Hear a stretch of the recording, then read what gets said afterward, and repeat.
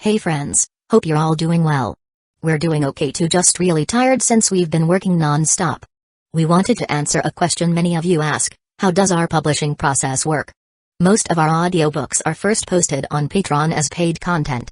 They stay behind a paywall for a few months. After that, they become free to access on Patreon forever. Then, a few weeks later, we upload them to other platforms like YouTube, Facebook, and Twitter, X. Lately, our community hasn't been growing much, and we could really use your help. Please share our site in your Facebook groups, Discord servers, Reddit threads, Twitter, X, or with any friends who might be interested. Every little bit helps and we really appreciate it. Thanks a lot for being with us and supporting what we do. What followed was an intense and highly intellectual debate. Not even Yukino knew that, aside from the photography club's group chat, Haru had another, smaller group with Rukongai and Yoshino. The group name, chosen by Haru, was Racers Who Never Crash. As he made his way to the internet cafe, an unexpected message popped up on his phone. Megami Kato, are you free right now? I'd like to meet up about something. Haru, I was just heading to an internet cafe to game with Rukongai and the others. Megami Kato, I don't think I've ever been to an internet cafe before. Haru instantly understood. She wants to come along too. That made him curious. Megami rarely reached out to him. And even when they did talk, it was usually about work. Is this about the script? He quickly typed back, if you want to join us, I'll check with Rukongai and Yoshino first. Megami Kato, sorry for the trouble. Haru dropped a message in their group chat. The two must have been on their phones because they replied immediately. Furukawa, no problem. Then, out of nowhere, they started gossiping. Yoshino, wait, is your girlfriend Yukino coming? If so, we should book a private booth. Her aura is too strong. I can't even talk to her. Haru, not Yukino. It's Megami Kato. Furukawa and Yoshino, simultaneously, who's Megami Kato? Haru couldn't help but laugh. Haru, you guys were there when we filmed the short film, right? She was one of the leads. Were you even paying attention? Furukawa, oh, I think I remember. Barely. Haru sighed. During group scenes, Yukino had taken charge, giving out directions. Yutaha, on the other hand, didn't need to say a word, just standing there was enough to command attention. In comparison, Megami had seemed unremarkable. Haru thought back. From what he could recall, there had only been one girl who had talked to Megami during those scenes. Oh well. Not a big deal. He sent Megami a message confirming everything, and she replied with a polite thank you. Haru met up with Furukawa and Yoshino first, while Kato Megami was still on her way. So, where's this Kato girl you mentioned? She'll be here soon. Good. I want to see which extraordinary beauty managed to lure Yukinoshita's boyfriend away. Weren't you the ones who invited me out? Haru, you're missing the point. Guys inviting guys out is normal. But when a girl does it, it's different. The three of them joked around until a soft, clear voice interrupted, sorry for making you wait. All three turned their heads immediately. Furukawa and Yoshino visibly froze when they saw Kato Megami. Haru could easily read the confusion on their faces. With top-tier beauties like Yukinoshita and Kazekage in the photography club, the moment they heard a girl was joining them, they naturally assumed it would be another stunning girl of that caliber. But standing before them was a girl with an unremarkable presence. Decent looks, decent figure, nothing that stood out. Haru had expected this reaction. To ease the tension, he quickly introduced them to each other, smoothing over any awkwardness. Perhaps because Kato Megami was so unassuming, Furukawa and Yoshino soon relaxed, chatting casually along the way. They picked an internet cafe with a nice atmosphere. Since there was no open hall, only private rooms of varying sizes, they had to decide how to split up. How about we take 2 double rooms? We guys take one, and you share with Kato. Are you sure we don't want a 4-person room? Haru, you really don't get it, do you? Furukawa sighed dramatically. Yoshino chimed in, Kato came all this way to spend her holiday with you, which is already a big deal. By the way, where is she? I've been right behind Amamiya-kun the whole time. Megami said slowly. Furukawa and Yoshino nearly jumped in shock. Their reaction was almost identical to Haru's when he first experienced this phenomenon. Megami simply pressed her lips together without saying more. She no longer felt too disappointed when people overlooked her. After all, there was one person who always noticed her. In the end, they went with the 2 double rooms, and Haru quickly paid for everyone before the others could protest. When Furukawa and Yoshino tried to refuse, he grinned and said, you guys worked hard during the film shoot. Consider this a thank you. In reality, he still felt a bit guilty for using them as test subjects for his hypnosis experiment back then. Even though the incident was in the past, he now fully understood how absurdly powerful hypnosis was. It still made him a little uneasy. Seeing that they couldn't argue their way out of it, Furukawa and Yoshino simply bought 2 bottles of cola and handed him one in return. As friends, they understood that friendships were about mutual support, not one-sided generosity. The private room was comfortable, with soft cushions for sitting or lying down, as well as a designated space for hanging up clothes. Once Haru and Megumi were settled, he booted up both their computers and asked, "So, what was it that you needed to meet up to talk about?" He noticed the concern in Megumi's eyes as soon as he spoke. "Have you been doing okay lately?" she asked softly. Haru blinked in mild surprise. "Which part are you referring to?" Megumi hesitated for a moment before saying, "The news about the hooded hero has been appearing less and less online.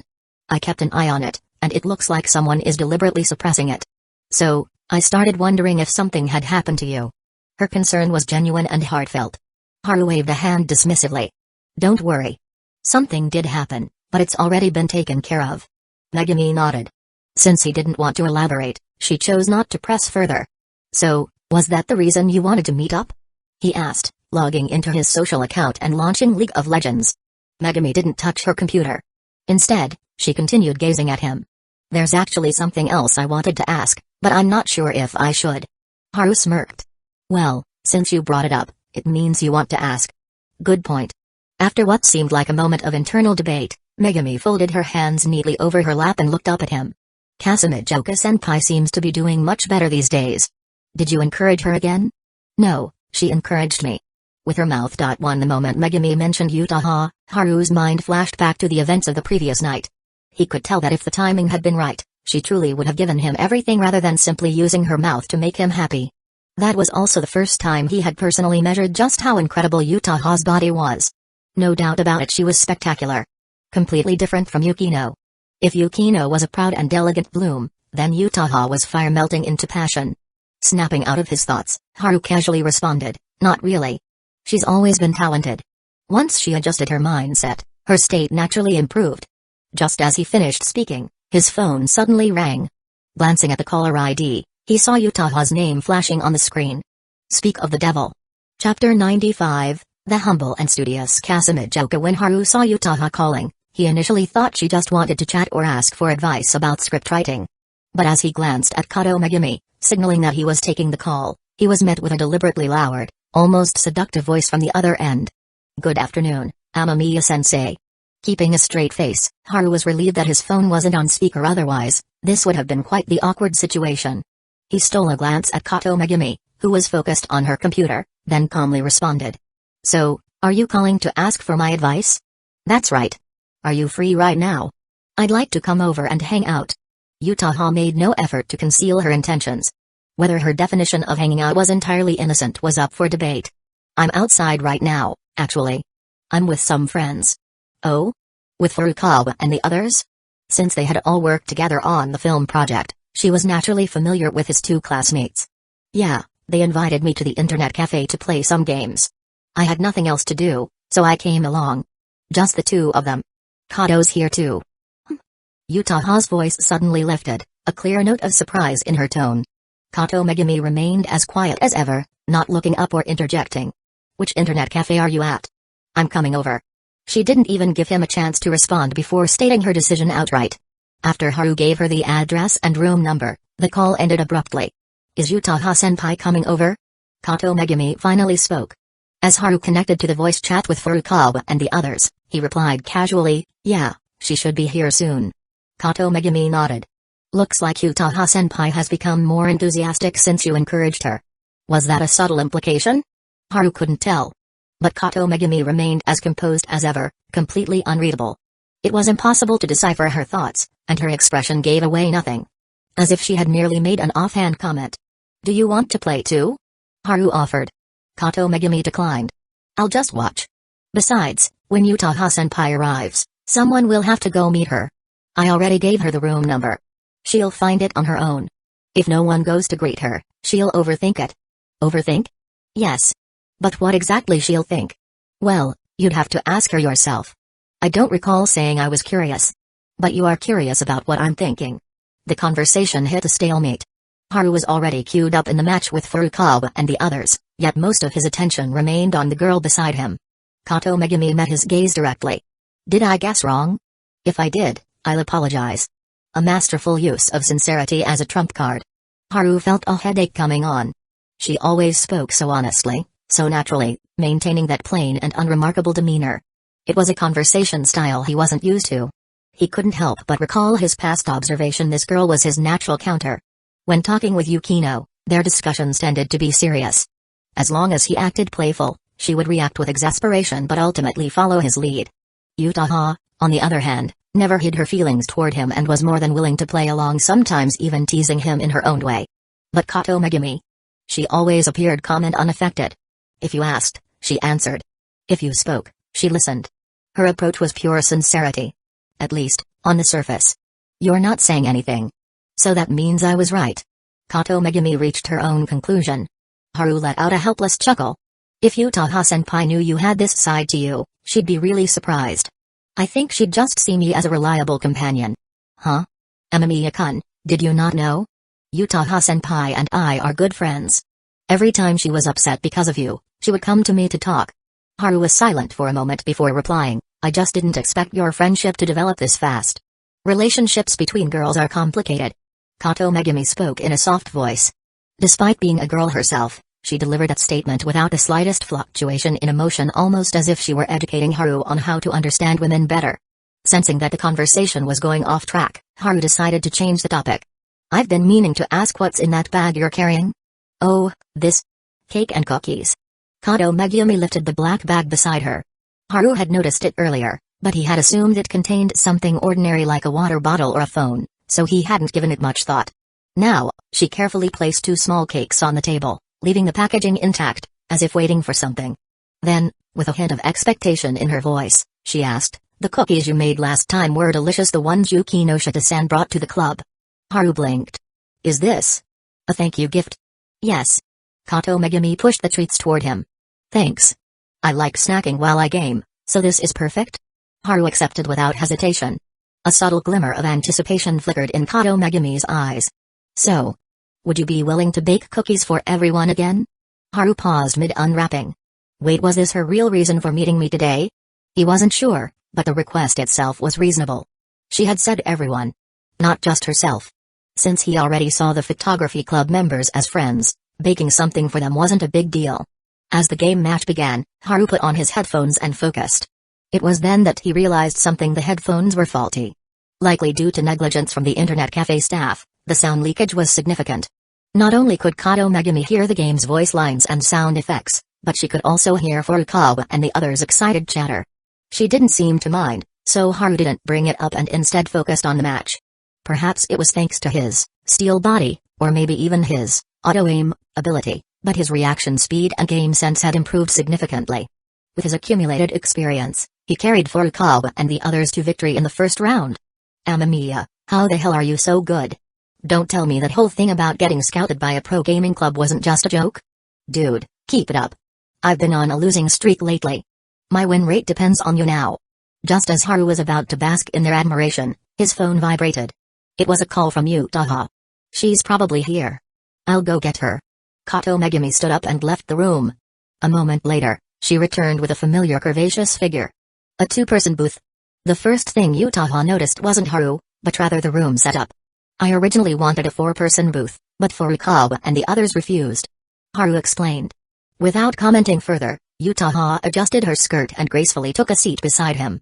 Although the booth was meant for 2, if they sat side by side, it could comfortably fit 4 people. Senpai, do you want to play? Kato Megumi asked, shifting slightly inward to accommodate the new arrival. Utaha, sitting right next to Haru, seemed completely unfazed by their close proximity.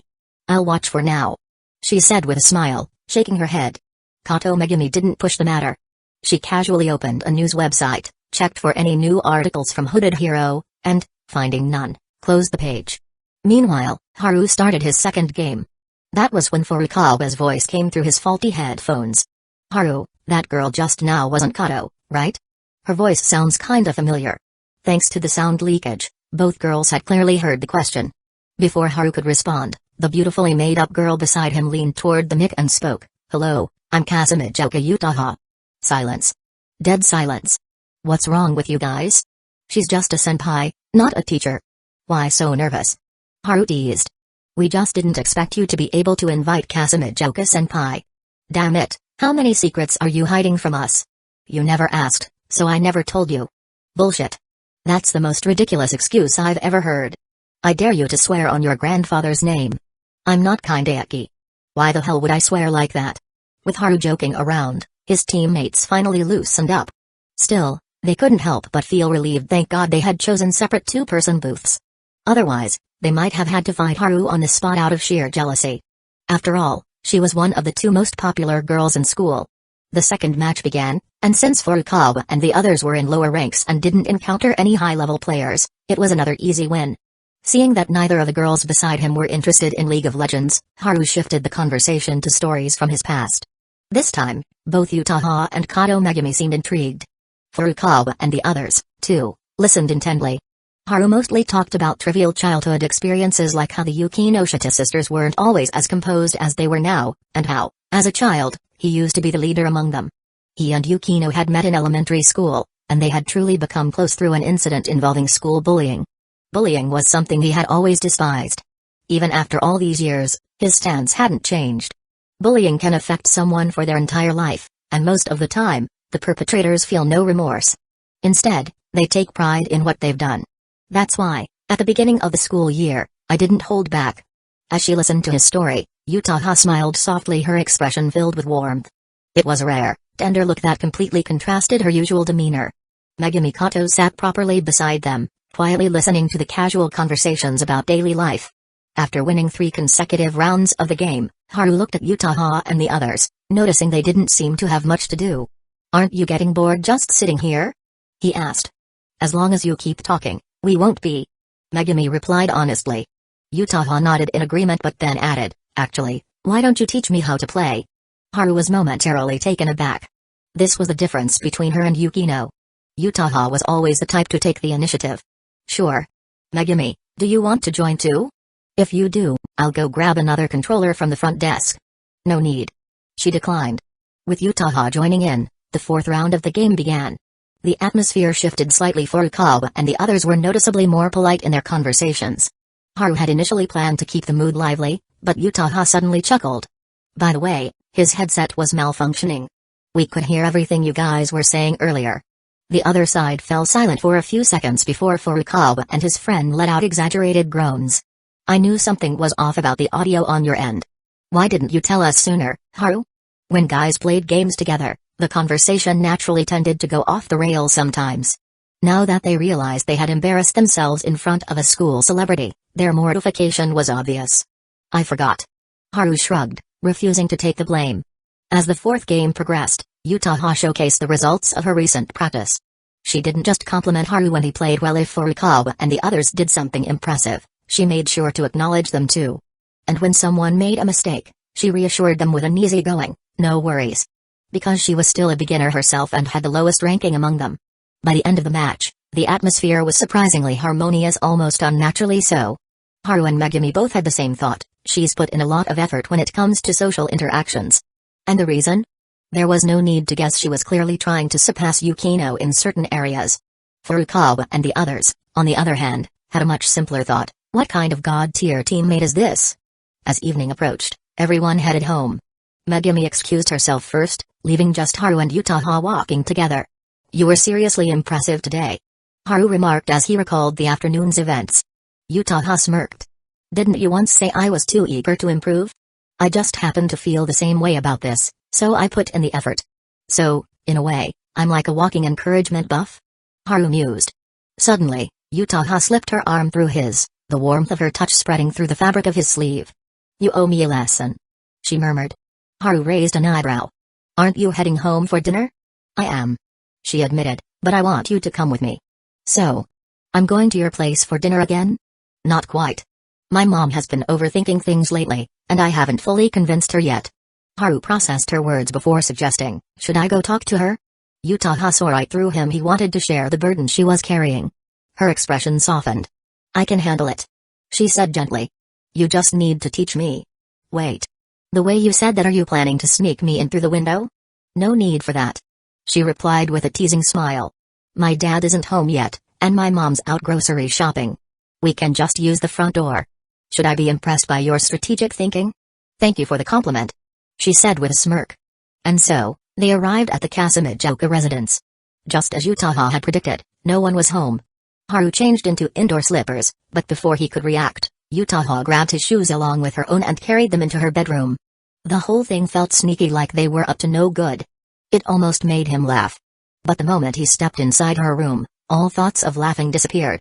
Utaha suddenly turned, wrapped her arms around his neck, and pushed him back against the door. Her soft, fragrant body pressed against his. Then, with a graceful movement, she lifted her long leg and nudged the door closed. Every action was deliberate. Not a single move was unnecessary. Kiss me. Her eyes burned with a smoldering intensity. It was only then that Haru realized she had wanted to do this for a while. She had simply held back because there were always other people around. But now, she didn't need to suppress her feelings anymore. Haru gazed at her flushed cheeks and asked teasingly, "So, the lesson starts now?" She curled her lips into a playful smile, her tone sultry. "I'm willing to learn anything, Amamiya-sensei." "How diligent of you, Kazekage-senpai." Haru slid one arm around her slender waist while the other reached up, deliberately undoing the first button of her shirt. Her long lashes trembled, but she didn't resist. Instead, she looked at him and asked, "Why do you keep calling me senpai?" "Because it makes things more exciting," Haru replied. "Should I be calling you a pervert, then?" "Thanks for the compliment." This time, it was Haru's turn to thank her. The roles had reversed. As they spoke, his fingers continued their unhurried work. The first button. Then the second. And the third. No words were needed. Time blurred until a door opened in the distance, followed by footsteps in the living room. "Utaha, are you home?" A woman's voice called out. The footsteps stopped just outside the bedroom door. Foreheads pressed together, Haru watched the deep flush on Utaha's face. He whispered, "Do you want to go out?" She didn't answer. Instead, she glanced at the door before calling out, "I'm working on something." "Oh, okay. Take your time." Her mother responded before walking away. Utaha giggled, her flushed face brimming with amusement and mischief. "Now, where were we?" "What?" Haru could only stare in disbelief. The first day of the new school term. The classroom buzzed with energy. Some students excitedly shared stories about their vacations, while others slumped in their seats, still reluctant to let go of their holiday mindset. Haru exchanged a few casual words with classmates before settling in. The lively atmosphere lasted until the teacher arrived. Clearly used to this routine, the teacher chatted with the students about their holidays before eventually reminding them about the upcoming start of term exams. As expected, groans of despair echoed through the classroom. Haru, however, was lost in thought. Utaha's enthusiasm for learning had been overwhelming. If her parents hadn't returned last night, he probably wouldn't have had the chance to leave. Then again, the outcome wouldn't have changed. In the end, she would have been the one to lose. At lunch, Amamiya sat with Yukino in the cafeteria as she casually mentioned a recent development at home. "My mother started a film production company. Since you agreed to help, she's planning to have my sister gain some experience there." "That was fast," Haru mused. "My mother has always been like that," Yukino replied. As they ate, Haru noticed she kept looking at him. "Do I have something on my face?" he asked. Yukino's tone was calm. "I was just wondering. How many times did Kazekage-senpai meet up with you over the break?" Haru. Chapter 96, Elegance Never Goes Out of Style. Haru nearly praised Yukino with a "you truly foresee everything." Fortunately, he corrected himself just in time. "Senpai did look for me. Just as I expected. No matter how much she suppresses her feelings, one day, she won't be able to hold back." Yukino gazed at him expressionlessly. Knowing he was at fault, Haru resigned himself to her scolding. But Yukino didn't seem interested in scolding him. She continued eating with her usual grace and composure. "The short film has been completely shot. Can you handle the editing?" "Of course. But I thought you would want to do it yourself." "I've been learning, but I know my skills aren't good enough yet. If I were to edit it now, I'd probably produce something I wouldn't even be satisfied with." "Then should we find a time to go to the company?" Since she had brought it up so directly, Haru figured she wanted to observe the editing process in person. "That works." Yukino agreed without hesitation. During the lunch break, the school was buzzing with energy. With the holiday just ending, the relaxed and excited mood still lingered. "Yukinoshita-san, is the short film completed?" "Yukinoshita-san, do you want to go shopping with us tonight? Kanako really admires you."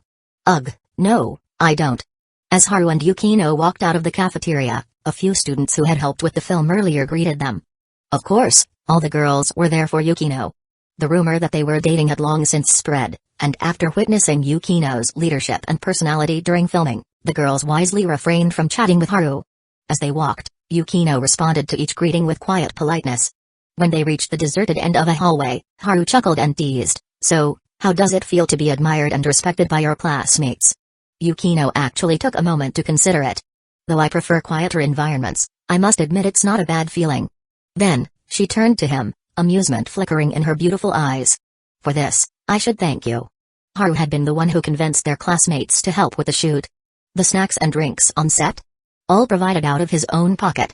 Yet, he never took credit. Instead, throughout the filming, he kept emphasizing that she was the director, the one in charge.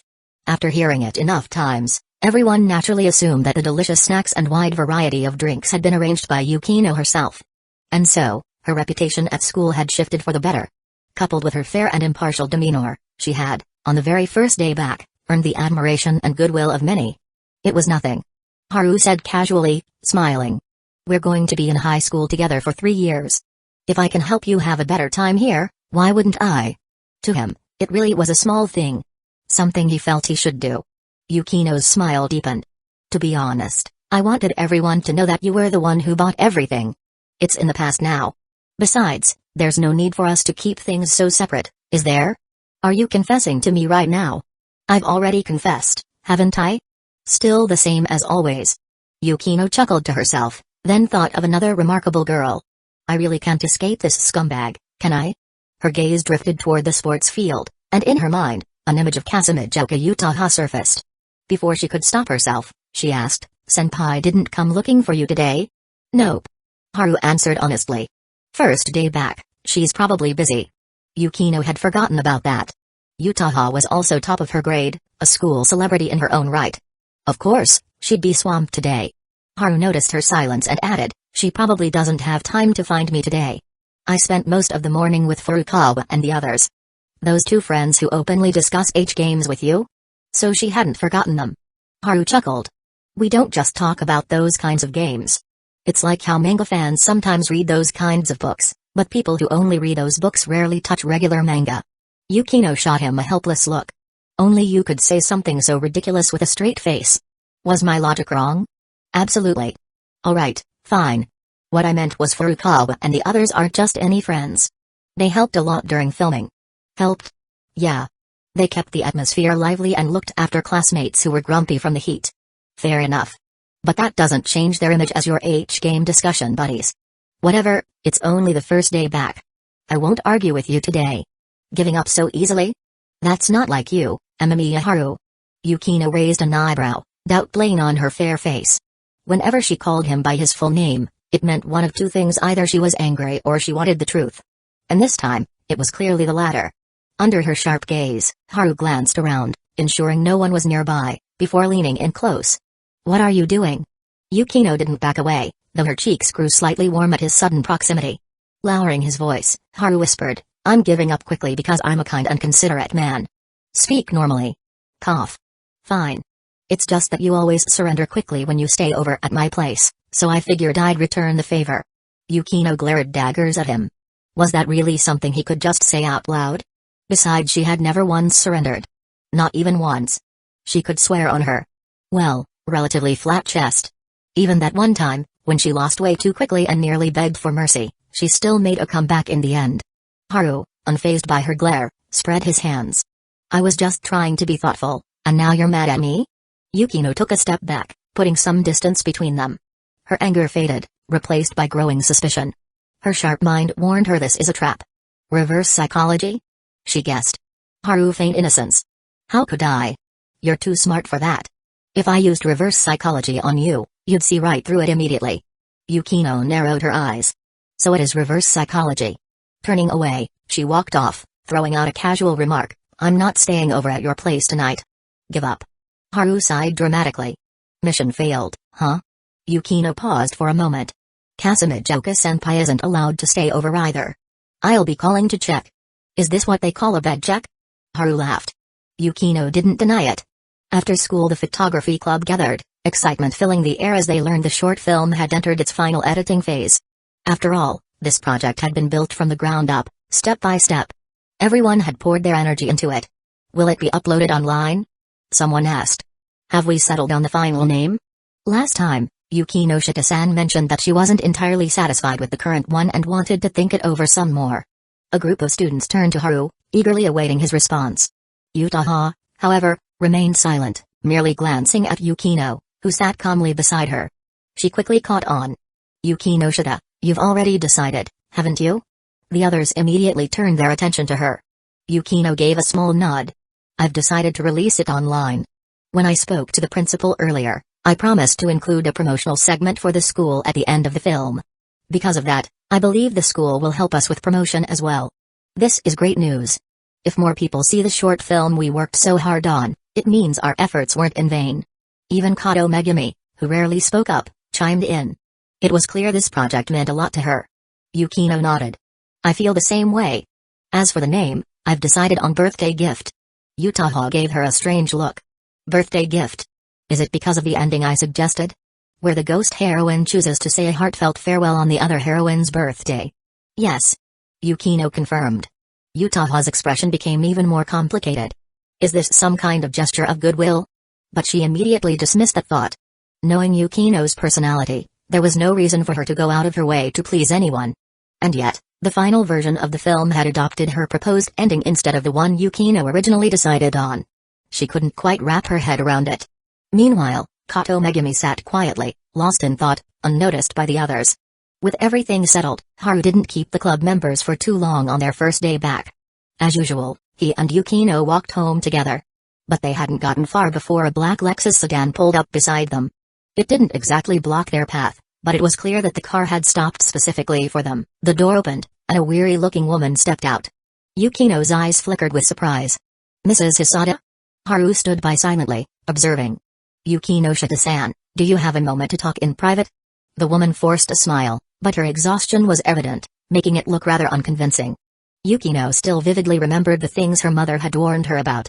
Without hesitation, she declined. Sorry, but Haru and I are heading home for dinner. I can treat you both to a meal. There's no need. I have no intention of getting too close to the Hisada family. Yukino's response was blunt. The woman's smile faded, replaced by a look of irritation. Is the Yukinoshita family really going to drive us into a corner like this? We've known each other for so long, do you really have to go this far? Yukino frowned. I think you've misunderstood something. I don't know much about my family's affairs. The woman clearly didn't believe her, letting out a cold chuckle. That's exactly what Haruno-san said earlier. Oh, so you already spoke to my sister? Then coming to me is a waste of time. Seeing the woman's lack of courtesy, Yukino didn't bother being polite either. The woman clenched her fists, lowering her voice. My son is still in the hospital. The doctors say it'll take at least a year for him to fully recover.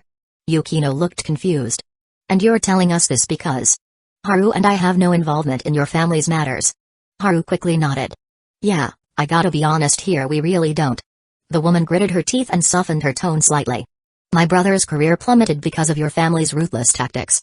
He was crushed to the very bottom and still hasn't recovered. Now Yukino understood. I see. You want me to ask my mother to show some mercy? Then you're bound to be disappointed. I have no knowledge of these matters, nor any interest in them. Haru, on the other hand, had a pretty good idea. For things to have escalated to this extent, it likely wasn't just his family involved. Yukinoshita's mother must have collaborated with others as well. Did you really have to take it this far? Our family has already suffered enough. I went to see Haruno-san this morning, and the first thing she said was that she didn't know anything. And now you're saying the same thing. The woman's face darkened further, her voice seething with resentment. The backbone of the Hisada family, my husband, is now in prison. And thanks to the yacht incident, one of his legs was broken. He has to use a cane just to walk. Yukino was already growing impatient. She was about to reject her outright when Haru suddenly spoke up. Mr. Hisada lost a leg. So now he's literally taking life one step at a time? The air went still. Yukino quickly turned her head, barely stifling a laugh as she shot Haru a sideways glare. Her eyes clearly said, did you really just crack a joke in this situation? The woman stared blankly at Haru. What? Did you just say? She looked as though she couldn't believe what she had just heard. How could someone say something so cold-blooded with such a casual expression? Haru pretended not to hear and turned to Yukino. Let's go. Yukino only nodded, staying silent. She was mostly worried she'd laugh out loud. That would be way too rude. Wait. The woman reached out, trying to grab Yukino, but Haru swiftly caught her wrist. Let go of me. The woman's voice grew sharp, her expression turning frantic. Haru released her hand and calmly reminded her, Mrs. Hisata, you're a respectable person. Don't make a fool of yourself here. Losing your composure will only end up hurting you in the end. Yukino, who had been keeping a straight face, blinked in surprise. She remembered Haru saying something similar while playing a game once. If she recalled correctly, there was another line after that, elegance never goes out of style. Are you threatening me, Amamiya Haru? The woman's face twisted in anger. The driver who doubled as her bodyguard stepped out of the car, a tall, imposing man glaring at Haru with clear hostility. Haru suddenly raised his fist. With a sharp whoosh, his punch stopped just an inch from the man's face. The man froze. The sheer force of the punch sent a gust of wind through his hair. Everything had happened so fast that, despite his professional training, he hadn't even been able to react. The woman stood there, stunned. Haru lowered his fist and smiled at her. That wasn't a threat just now. But this is. The bodyguard hesitantly touched his own face, still in shock. With that speed and explosive power. If Amamiya Haru had actually gone through with the hit, he'd be out cold sleeping like a baby by now. Chapter 97, I Am Tokyo's Massaging. Haru and Yukino left without further obstruction this time. The woman stood frozen, watching their backs disappear into the distance before whipping around to glare at her bodyguard, who still looked shaken. What the hell were you doing? How could you let a high schooler scare you like that? The bodyguard forced a bitter smile.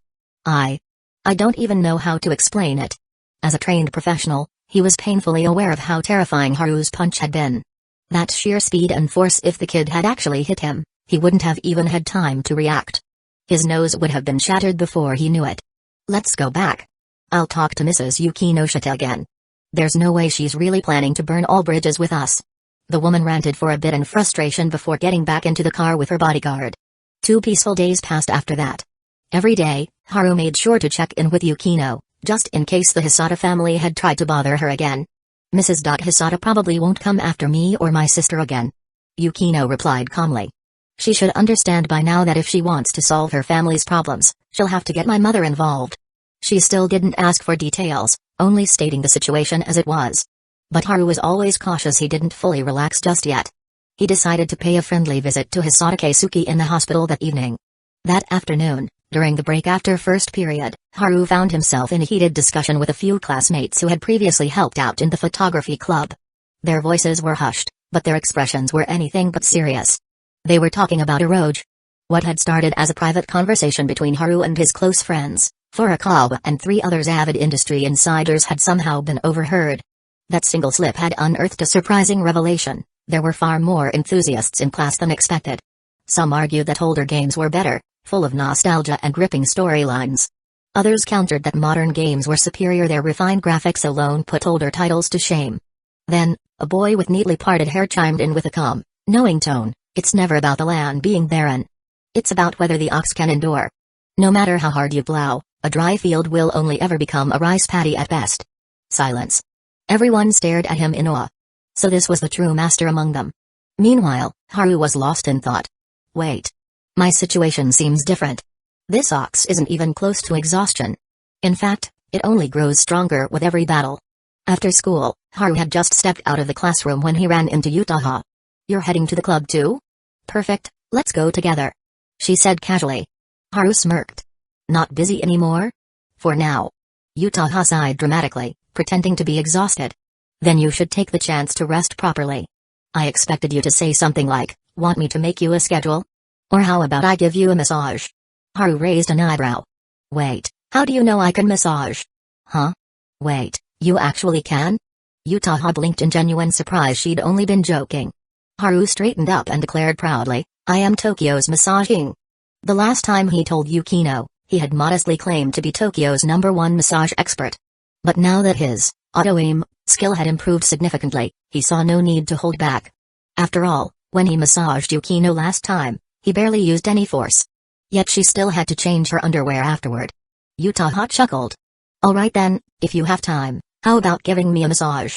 Sure, but you should mentally prepare yourself. Haru's tone was serious. For a massage? Yutaha looked skeptical.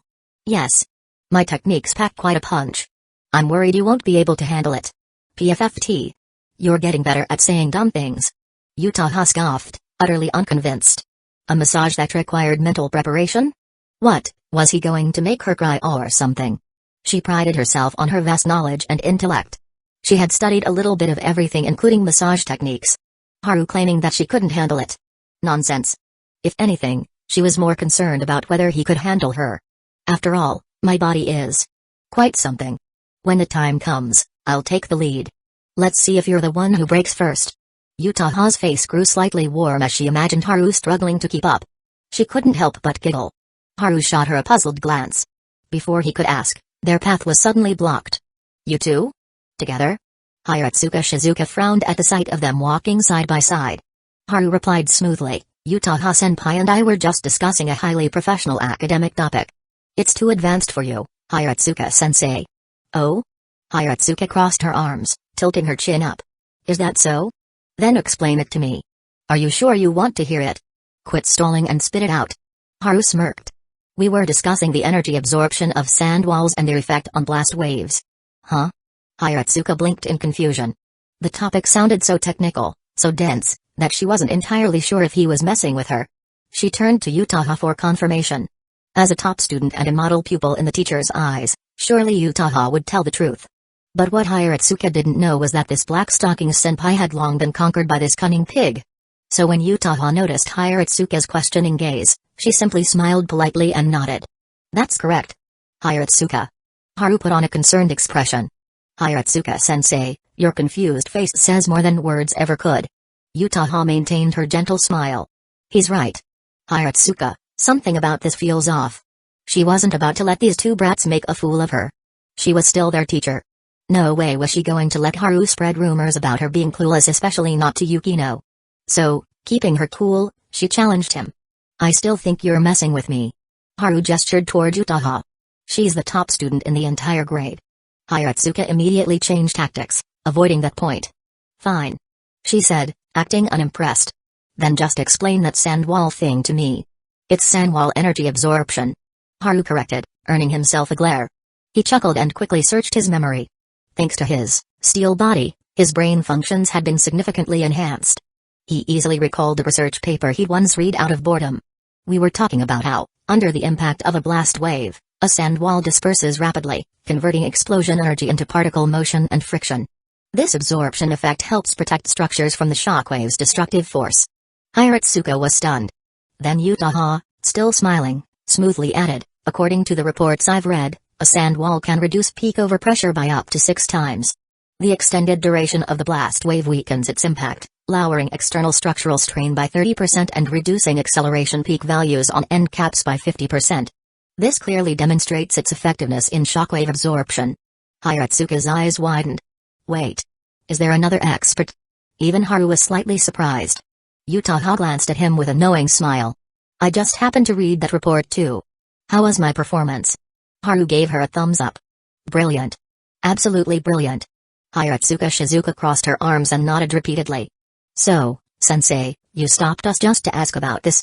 Haru knew she was just putting on an act, but he decided to throw her a bone so she wouldn't lose too much face. At least this kid knows how to give me a way out. Hiratsuka gave him an approving smile. The principal wants to see you. Ah, so that's why you came looking for me. Shall we head over now? Sounds good. The two quickly made their decision. Yutaha spoke up as well. Can I come along? Hiratsuka waved a hand dismissively. Of course. The teachers all think highly of you, and the principal has praised you several times. Hearing that, Yutaha subconsciously straightened her posture and shot a smug glance at Haru. Her eyes practically asked, impressive, aren't I? Meanwhile, Haru's gaze had landed on her lips. They looked particularly glossy today. She must have put on lip balm. After all, Yutaha had already proven through her actions that she was quite passionate when it came to the kissing. The three of them arrived at the principal's office. Inside, the principal was playing shogi with an older man, whose temples had already started turning gray. You're here? The principal looked up upon hearing them enter. Hiratsuka smiled. Should we let him take over now? The principal turned to the older man across from him. What do you think? Haru and Yutaha exchanged confused glances. Take over for what? The older man looked over as well. So this is the student you were bragging about? The one who's supposedly amazing at shogi? The principal's expression turned smug. He's not just good at shogi. His karate is top tier too.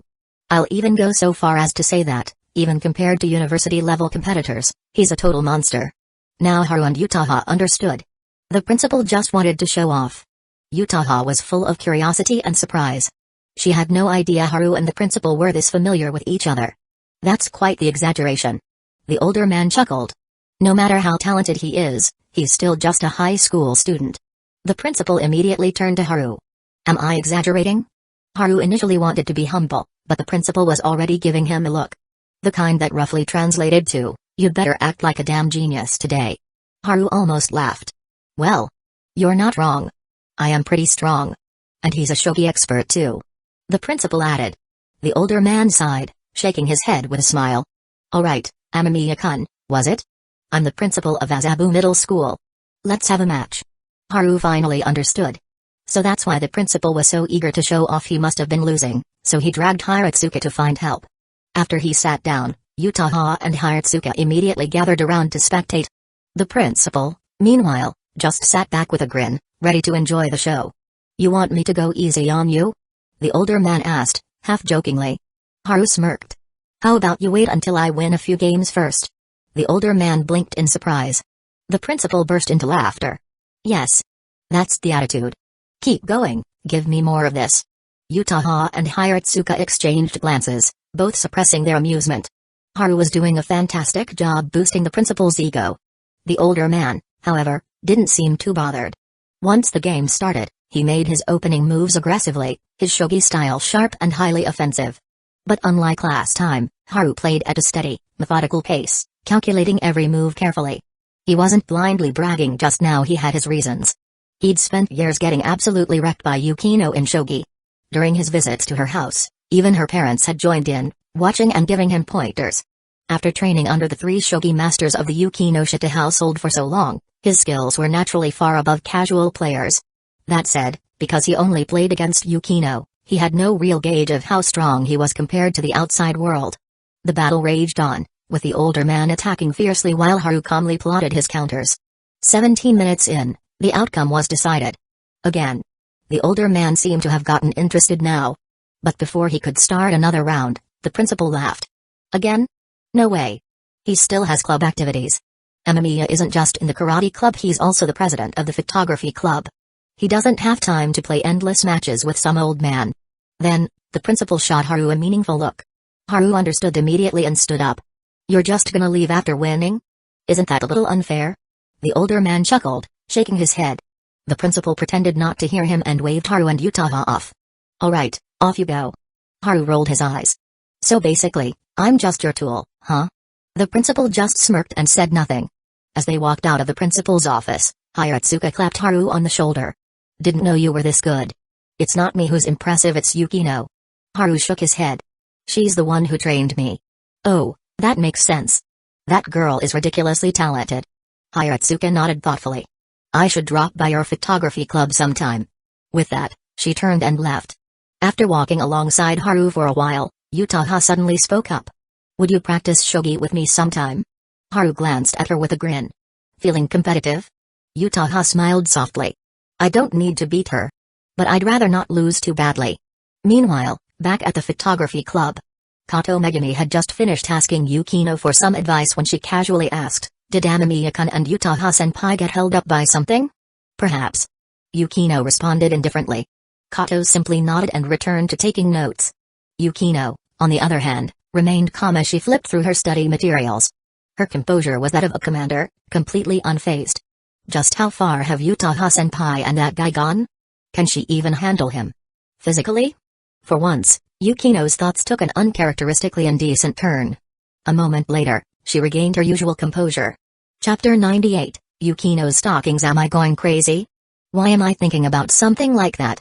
Yukino snapped out of her thoughts, feeling a bit frustrated as she covered her forehead with her hand. Her delicate bangs, pressed down by her fingers, stayed in place as the wind blowing through the window failed to stir them. She turned her gaze back to the notes in her hands, but no matter how hard she tried, she couldn't focus. Deep down, she knew that with her strong self-control, she would never lose herself completely in such thoughts. Sure, she enjoyed their duo matches a lot. But fun was fun, she still had her limits. The reason her mind was in chaos right now was simple, she was too weak. No matter how much she refused to admit it, the truth was undeniable. She couldn't even see the hope of defeating him. Ever since that day when Haru admitted everything, when she forgave him, when that woman tried to take all the blame upon herself, as if she wanted to absorb Yukino's anger, she knew strange thoughts would start creeping into her mind. It couldn't be helped. Utaha's figure was simply too stunning. At 168 centimeters, she was tall no matter where you went in Japan. And when it came to comparing two equally outstanding girls, Yukino had to admit just in terms of leg length and bust size alone, she had lost by a landslide. A while later, Utaha arrived at the photography club room. After casually greeting the others, she met Yukino's gaze and explained, "He's at the karate club." Yukino nodded, her voice calm as ever. "You were together just now?" "Yeah." Utaha admitted without hesitation. Everyone in the club except Megumi Kata reacted as if they had just misheard something. But before anyone could jump to conclusions, Utaha quickly explained what had happened with the principal. "Oh, he was playing shogi?" Yukino didn't seem surprised in the slightest by Haru's victory. "Considering how many times he's lost to me, his level should be quite decent for an amateur." Hearing that, Utaha's curiosity was piqued. "You're good at shogi?" "I wasn't at first," Yukino admitted. "He actually started learning before me, just so he could challenge my father. Later, he asked me to be his practice partner. In the beginning, I lost to him a few times." That part made Utaha raise an eyebrow. And then? Yukino looked at her as if the answer should be obvious. "After that, he kept losing to me." "How else do you think his skills improved so fast under my training?" Utaha sighed. "I should have figured." For a moment, she had been too focused on envying their childhood bond to think logically. After a pause, she asked, "So basically, he almost never won against you?" "Not exactly," Yukino replied. "Eventually, he switched to a different board game. Then, he started winning more often." "What game?" "Gamaku." Yukino's expression, as she uttered that word, was one of pure disdain. Utaha, Megumi Kato and the others were also a bit lost in thought. That's exactly the kind of thing he would do. Utaha couldn't help but chuckle. Gamaku was an easy game to pick up but difficult to master, especially with the additional forbidden move rules. She could already picture Haru shamelessly pulling tricks while playing against Yukino. Yeah, that's totally something he would do. She reaffirmed the thought in her mind. "You seem quite interested in shogi." Yukino's voice suddenly rang out. Utaha was caught off guard. "You could tell?" The corners of Yukino's lips curled into a faint, unreadable smile. "I can also guess that you're probably thinking about learning it with him." Utaha fell silent. This woman is way too sharp. Yukino, seemingly oblivious to her reaction, continued in a calm tone, "If you're serious about learning shogi, having Haru as your opponent might not be the best choice." "You mean, you want to be my opponent?" Utaha immediately caught on. Yukino gave a small nod. Her gaze, her posture, it was as if she was outright telling Utaha, "I'll give you the opportunity to be crushed by me." Utaha took a deep breath. This was getting exciting. "Alright, I'll be in your care." "No problem." Just like that, they reached an agreement. But the moment Utaha sat down, she couldn't help but feel a hint of regret. Had she agreed too quickly? It was just like when Yukino had chosen her as the lead actress for the film she had accepted purely out of defiance. This time, though, it felt a little different. "She actually invited me first. I really don't understand her anymore." About 10 minutes later, Haru returned from the karate club, having finished grinding his experience points. He also brought back a piece of news. "There's going to be an anime convention in Kyoto in mid-September. Any of you interested?" Yukino was the first to shake her head. She had absolutely no interest in such things. But she figured Utaha might say yes. And sure enough, in the next second, the black stocking senpai spoke up. "You're inviting everyone to go together?" "I'm in." Then, she suddenly turned to Yukino. "You should come too." "I believe I just declined." Yukino met her gaze head-on. Utaha remained unfazed. "If the vice president doesn't attend, then the club outing won't feel complete." "This counts as a club outing?" Yukino countered while trying to decipher her intentions. Haru immediately chimed in, "Yeah, sure. Let's make it a club event. I'm the president, so I make the rules." Yukino didn't say anything further. She simply shot Haru a look. "Do you know what she's up to?" Haru met her gaze with equal understanding. "No clue yet, but I'm curious." Yukino gave up trying to read him. Figures. After checking with Megumi and the others, and getting their approval, Haru officially announced the club's next outing. That day, instead of going home with Megumi, Utaha followed Haru and Yukino. "I've decided to learn shogi from Yukino," she declared. Haru froze, his eyes shifting between the two girls with suspicion. Yukino didn't hesitate. Is something wrong with your eyes? No, it's just. I don't get it. Haru spoke his honest thoughts. What don't you get? Utaha, you do know what Yukino is like, right? If you ask her to help you improve in shogi, you're basically signing up to be tortured. I'm prepared for that. Utaha replied firmly. Yukino nodded in approval. Good mindset. I hope you can maintain it. Despite being her junior, she spoke in a tone as if she were the senior here. But Utaha wasn't surprised. After all, they'd known each other for nearly half a year now. Yukino never cared about strict seniority, only talent and character. Seeing that the two had already reached an agreement, Haru decided not to interfere. He would just sit back and watch the fun unfold. After all, being crushed by Yukino was an experience he knew far too well. As the three of them passed by a park, they spotted a man with long hair, wearing earrings, and with expertly applied makeup. He was pushing a baby stroller while speaking into his phone in an oddly delicate, submissive voice. Yukino and Utaha both grimaced at the sight, quickly looking away and picking up their pace. Haru, on the other hand, stared for a few extra seconds. Naturally, this little act didn't go unnoticed by the two girls. Their expressions darkened in unison as they snapped, "What are you looking at?" Haru caught up with them, rubbing his chin in thought. "I was just reminded of a really famous series." Instantly, both girls became wary. "What series?" "Nothing." Haru wasn't dumb. No way was he saying it out loud. That man just now had a very Zero kind of vibe. In other words, a passive partner. For the baby in that stroller, this was literally a starting life in a different world from Zero situation. "I have a feeling he's thinking something weird." Utaha muttered, unconvinced. Yukino's sharp gaze swept over Haru. "Are you thinking something disgusting? If you are, don't answer." Haru obediently shut his mouth. Yukino scoffed and turned away in disgust. Utaha, meanwhile, sighed and rubbed her forehead. "Why do I even like this guy?" Since the three of them had different routes home, Utaha parted ways with them at an intersection. It wasn't until then that Haru voiced his lingering suspicion. "You were the one who suggested the whole chess thing, weren't you? You're so smart." Yukino's compliment was completely devoid of sincerity. Haru frowned. "Why, though? You said it yourself earlier I'd torture her. Come on, you're not the type to do something like that just for fun." "That's my thing." "You certainly have an accurate understanding of yourself." Yukino nodded approvingly. Haru was completely lost. The last time he'd felt this way was during that ballroom dance on the cruise.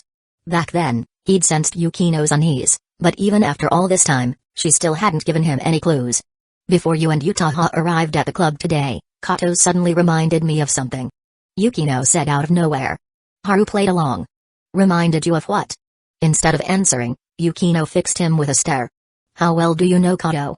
"She completely counters me." Hearing his response, Yukino actually seemed calm. Given what she knew about Haru's personality, when it came to Kato, his usual joking style and sharp social skills didn't work.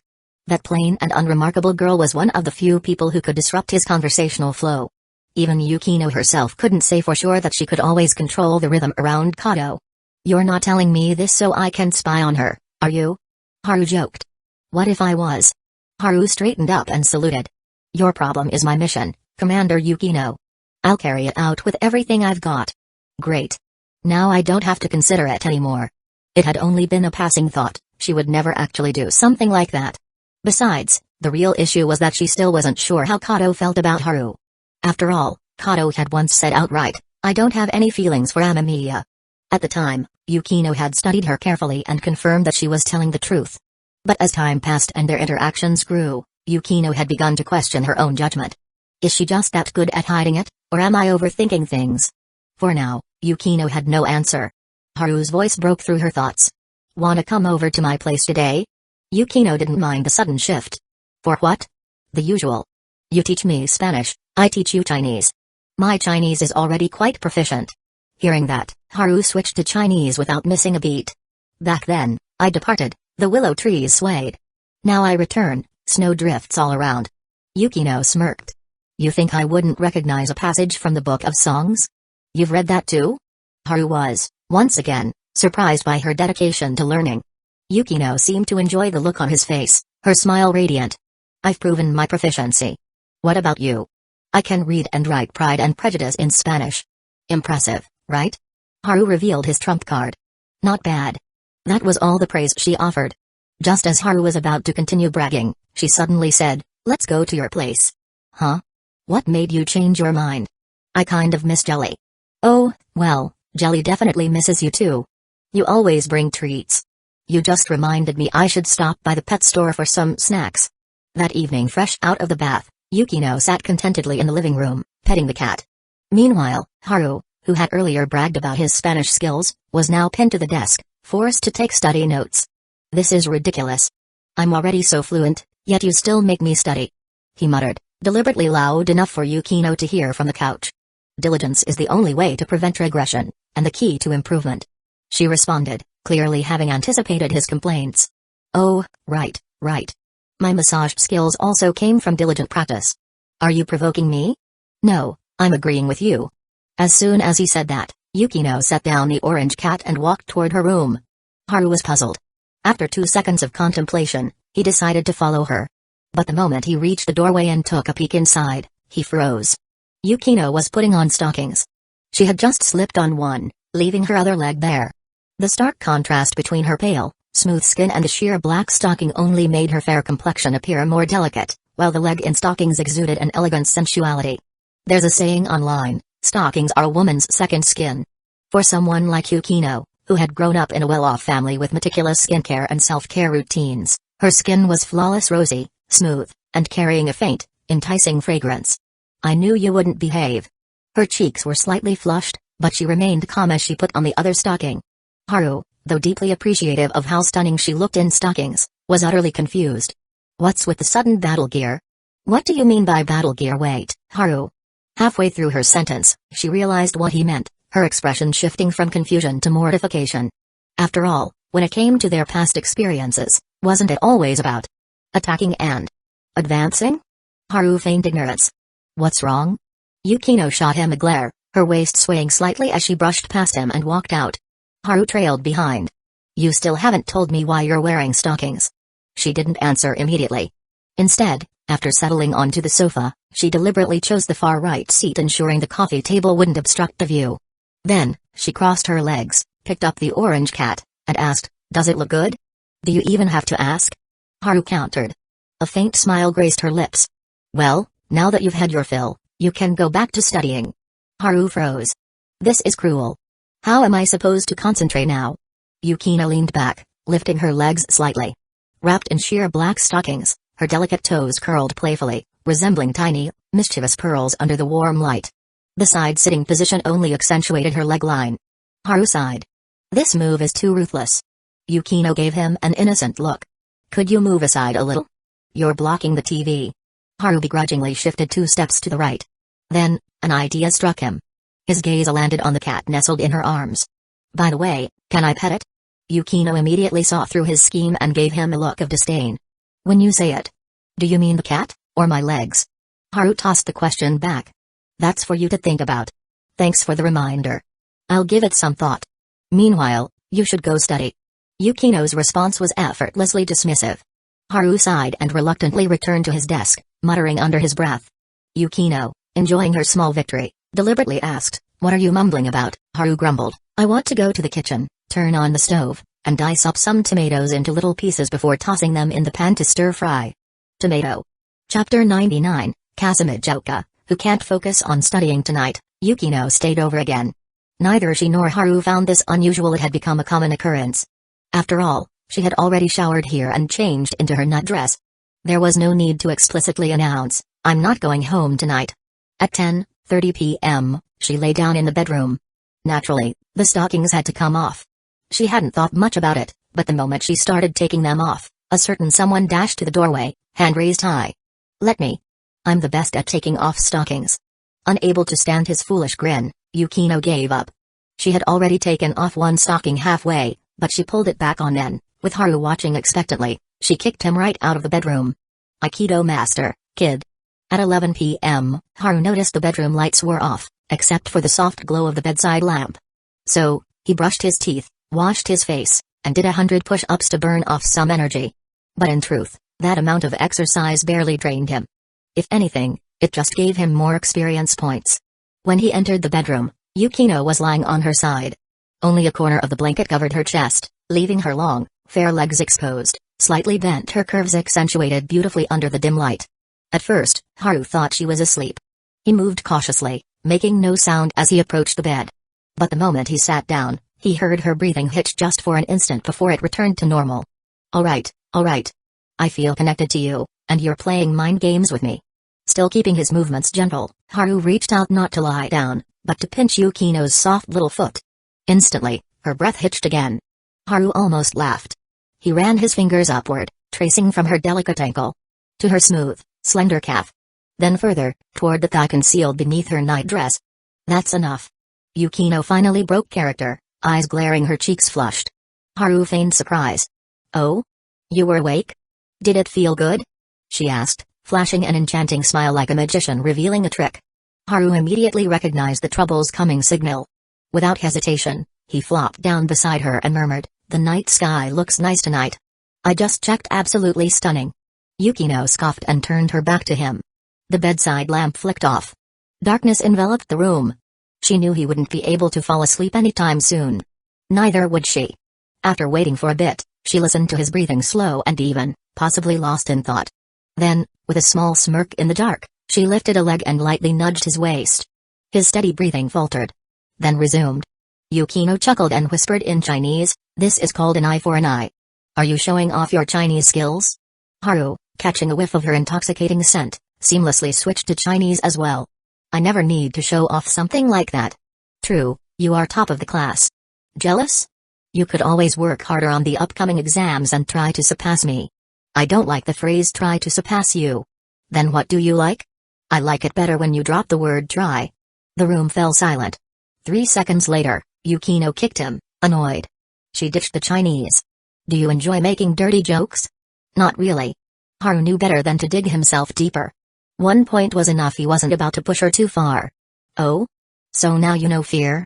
Where'd all that confidence from before go?" she provoked. But instead of a verbal reply, she heard rustling sounds beside her. "What are you doing?" She frowned, sensing that Haru had sat up. She turned on the bedside lamp only to see him pulling down his pants. "What the hell are you doing?" Yukino repeated, her face instantly heating up. Haru, completely unashamed, declared, "Didn't you just ask where my confidence went? I'm showing you. Are you trying to prove that you're a pervert?" Wait, turn off the light." "Turn it off." Late night. Yukino fell into an exhausted sleep. A deep, peaceful sleep. Meanwhile, Haru was still full of energy. Tonight, he felt accomplished. Because tonight, she had finally surrendered. Seeing her red-faced, frustrated, and unwillingly admitting, "I lost," was an image far too satisfying to forget. After savoring his moment of triumph, Haru carefully loosened his arms around Yukino and slipped out of bed. He grabbed a hooded sweatshirt and a mask, picked up a bag, and quietly left the apartment. A certain hospital room, Hisada lay in his bed, his eyes lifeless. His bodyguards should have been present, but he had driven them away in a fit of frustration. Ever since his legs had been crippled, his life had turned upside down. Every time he recalled what had happened that night in the villa, he felt nothing but despair. A monster like that shouldn't exist outside of movies. Dodging bullets, punching through walls with bare hands, everything he had witnessed defied his understanding of what it meant to be human. So when news reports of the hooded hero became more positive, he actually felt relieved. In his mind, the only reason he had provoked such a being was because he had drawn too much attention to himself while investigating them. And now that the reports were dying down, it meant he was safe. For now. Revenge would have to wait. Wait. Why is there someone standing on the windowsill? Hisada froze. He blinked, focusing his gaze. No mistake. There was someone standing outside his 5th-floor window. "Good evening." Haru greeted. Always be polite when visiting someone. You. Terror twisted Hisada's face. The voice was unmistakable. "Don't scream," Haru said casually, stepping inside. "It's late. You don't want to disturb the other patients, do you?" Hisada gawked at the window behind him. "5th floor. What do you want?" he asked, his breath coming in shallow gasps. Haru offered some friendly advice. "Deep breaths. Feeling dizzy is normal." Hisada gritted his teeth. "What the hell are you planning?" "Just giving your family something to do." Haru picked up Hisada's phone from the bedside table. After Hisada reluctantly gave up his passcode, Haru fiddled with it for a moment before turning the screen toward him.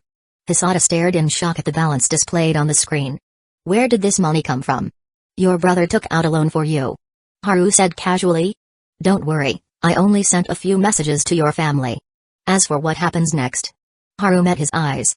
Hisata's expression shifted from fear to blank emptiness. You probably forgot, didn't you? Haru's voice was calm but firm. Your family knew about the hooded hero. Your older brother, the one fighting you for inheritance. Your mother. They've been working with him all along. Deep down, you've always known. You were just too afraid to face it. As Haru spoke, his hypnosis skill took effect. Hisata's face darkened with rage. Yeah, I remember now. They were in contact with you all the time. No wonder you found me so easily that night. It was them. They didn't want me to inherit the family business. His fists clenched. His expression twisted with fury. You knew the truth all along. Haru repeated. You just didn't have the courage to face it. As Hisata spiraled into rage and paranoia, Haru silently slipped away. With his fragile mental state and extreme personality, the Hisata family was about to descend into chaos. Haru had no interest in watching the fallout. As long as they were too busy tearing each other apart to bother Yukino, his job was done. 1 week later, Friday, the results of the entrance exams were announced. Yukino and Utaha tied for first place in their grade. Haru placed in the top 3. During lunch, Yukino smirked at him. I thought you said you'd surpass me. Looks like you still couldn't do it. Haru smiled back. Why are you holding a grudge? That happened a week ago. Yukino's face turned red. She knew exactly what he was referring to the moment she had given in to him that night. I should have held out longer. She regretted it. But at the time, she hadn't been able to think straight. Her body had been overwhelmed, struggling against both pleasure and humiliation. She took a deep breath. From today onward, she was going to double her training. Until she saw real progress, she decided no more duo matches with Haru. Of course, Haru had no idea. Otherwise, knowing his personality, he would have grinned and said, give it up. You'll never win a fight against me. That evening, Yukino stayed true to her decision. Even though she went home with Haru, she ultimately chose to return to her own house. Haru didn't overthink it. He simply went home, started washing vegetables, and was just about to start cooking when his phone rang. It was Utaha. The call had barely connected when she got straight to the point. I want to come over for dinner. Am I welcome? You are. Haru replied without hesitation. You called at just the right time. I was just about to start cooking. A little while later, Utaha arrived. Haru glanced at the youthful, elegant figure at his doorstep, then at the bag she was carrying. What did you bring? Utaha smiled and took out 2 cans of pineapple beer. Drinks. This stuff has alcohol in it, doesn't it? Haru took one of the cans and examined it, quickly spotting the label that read 0.5% alcohol content. I asked a senior editor at the publishing house to help me buy it. Utaha explained as she stepped inside and changed into slippers. She greeted the orange cat peeking in from around the corner. Meow. The cat had seen her a few times before, but since they weren't quite familiar yet, it simply let out a lazy meow before turning away and strutting off. I originally wanted to get actual beer. Utaha continued as she followed Haruka inside. But then I heard some classmates who've tried it say that beer tastes awful. So I switched to something else. They're not wrong. Haru agreed. Beer isn't great. Then he gave her a sidelong glance. But from what you're saying, were you planning to get me drunk tonight? To his surprise, Utaha's smile became even more radiant, almost seductive. Or maybe you could be the one to get me drunk. That escalated quickly. Haru had a feeling she was up to something. But he didn't ask, at least for now. As they ate, Utaha opened one of the pineapple beers, pouring herself a glass. She took a sip, then thoughtfully commented, it tastes a bit like soda. It's basically just a carbonated drink with a hint of alcohol. Haru drank with her, finishing a can between them. Later tonight, you're going to teach me again, aren't you, Haru-sensei? She said with a dazzling smile. Teach you what? He asked innocently. Screenwriting, of course. Just that? Utaha blinked in surprise, then blushed. But she didn't back down. What else do you want to teach me? Haru glanced at the bag she'd left beside the sofa. Maybe you should explain why you brought a nightgown over. If I saw correctly, there's a purple lace set inside. Stop talking. Utaha shot him an embarrassed yet amused glare. Did you rummage through my bag? I'd never do something so childish. Haru scoffed. I just happened to catch a glimpse when I was setting the table. Should I be praising your observational skills? If you'd like, feel free to shower me with compliments. Utaha locked eyes with him, her deep red irises gleaming under the warm light, mysterious, almost dreamy. After a few seconds, she lightly covered her cheeks with her hands and murmured, I told my parents I'd be spending the night at Megumi's place. Then, as if proud of her own cleverness, she added, After school started, I made sure to take Megumi to my house a few times. My parents adore her. Haru finally understood. She had planned this out thoroughly. She was fully prepared to show him more of her expertise. And this time, it would be more than just a preview. I have a feeling you won't be able to focus on studying tonight, Haru observed. Yutaha blushed but still smiled confidently. That's not necessarily true. I'm pretty talented, you know. Haru didn't ask what kind of talent she meant. But the last girl who boasted about her endurance, Yukinoshita Yukino, ended up begging for mercy. Sure enough, as the night went on, just as Haru had predicted, Yutaha couldn't concentrate on studying at all. Maybe it was nervousness about what was to come. Or maybe it was anticipation. She kept stealing glances at him. And as she did, her legs clad in black stockings restlessly shifted under the table. I'm warning you, Haru said, giving her a pointed look. If you keep rubbing your leg against mine, I won't hold back. Yutaha cupped her chin in her hands, eyes smoldering. Then wait until I've showered first. Haru sighed. That's basically like hitting pause on a movie right at the best part. She chuckled. Either way, you're just gonna have to be patient for now. And with that, she reached out again, trying to nudge his leg with her foot. But this time, she didn't succeed. Haru caught her by the ankle, his auto-aim level 6 instincts kicking in. He pressed his fingers into the delicate arch of her foot, needing just the right spots. Yutaha trembled, blushing furiously as she nearly collapsed onto the table. Meeting her misty, surprised gaze, Haru leaned back with a smirk. Do you have any idea how valuable the title of Tokyo Massage King is? Yutaha bit her lip. She might not have fully understood it yet. But she was willing to find out. After all, for a girl who stood at 168 centimeters, height didn't really matter, especially when she was kneeling. Chapter 100, The Heroine. After dinner, Haru stood at the kitchen sink, washing the dishes. Yutaha, meanwhile, stood at the doorway, holding an orange cat in her arms. She had originally wanted to help, but Haru had politely refused with a simple, guests should just relax. The cat was calm in her embrace, already accustomed to human affection after spending so much time around people. However, Yutaha's petting skills were far inferior to Yukino's. She absent-mindedly stroked the cat's head, her gaze fixed on Haru, unable to hide the warmth and happiness welling up inside her. This scene, it was one she had seen before at home. Whenever her father had free time, he would sometimes take the initiative to wash the dishes, while her mother would stand by the doorway, watching with a gentle smile. Just like a married couple. The thought crossed her mind. What are you thinking about? Haru had already noticed her lingering gaze. Yutaha shook her head. I just realized something. Jelly actually knows how to use the bathroom on its own. I trained it before. It took a lot of tries, but unfortunately, cats just aren't as quick to learn as dogs. More accurately, it's about obedience. She corrected him. Then, as if something came to mind, she looked down at the cat in her arms. I heard something interesting at the editorial office today. My editor knows someone who's planning to shoot a pet commercial, but they haven't found the right cat yet. Haru instinctively turned around. You want Jelly to be in it? Well, since it can even use the bathroom properly, I think it's pretty smart. Maybe it could earn you some advertising money. We can talk about it later. I'm not particularly interested in the money. Yutaha had only mentioned it in passing, so seeing him uninterested, she let the topic drop. Once Haru finished the dishes, she put the cat down on the living room floor and grabbed her clothes to take a shower. She locked the bathroom door, lifted her long, jet black hair, and wrapped it in a towel. As a girl, especially one with hair as long as hers, if her hair wasn't particularly dirty, she would rather not wash it. Not only was it troublesome to wash, but drying and combing it was even more of a hassle. She quickly undressed, removing her skirt, stockings, and underwear, exposing her tall and shapely figure to the cool air. She paused in front of the mirror, observing herself. Her breathing was slightly uneven. A mix of nervousness and anticipation. Ever since she had given Haru her first kiss, she had been looking forward to this moment. Just as she had told him, I can give you everything. I'm different from Yukinoshita. A sense of pride filled her as she smiled to herself and stepped into the bathtub. When she emerged from the bathroom, she was wearing only a black slip dress, the kind that hugged her figure, accentuating her astonishing curves. Her waist-to-hip ratio was exceptional. In simple terms, she had the kind of body people would describe as perfect for childbearing. She walked over to the couch and sat down beside Haru, her subtly fragrant body leaning against his. Her posture was relaxed, one leg stretched out slightly, making her already long legs seem even more striking. Are you sure about this? Haru understood exactly what it meant for her to sit so close.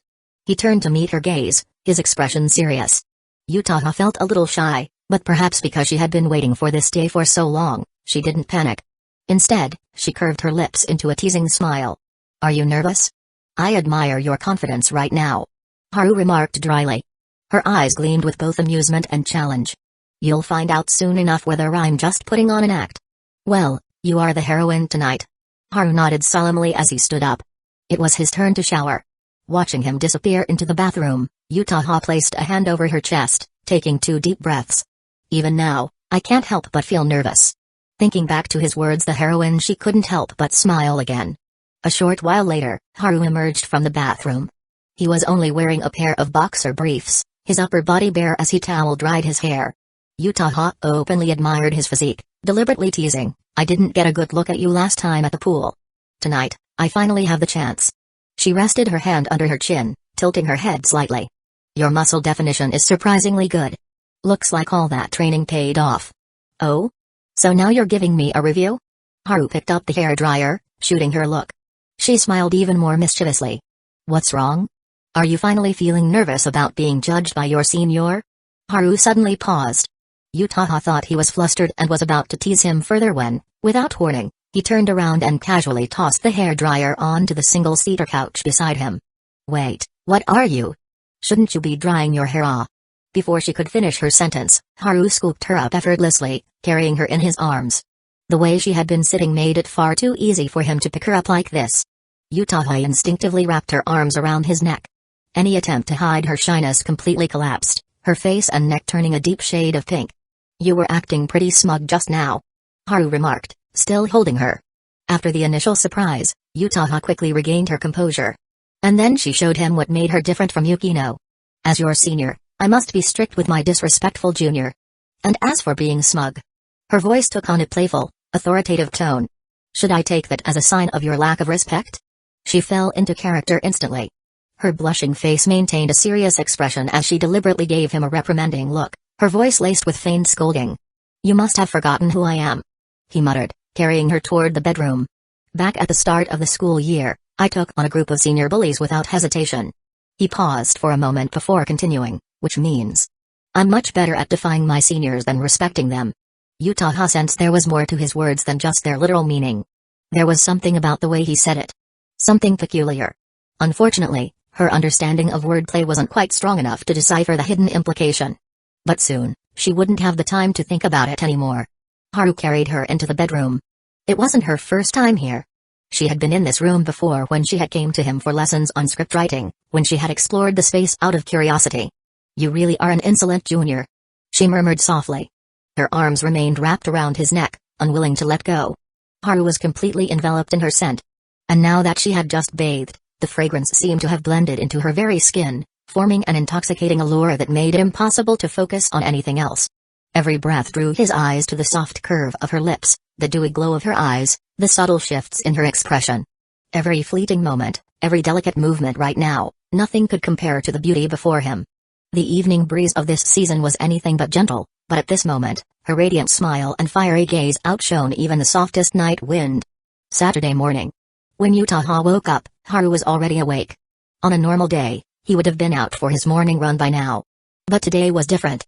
This was when she needed company the most, when she longed for warmth and closeness. Morning. She saw Haru's face beside her and instinctively smiled, though she quickly averted her gaze, feeling a bit awkward. Only she knew just how quickly she had surrendered last night. If, before stepping into the bedroom, she could still pretend to carry the dignity of a senior, then once inside, she had become a knight who abandoned her sword without a fight. Not only had she lost quickly, she had surrendered even faster. Yes. Compared to Yukino, who had bravely charged forward and held her ground for days, she had completely given up on the very first night. "It's still early. You can sleep a little longer.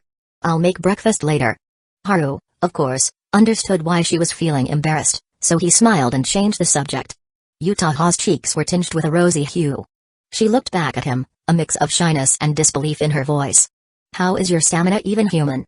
"That's just the result of regular exercise. Even if you train a lot, this is ridiculous." Seeing the rare, almost sulky expression on her face, so different from her usual composed demeanor, Haru suddenly realized just how adorable she could be. "I'll work hard from now on too," she muttered. She was still the same determined senior, unwilling to back down after being provoked by Yukino. Barely minutes after waking up, She was already regaining her fighting spirit. Then do your best.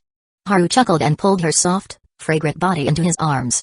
She closed her eyes, completely at ease as she savored the warmth of her lover's embrace. And this beautiful morning one she had never experienced before. Half an hour later, Haru finally got out of bed and dressed. Seeing Yutaha still curled up under the covers, her bright, captivating eyes watching him intently, he bent down and placed a gentle kiss on her forehead. Just the forehead. She arched a brow, her lips curving into a teasing smirk. In response, Haru began unbuttoning his shirt. Yutaha's smile froze. And then panic. Get out. Her flustered voice rang through the room, but Haru simply laughed like a mischievous trickster waiting for the perfect ambush.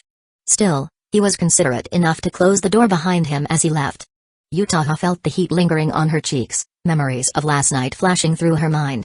She chuckled softly. But after a while, her delicate brows furrowed, her exquisite eyes filled with deep contemplation. There's no way Yukinoshita hasn't already reached this stage with him. Looking at how radiant and refreshed she always looks at school. A sudden realization struck her. Could it be that she's that good at this?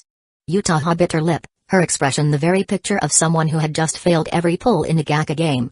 Last night, her performance was terrible. Though Haru had reassured her that it was completely normal for a first time, she had still felt embarrassed. At the time, his words had been sweet, making her heart melt. But now, with the morning calm giving her space to think, other thoughts began creeping in. Naturally, she thought of Yukino.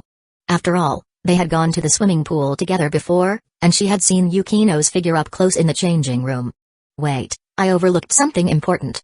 Yutaha recalled Yukino's slender frame. She was delicate, her legs showed no sign of the toned muscles that frequent runners usually had. That meant her stamina probably wasn't that great. Could it be she was even worse than me? The more Yutaha thought about it, the more likely it seemed. Though, she wasn't quite sure how to verify it. She'd have to find a way to casually bring it up with Haru another time. At 9 in the morning, Yutaha, now dressed in fresh clothes, was comfortably nestled against Haru on the couch.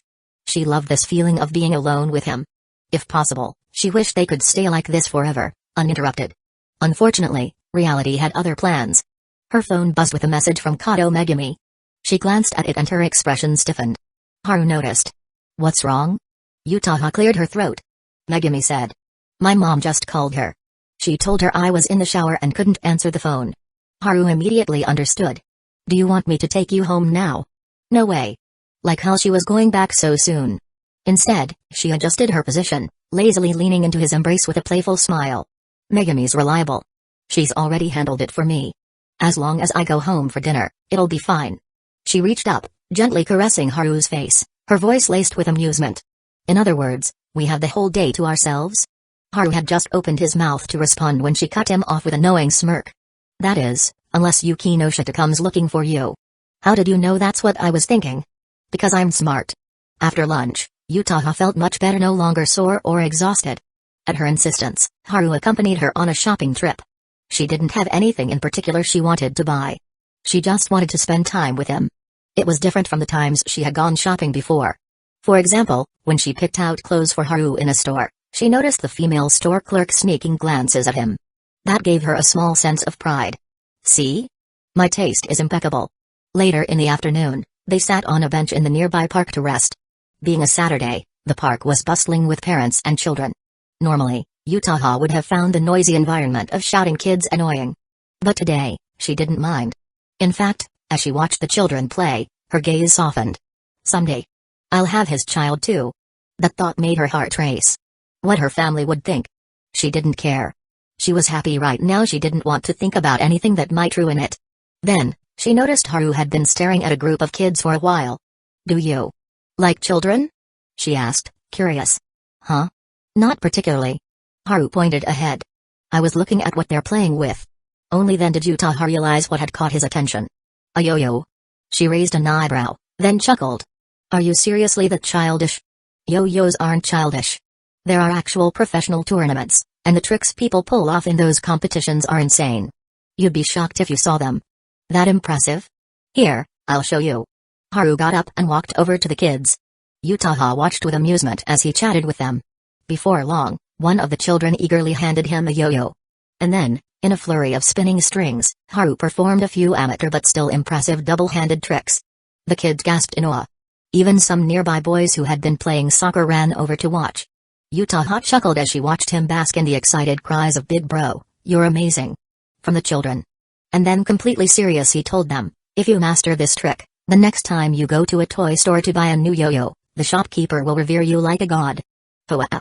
The kids' enthusiasm exploded. Haru returned to Utaha's side, grabbing her hand without a word. She blinked, surprised. "What's wrong?" "Time to run." His tone was grave.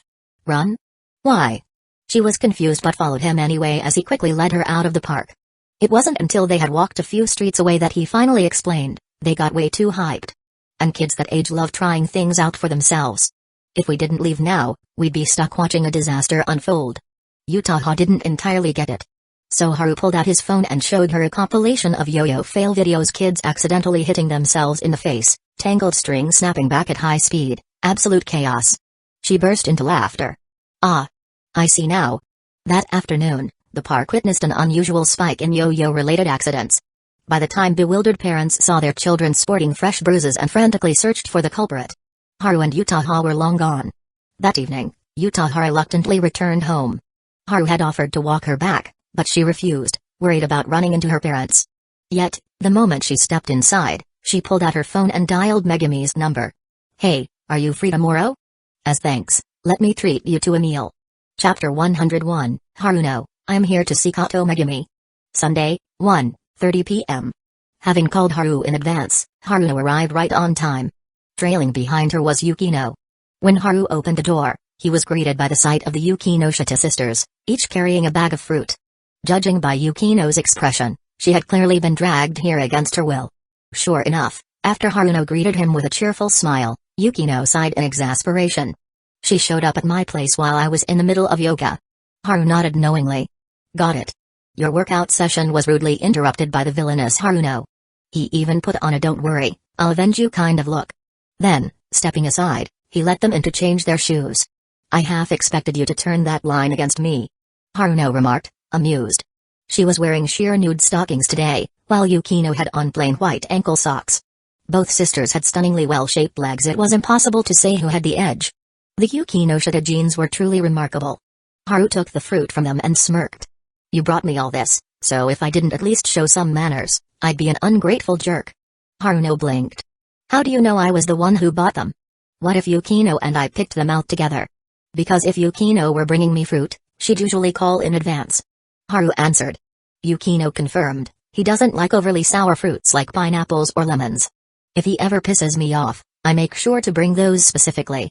I didn't come here just to watch you two flaunt your relationship." Haruno sighed in mock annoyance. The three of them made their way to the living room. Haru went to rinse some apples and grapes, while Yukino, as if second nature, walked over to the orange cat lounging in front of the TV. Meow, the cat purred and nuzzled into Yukino's palm affectionately.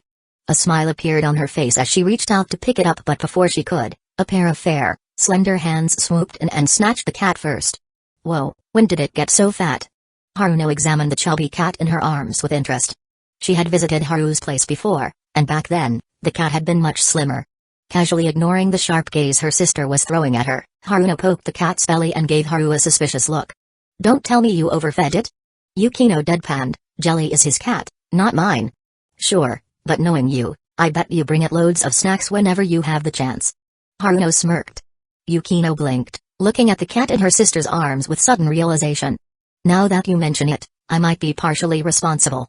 She had always been generous with Jelly, frequently bringing over the latest trending cat treats. Not to mention the high-quality cat food. "At this rate, if I come back next month, it's going to be the size of a gas tank." Haruno chuckled. Yukino fell silent. Now that she thought about it, Jelly was getting noticeably plumper. A tiny, round, gas tank-sized jelly? She pictured it for a moment and immediately rejected the thought. That would be far from cute. Not to mention unhealthy. Once they settled down on the couch, Haruno, satisfied, handed the cat over to her sister and casually glanced toward the bedroom. "The last time you stayed over, you slept in that room, right?" Yukino said nothing. Because that was, in fact, true. Resting her chin on one hand, Haruno tilted her head in thought. "So, have you two done it yet?" "On-san." Yukino's voice shot up, her face turning bright red. Haruno let out a soft chuckle. "Yukino, it seems your heart isn't as strong as you think." Yukino pressed her lips together, finally realizing her mistake. If she had just stayed quiet earlier, she wouldn't have given herself away so easily. Seeing her fall silent again, Haruno leaned in slightly, her cheeks tinged with a playful blush. So, how does it feel? Yukino's gaze turned ice cold, sharp enough to kill.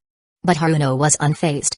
She mused to herself, to think I'm still single, yet my little sister has already overtaken me. Yukino took a deep breath, trying to calm the irritation stirring inside her. Her rational mind kept reminding her, sure, Haruno might genuinely be curious about that kind of thing. But more than anything, she was just messing with her. So she kept her cool, though her sharp gaze was enough to pierce through steel. When Haru returned with a plate of fruit, he was met with an unusually quiet sight: the Yukinoshita sisters sitting together on the sofa. As he brewed tea, he glanced at them and instantly picked up on the situation from Yukino's cold expression. As her official boyfriend, he didn't hesitate to step in. Haruno, were you teasing Yukino again? Before Yukino could respond, Haruno covered her mouth and giggled. Teasing? Who, me? You're one to talk. Weren't you the one who tricked me into climbing a tree to steal bird eggs when we were kids? Told me that only brave girls could become strong women? You still remember that? Haru feigned surprise as he handed her a cup of tea. Haruno sighed dramatically. Of course. You left such a deep impression on me it'd be hard to forget. She blew gently on the tea before taking a sip, her expression almost nostalgic. Yukino, caught up in the memory, found herself spacing out for a moment as well. Haru sat down beside them and picked up a fruit knife, beginning to peel an apple. So, Haruno, you're just here for a visit today? Not exactly. Haruno set down her teacup and crossed her legs under the table. Her toned thighs pressed together without a gap, casting a shadow in the room's warm lighting. She continued, Mom mentioned the film company to you before, right? She has the connections to set everything up quickly, but you're the key player in all of this. Haru remained calm. I doubt she intends to hand it over to you so soon. She probably just wants you to familiarize yourself with it first. The real transition will take a few more years. Then, as if reading between the lines, he added, she hasn't told me directly, but I get the feeling that, in her eyes, your main responsibility still lies with the Yukinoshita family, not in some side venture. Haruno smiled slyly. Smart guy. Here, have a grape. She peeled one carefully, then extended her hand only to suddenly redirect it toward Yukino's lips. Yukino blinked, surprised, before parting her lips to accept it. Thanks. Wait, what about my reward? Haru protested. Haruno beamed. Consider this a verbal reward. So unfair. Absolutely unfair. Did you just meet me today? They chatted idly for a while before Haruno took another sip of tea and said, Yukino and I are going to drop by your company later. I'd like a tour. Oh, right. A flicker of curiosity danced in her eyes. Is the short film you guys shot finished with post-production? Not yet. Haru admitted. Since we have time today, why don't we finish it? That last part was directed at Yukino. She thought for a moment, then nodded in agreement. Just then, Haru's phone vibrated. He didn't even need to check, he already knew it was another message from Utaha. And by another, he meant that she'd been practically glued to him since last night. After all, she had just taken a step into unfamiliar territory. If not for the risk of her parents finding out, she'd probably be stuck to him right now. Pausing his movements, he picked up his phone and glanced at the screen. Sure enough, an unread message from Utaha. Along with a photo. Thinking it was just a meme, he tapped it open. His pupils contracted for half a second before his expression returned to normal. It was a picture of her legs. Judging by the background, she had taken it at home last night. Dressed in only a nightgown, she lounged against the headboard of her bed. The deep blue bedsheets contrasted against her smooth, porcelain-like skin, making her legs look even more delicate. Her legs were casually crossed, one foot resting against the other ankle. Her right foot was slightly raised, toes soft and neatly trimmed. But the real kicker, her left leg was clad in a black stocking. Her right leg was bare. Accompanied by a message, a reward for you. The intent was crystal clear. Long legs, black stockings, and, more importantly, stockings, not pantyhose. Was this a battle invitation? This girl was playing with fire. Without hesitation, Haru typed the fastest reply of his life, nice legs. Then, he locked his phone and resumed peeling the apple. Only for the peel to snap midway. The Yukinoshita sisters were occupied, one petting a cat, the other watching TV, so neither of them noticed. Haru sighed in disappointment but continued peeling until the apple was done. Then he looked up and asked, want an apple? Yukino reached out without hesitation and took it. But then she frowned, studying his face. What's with that expression? Haru held out the broken apple peel as proof. Yukino looked away in exasperation. Are you seriously doing this again? Haruno, however, watched with great interest. A broken apple peel has no soul. It's an insult to my peeling skills. Haru declared solemnly. Could you stop being so childish? It's making me uncomfortable. Yukino's voice was flat. How so? Because my sister is watching you. Just as Yukino finished speaking, Haruno laughed and shook her head. Oh, don't mind me. I think it's pretty amusing. She even beckoned him over. Keep peeling. I want one too. And hey, if you count yourself, that means you get 2 extra lives. Haru straightened up. Haruno, despite all the times you've tormented me and Yukino, at this moment, you're undeniably a good person. Haruno pouted. You're only realizing that now. I'm hurt. Stretching lazily, she leaned back against the couch, causing her already ample chest to rise subtly.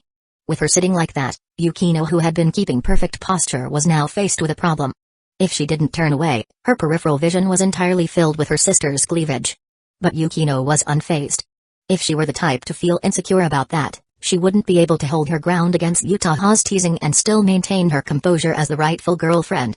You mentioned a revival token earlier. Does that mean he still has 2 full chances to recover? Yukino asked casually. Haruno lazily nodded. If we put it in gaming terms, Haru still has 2 extra lives to challenge the final boss. Then, her gaze drifted past Yukino's flowing hair and landed on Haru. She playfully blinked. So, what do you think? Pretty accurate comparison, right? Haru gave her a thumbs up. Yep, just a little less accurate than Yukino's explanation. Yukino's lips curled up slightly. Haruno rolled her eyes at him with a smile. I ran into 2 people on my way to pick up Yukino. Wanna guess who? If she was bringing them up specifically, then they were definitely people Haru and Yukino knew. The 2 exchanged glances and answered in unison, Senpai? Oh? That synchronized? Haruno raised an eyebrow, then continued, and the other one? Yukino replied matter-of-factly, if someone is out with Senpai on a day off, who else could it be besides Kato? Haru had the same thought. Haruno, however, suddenly looked as if she'd just realized something. Oh, right, I almost forgot her last name was Kato. Yukino gave her sister a knowing look and sighed. Didn't I introduce her to you before? Is there really a need to pretend not to remember? Well, she's just way too unremarkable. I've never sat down and talked to her. If I hadn't greeted Kazekage just now, I wouldn't have even noticed there was another girl standing beside her. That comment made Yukino pause.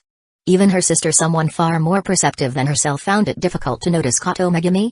She had always assumed that the last time her sister overlooked Kato, it was simply because they were meeting for the first time and had no prior knowledge of her. But now, her sister still had that same surprised reaction.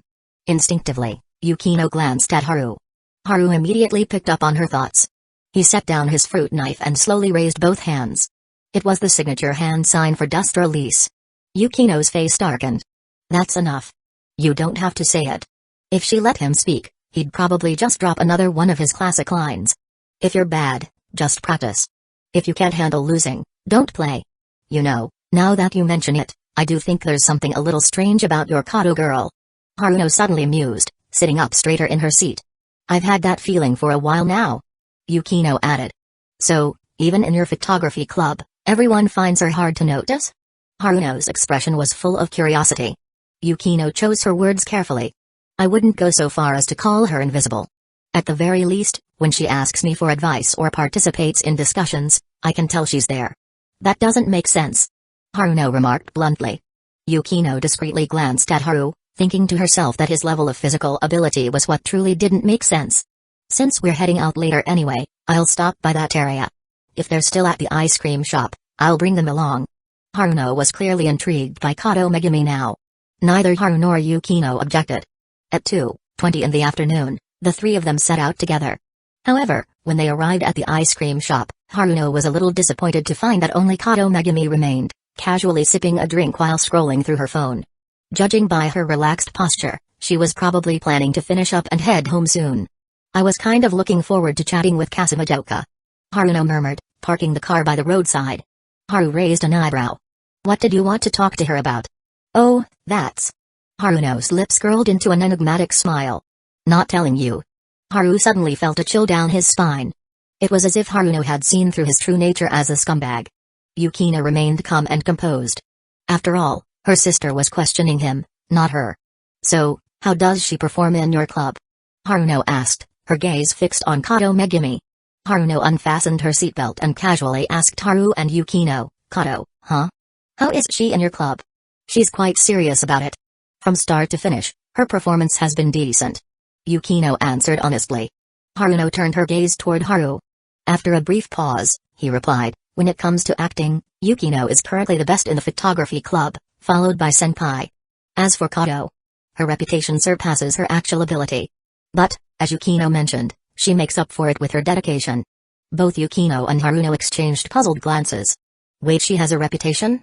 Haru responded with a completely serious expression, "No, she doesn't. But her reputation still exceeds her ability." The Yukinoshita sisters. Chapter 102, The Yukinoshita sisters find the key point. "Hello, Kato-san." Just as Megumi Kato was about to head home, she was intercepted by Haruno, who greeted her with a bright smile. She only hesitated for a moment before glancing at the two people standing behind Haruno, Yukino and Haru. Understanding the situation, she politely greeted all three of them. She adjusted so quickly. Haruno was slightly surprised but didn't show it on her face. She was beginning to believe what Yukino had said about Megumi. She really wasn't as ordinary as she appeared to be. After Haruno explained the purpose of their visit and extended an invitation, Megumi accepted without any hesitation. "I'd also like to see firsthand how the post-production of the movie I starred in is being handled." As she got into the car, there was a faint sense of anticipation in her demeanor.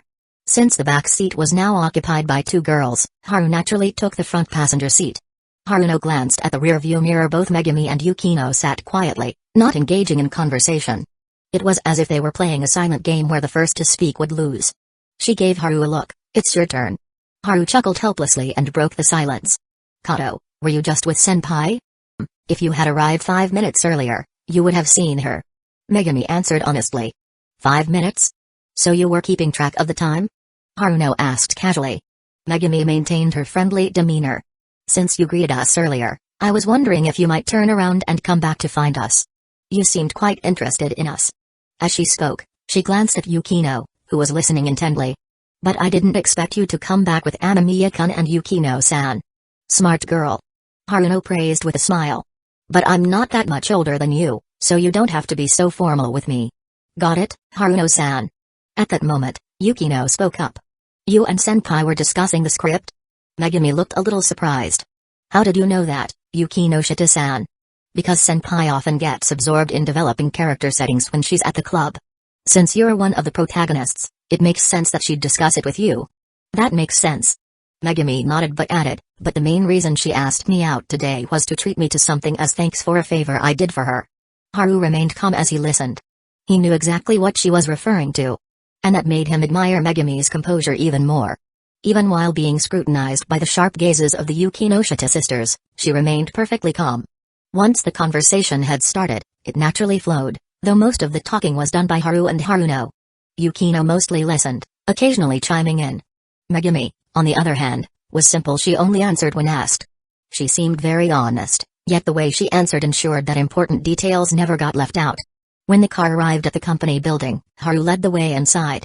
It was Megumi's first time here, and she couldn't help but glance around every few steps.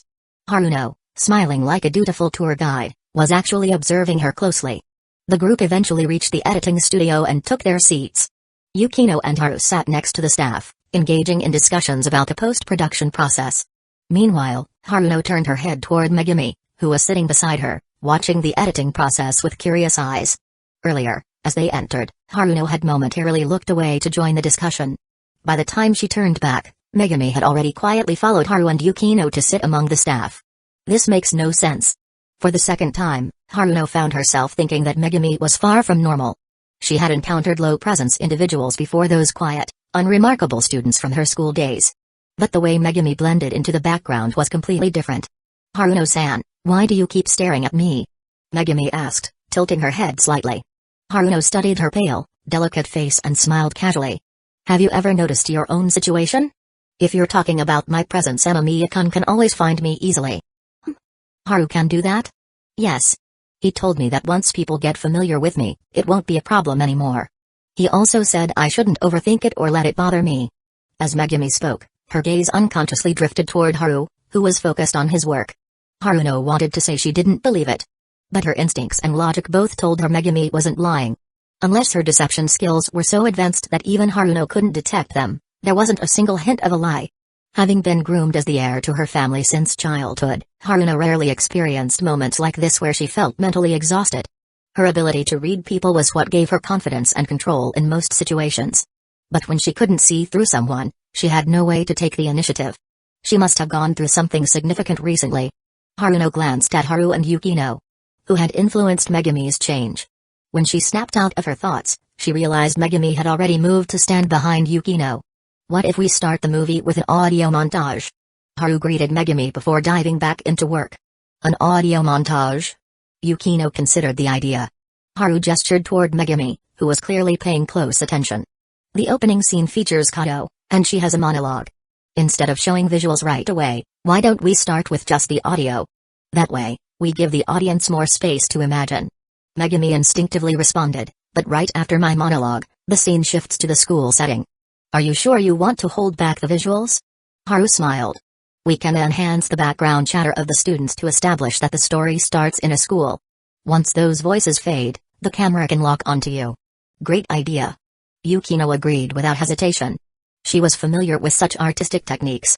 If we introduce the movie through sound first, the audience will be immersed in the setting before they even see anything. Having been studying filmmaking recently, Megami softly asked, wouldn't that create a preconception? It would. Yukino confirmed. From what Haru has taught me in the books I've read, film relies heavily on separating sound from visuals. How a director uses sound is a key test of their skill.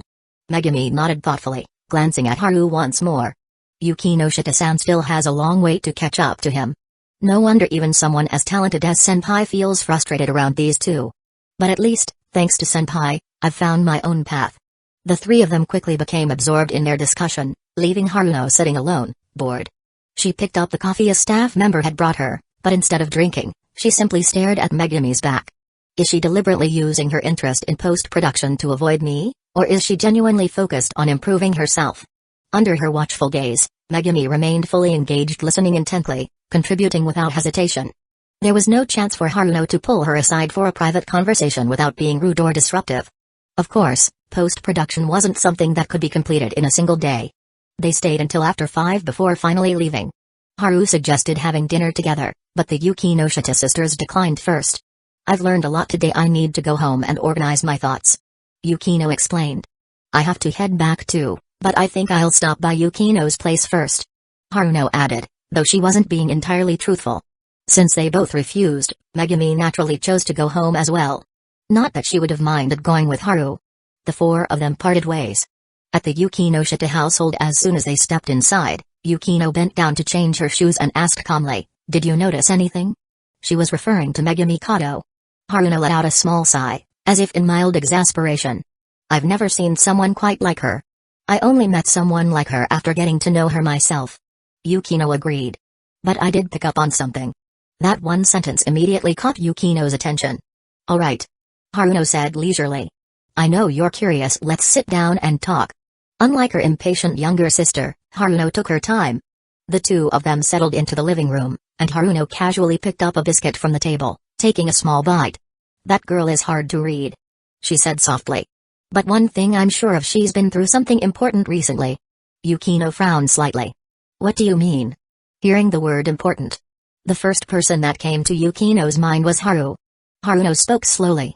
When I first met her, I didn't pay much attention. But I do remember she wasn't as composed as she was today. Yukino blinked, recalling their earlier encounters.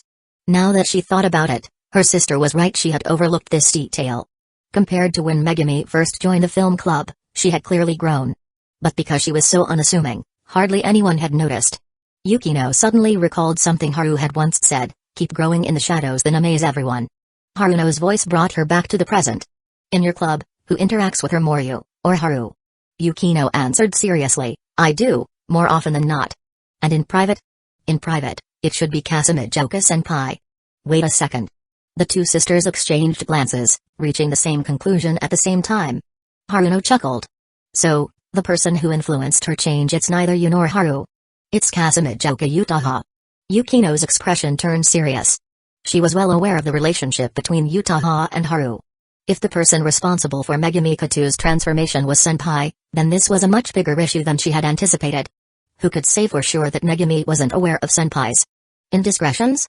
Yukino lifted her gaze and, in a complicated tone, thanked her sister. But Haruno simply shook her head. There's an old saying in Chinese, the one in the game is lost, while the spectator sees clearly. It's always been this way. Yukino hummed in agreement. As the person caught in the situation, she had indeed overlooked this. She suddenly realized that even Haru himself might not be aware of Megami's change. Should we find a chance to invite them both out? Haruno suggested. Yukino hesitated. Megami and Senpai? Who else? I have to ask, are you just doing this for entertainment? Huh? Is that really the impression you have of me? Yes. Hearing Yukino's immediate and unwavering response, Haruno pressed a hand to her forehead, looking devastated. Yukino, however, remained unmoved. She muttered to herself, getting them both together wouldn't be too hard. All we need is to notify Haru and say we're coming over for dinner. Didn't he invite us today? We can use that as an excuse, and no one will suspect a thing. Haruno smoothly finished the thought. Yukino fell silent. She was tempted. And so, the plan was set. Just before leaving, Haruno left her sister with one last remark. If my intuition is right, then your dear Megami's level might be far higher than you think. Yukino said nothing. That night, Haru received a message from Haruno. Seeing that she planned to bring people over for dinner, he naturally didn't mind and agreed right away. Over the next 2 days, Haru found himself dedicating more time to practicing his cooking skills. Partly, it was because he wanted to show off his improvement the next time Yukino visited. But more importantly, his cooking skill was about to level up. When he got home on Wednesday afternoon, Haru stood in front of the meal he had just prepared, momentarily frozen. Your cooking skill has reached max level. It has now evolved into drugging level 1. Well, that was an aggressive name for a skill. Since it was called drugging, Haru figured he should probably test it out first. Because who the hell knows what kind of drug it actually applies? What if it's clothes explosion? Recalling a certain enemy, Haru brought his dinner into the living room. 2 dishes and a soup. The color, fragrance, and presentation were all perfect. Nothing was glowing ominously or looking remotely suspicious. This wasn't something he could ask someone else to test. He had to be his own guinea pig. He took a bite. Nothing happened. But it was delicious. Better than anything he had ever cooked before. Second bite. Third bite. As he continued eating, Haru's body suddenly stiffened. Something was happening. The good news, he didn't lose his clothes. The bad news, it was a very intense and very familiar sensation. His mind felt completely blank, yet crystal clear at the same time. Grinding levels. Filmmaking? All his aspirations suddenly felt meaningless. His entire being was wrapped in an overwhelming sense of peace, utterly free of worldly desires, yet his mind remained sharp and focused. His body seemed to be telling him, I have transcended all mortal attachments. Isn't his the sage mode? Using his steel body level 2, Haru forcibly pulled himself out of the state. Chapter 103, Your ignorance is a lie. Logically speaking, a skill upgrade should provide more than just this effect. Haru reflected on the sensation he had just experienced. If a person's self-control was weak, they would easily sink into it. That state of pure contentment, free from all worldly desires, could appeal to people of all ages. But if that was all there was to it, then drugging was significantly inferior to his previous 2 skill upgrades. After pondering for a moment, Haru decided to test it again. As soon as the food entered his stomach, the sage mode reactivated. This time, however, he didn't immediately force himself out of it. Instead, he resisted the urge to simply lie down and do nothing, choosing instead to walk around the house. The sensation remained just as strong as before. Then, as he began boiling water for tea, he made an important discovery. Brewing tea wasn't a separate skill, it was categorized under cooking, meaning he had always been quite proficient at it. But at this moment, under the influence of sage mode, he could clearly sense the tiniest improvements in his tea brewing technique. Even the most minute details, he could notice them. To verify this theory, he headed to his home gym. You are training. Steel body, EXP plus 271, you are training. Steel body, EXP plus 287, the experience gain was noticeably higher than usual. Haru kept running on the treadmill as notification after notification scrolled past, confirming his hypothesis. While in sage mode, any activity he performed granted significantly better improvements than normal. The only problem was that the effect was too strong. He had to constantly fight against the overwhelming desire to do absolutely nothing and instead focus on tasks that could help him grow. Haru concentrated for a moment, and steel body level 2 allowed him to break free with ease.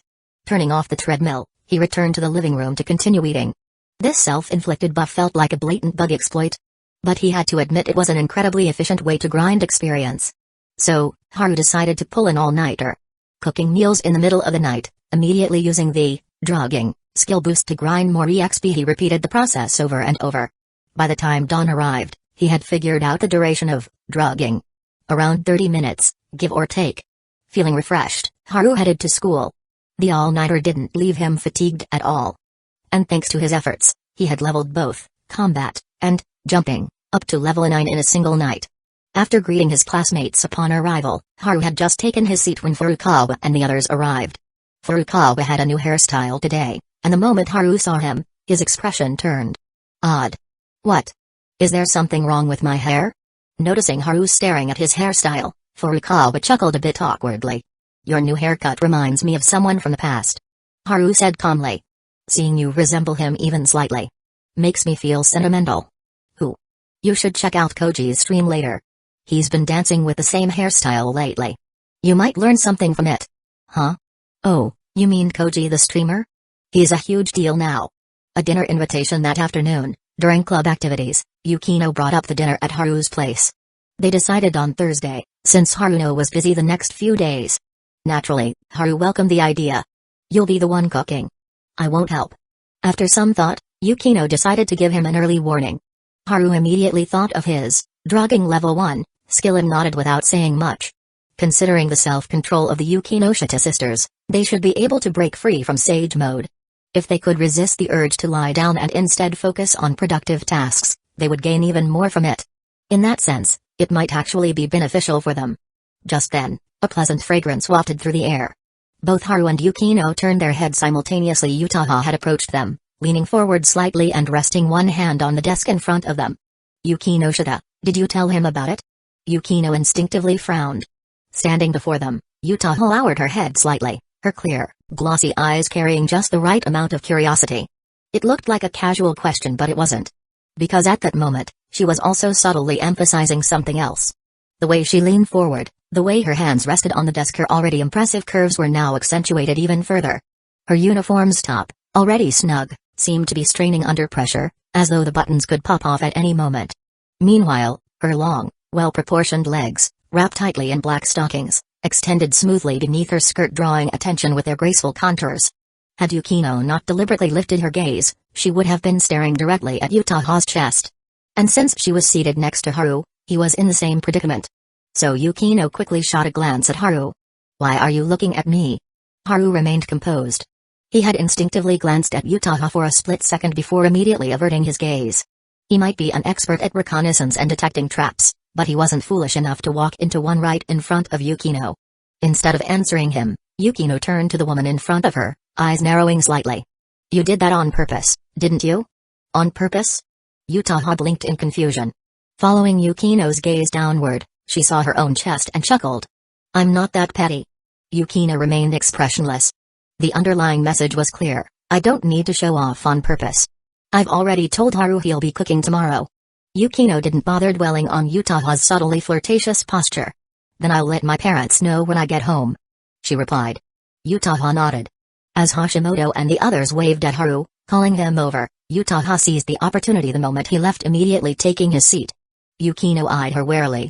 Something on your mind? Utaha parted her lips, hesitating. Yukino disliked roundabout conversations. Just say it. Well, Yukinoshita. It was rare for Utaha to be so hesitant in front of her. After a few seconds, she finally asked in a quiet voice, have you been keeping up with exercise these past few years? Yukino's brows furrowed slightly. Yes. Have you seen much improvement? What exactly are you trying to ask? It's nothing. I just wanted to know. Between us, who's in better physical shape? Yukino's tone cooled instantly.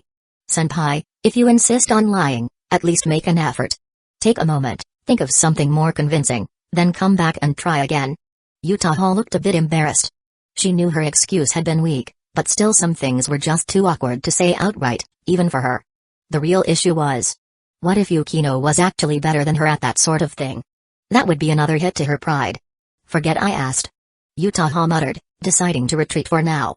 But Yukino, now intrigued, wasn't about to let her escape so easily. Are you sure you don't want to explain yourself properly? I haven't figured out how to phrase it yet.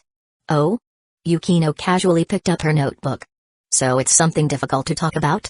Yutaha sighed. Yeah. Remaining composed, Yukino pondered for a moment. Things that typically make girls uncomfortable. Aside from periods, the only other thing I can think of is bra size. She glanced briefly at Yutaha's well-developed figure. If it was just about size, why would I need to ask you? Yutaha laughed lightly. Fair point. If you were trying to brag about that kind of fat, I'd think you were an idiot. Well, thanks for the vote of confidence. Hearing Yukino's detached response, Yutaha could only offer a helpless smile. Honestly, if things were different, she wouldn't mind teasing Yukino by flaunting her figure. But things were different now. She was entangled in Haru and Yukino's relationship. Bragging about something so trivial didn't suit her current position. In the end, Yutaha simply concluded, I'll ask you when I figure out how to say it. As she walked away, Yukino's usually cold expression shifted just slightly. After club activities wrapped up, everyone headed home. Yutaha had just said goodbye to Haru moments ago. Yet, when Haru arrived home, taking his time, he was surprised to find her already waiting at his door. Surprised? Noticing his expression, Yutaha's lips curled into a playful smile. Of course I am. You literally just told me you had to head home early. Haru replied. And because I left early, I got here ahead of you. She had a way of being alluring without even trying. Haru understood immediately she probably just wanted another excuse to show off her dedication to studying. The two had barely stepped inside when the sound of light rain began pattering outside. It wasn't heavy, and it looked like it would pass soon. You're not eating at home today? Haru asked while tying his apron. Of course I am. Her unexpected response caught Haru off guard. As he turned toward her with a puzzled look, she bit her lip and smiled softly, her cheeks flushed. But I did tell my mom I'd be home later than usual tonight. Thud. Haru closed the refrigerator door. Dressed in an apron, he turned around thoughtfully. So, should I start cooking now? If you don't think cooking is a waste of time, then go ahead. Yutaha shifted her posture, turning her body slightly. Her long legs sprawled out casually, and as she leaned back against the sofa, her arms naturally followed suit. The rain outside drummed softly, its sound crisp and clear. Yet, it did nothing to quell the fire in her eyes. If anything, it burned even fiercer. She had been holding back for days.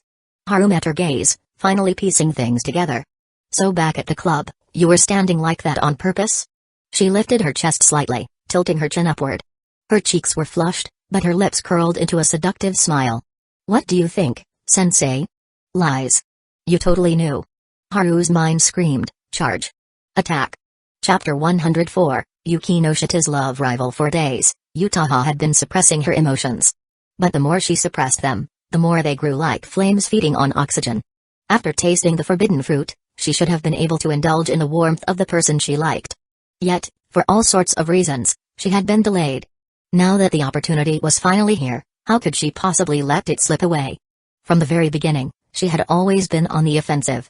Watching as Haru removed his apron and approached her, Yutaha instinctively raised her arms, making it easier for him to pick her up. Even though she usually carried herself with confidence and independence, the right to act spoiled in front of the person she liked. That was something she wanted, too. When Haru wrapped his arms around her waist and lifted her effortlessly, her gaze grew hazy. Take me to your room. As you wish, senpai. Haru replied with a grin.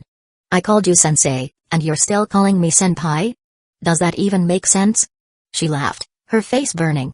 Let's just call each other whatever we want. The orange cat lounging on the couch lazily lifted its head, staring at them with confusion. Whatever those two were up to. A cat's brain couldn't quite comprehend. But as soon as the bedroom door clicked shut, the cat understood no one was coming to pet it anytime soon. It promptly rolled onto its back and sprawled out in an ungraceful, yet comfortable, pose for a nap.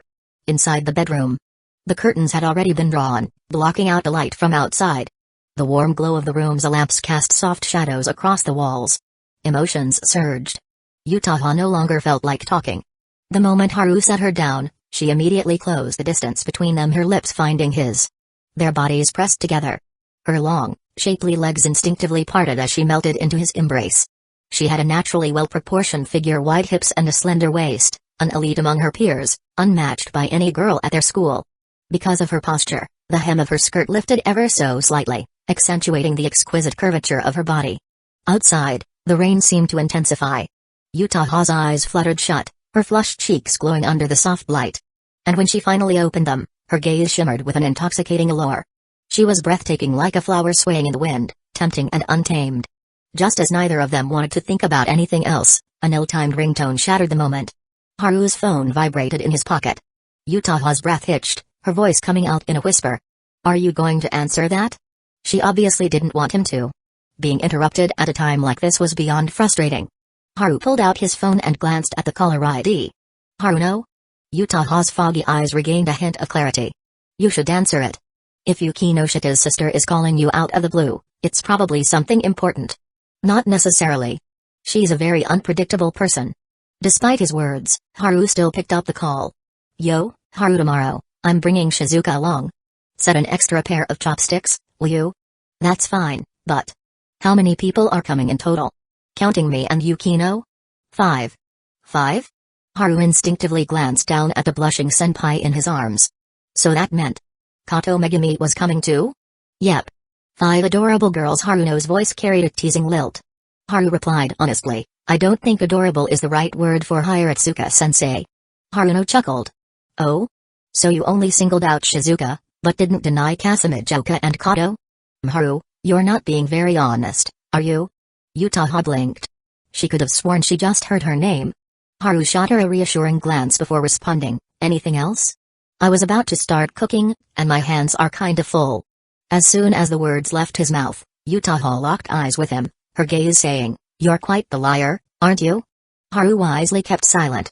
I do have something I want to ask you. Haruno paused for a second in an oddly deliberate way. Then, her tone turned teasing. But I have a feeling you wouldn't tell me the truth. Haru responded calmly, why do you say that? For example, that girl Kazekage, she doesn't look at you like you're just a regular classmate. How should I put it? She probably likes you, don't you think? If that's the case, then she's Yukino's rival in love. At that moment, Yutaha was practically draped over Haru like an octopus. Naturally, she heard every word. Her affectionate gaze instantly turned sharp and alert. Haru quickly shook his head at her, signaling that Haruno was just testing him. But Yutaha merely smiled seductively, lifted a strand of hair, and slowly leaned down. Haru froze on the spot. Come on, girl, can't you see I'm on the phone? Yutaha looked up at him, a playful yet coy expression on her face. She silently mouthed, I am Yukinoshita's love rival. Haru hurriedly kept his cool and threw a few half-hearted replies at Haruno before ending the call. If he didn't hang up soon, who knew what kind of sound he might accidentally make? After all, this so-called love rival of Yukinoshita's was up to no good. Thursday. The Yukinoshita sisters and Hiratsuka Shizuka arrived at 5. When Haru opened the door, they were carrying groceries clearly bought on purpose. Shizuka bought these. She said you treated her to ramen once, and after hearing from Yukino that you're a great cook, she decided to cover the ingredients herself. Haruno explained as they entered and changed shoes. Haru couldn't help but comment, Sensei's principle of never freeloading is truly admirable. Flattery won't get you anywhere. If you want to impress me, then give tonight's dinner your absolute best effort. Hiratsuka Shizuka was in a good mood, her voice lively. No problem. I'll give a 200% effort. Haru answered confidently. Haruno casually asked, between you and Yukino, who's the better cook? Haru's cooking skills were taught by me. Yukino replied. Haruno sighed dramatically. In that case, tonight's dinner might not be that impressive after all. Haru smiled. I hope you can still say that after you've had a taste. Haruno paused for a moment, intrigued. As Haru started preparing the ingredients, she curiously turned to Yukino. Is his cooking actually that good? Yukino glanced at Hiratsuka Shizuka, who was looking around, then picked up a chubby orange cat. Haru's skills are at a professional chef's level. Though, of course, he's still a little behind me. Haruno scoffed. Then why was he so confident just now? Here I thought he'd actually surpassed you. Yukino answered nonchalantly, you know what he's like, don't you? That's true. He's been that way since he was little. Neither sister seemed to believe Haru's cooking was anything extraordinary. A little while later, Yutaha and Kato Megumi arrived. Both had changed out of their school uniforms into their preferred casual outfits. Since they were both members of the photography club, Hiratsuka Shizuka wasn't surprised. She greeted them warmly and invited them to chat in the living room. During their conversation, Haruno's attention remained on Yutaha. For some reason, her intuition told her something's off about this girl's emotions.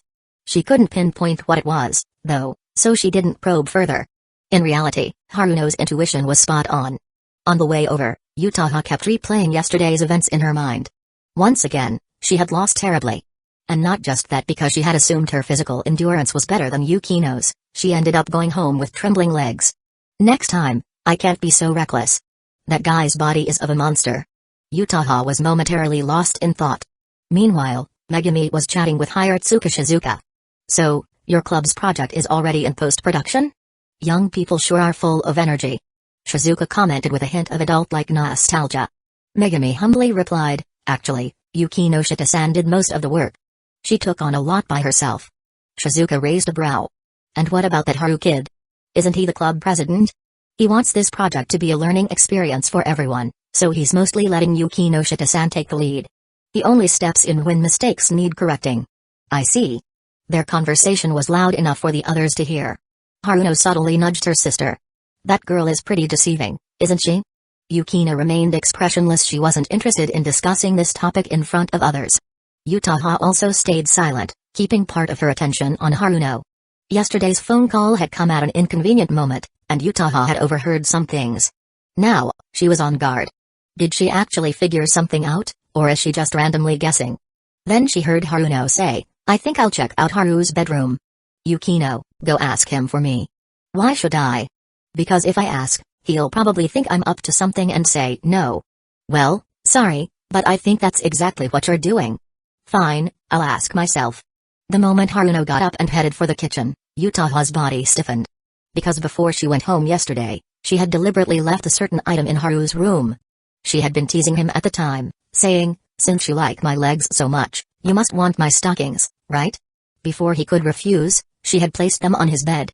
And now, hearing that Haruno wanted to visit Haru's room? How could she not be nervous? She figured Haru had probably washed them and put them away by now. But what if Haruno decided to check the closet? After 2 seconds of hesitation, Utaha stood up as well. I'll go see if he needs help with anything. It was a natural excuse. Hirotsuka Shizuka didn't think anything of it. Megumi and Yukino didn't react immediately either. Only Haruno, walking in front, paused for the slightest moment. Hey. Gotcha. So, my intuition was right after all. Utaha was worried about her checking the closet. But Haruno? She just wanted to test her own instincts.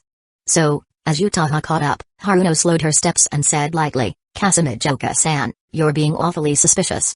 Utaha's heart skipped a beat. Chapter 105, Now it's sage time. As soon as Haruno spoke, Utaha felt as if the world around her had been put on mute. Haruno stood there, her smile friendly yet carrying a hint of something deeper. From the couch behind them, Hirotsuka Shizuka and Kato Megumi continued their conversation. Yukino, outwardly calm, was quietly paying attention to the exchange. It took Utaha less than a second to shift from initial surprise and nervousness to a composed and steady mindset. What are you talking about, Miss Haruno? She asked, her beautifully made-up face showing just the right amount of confusion. Haruno's voice remained warm. You and Haru? Utaha responded smoothly, oh, that's what you mean? I'm a member of the photography club, and I know him very well.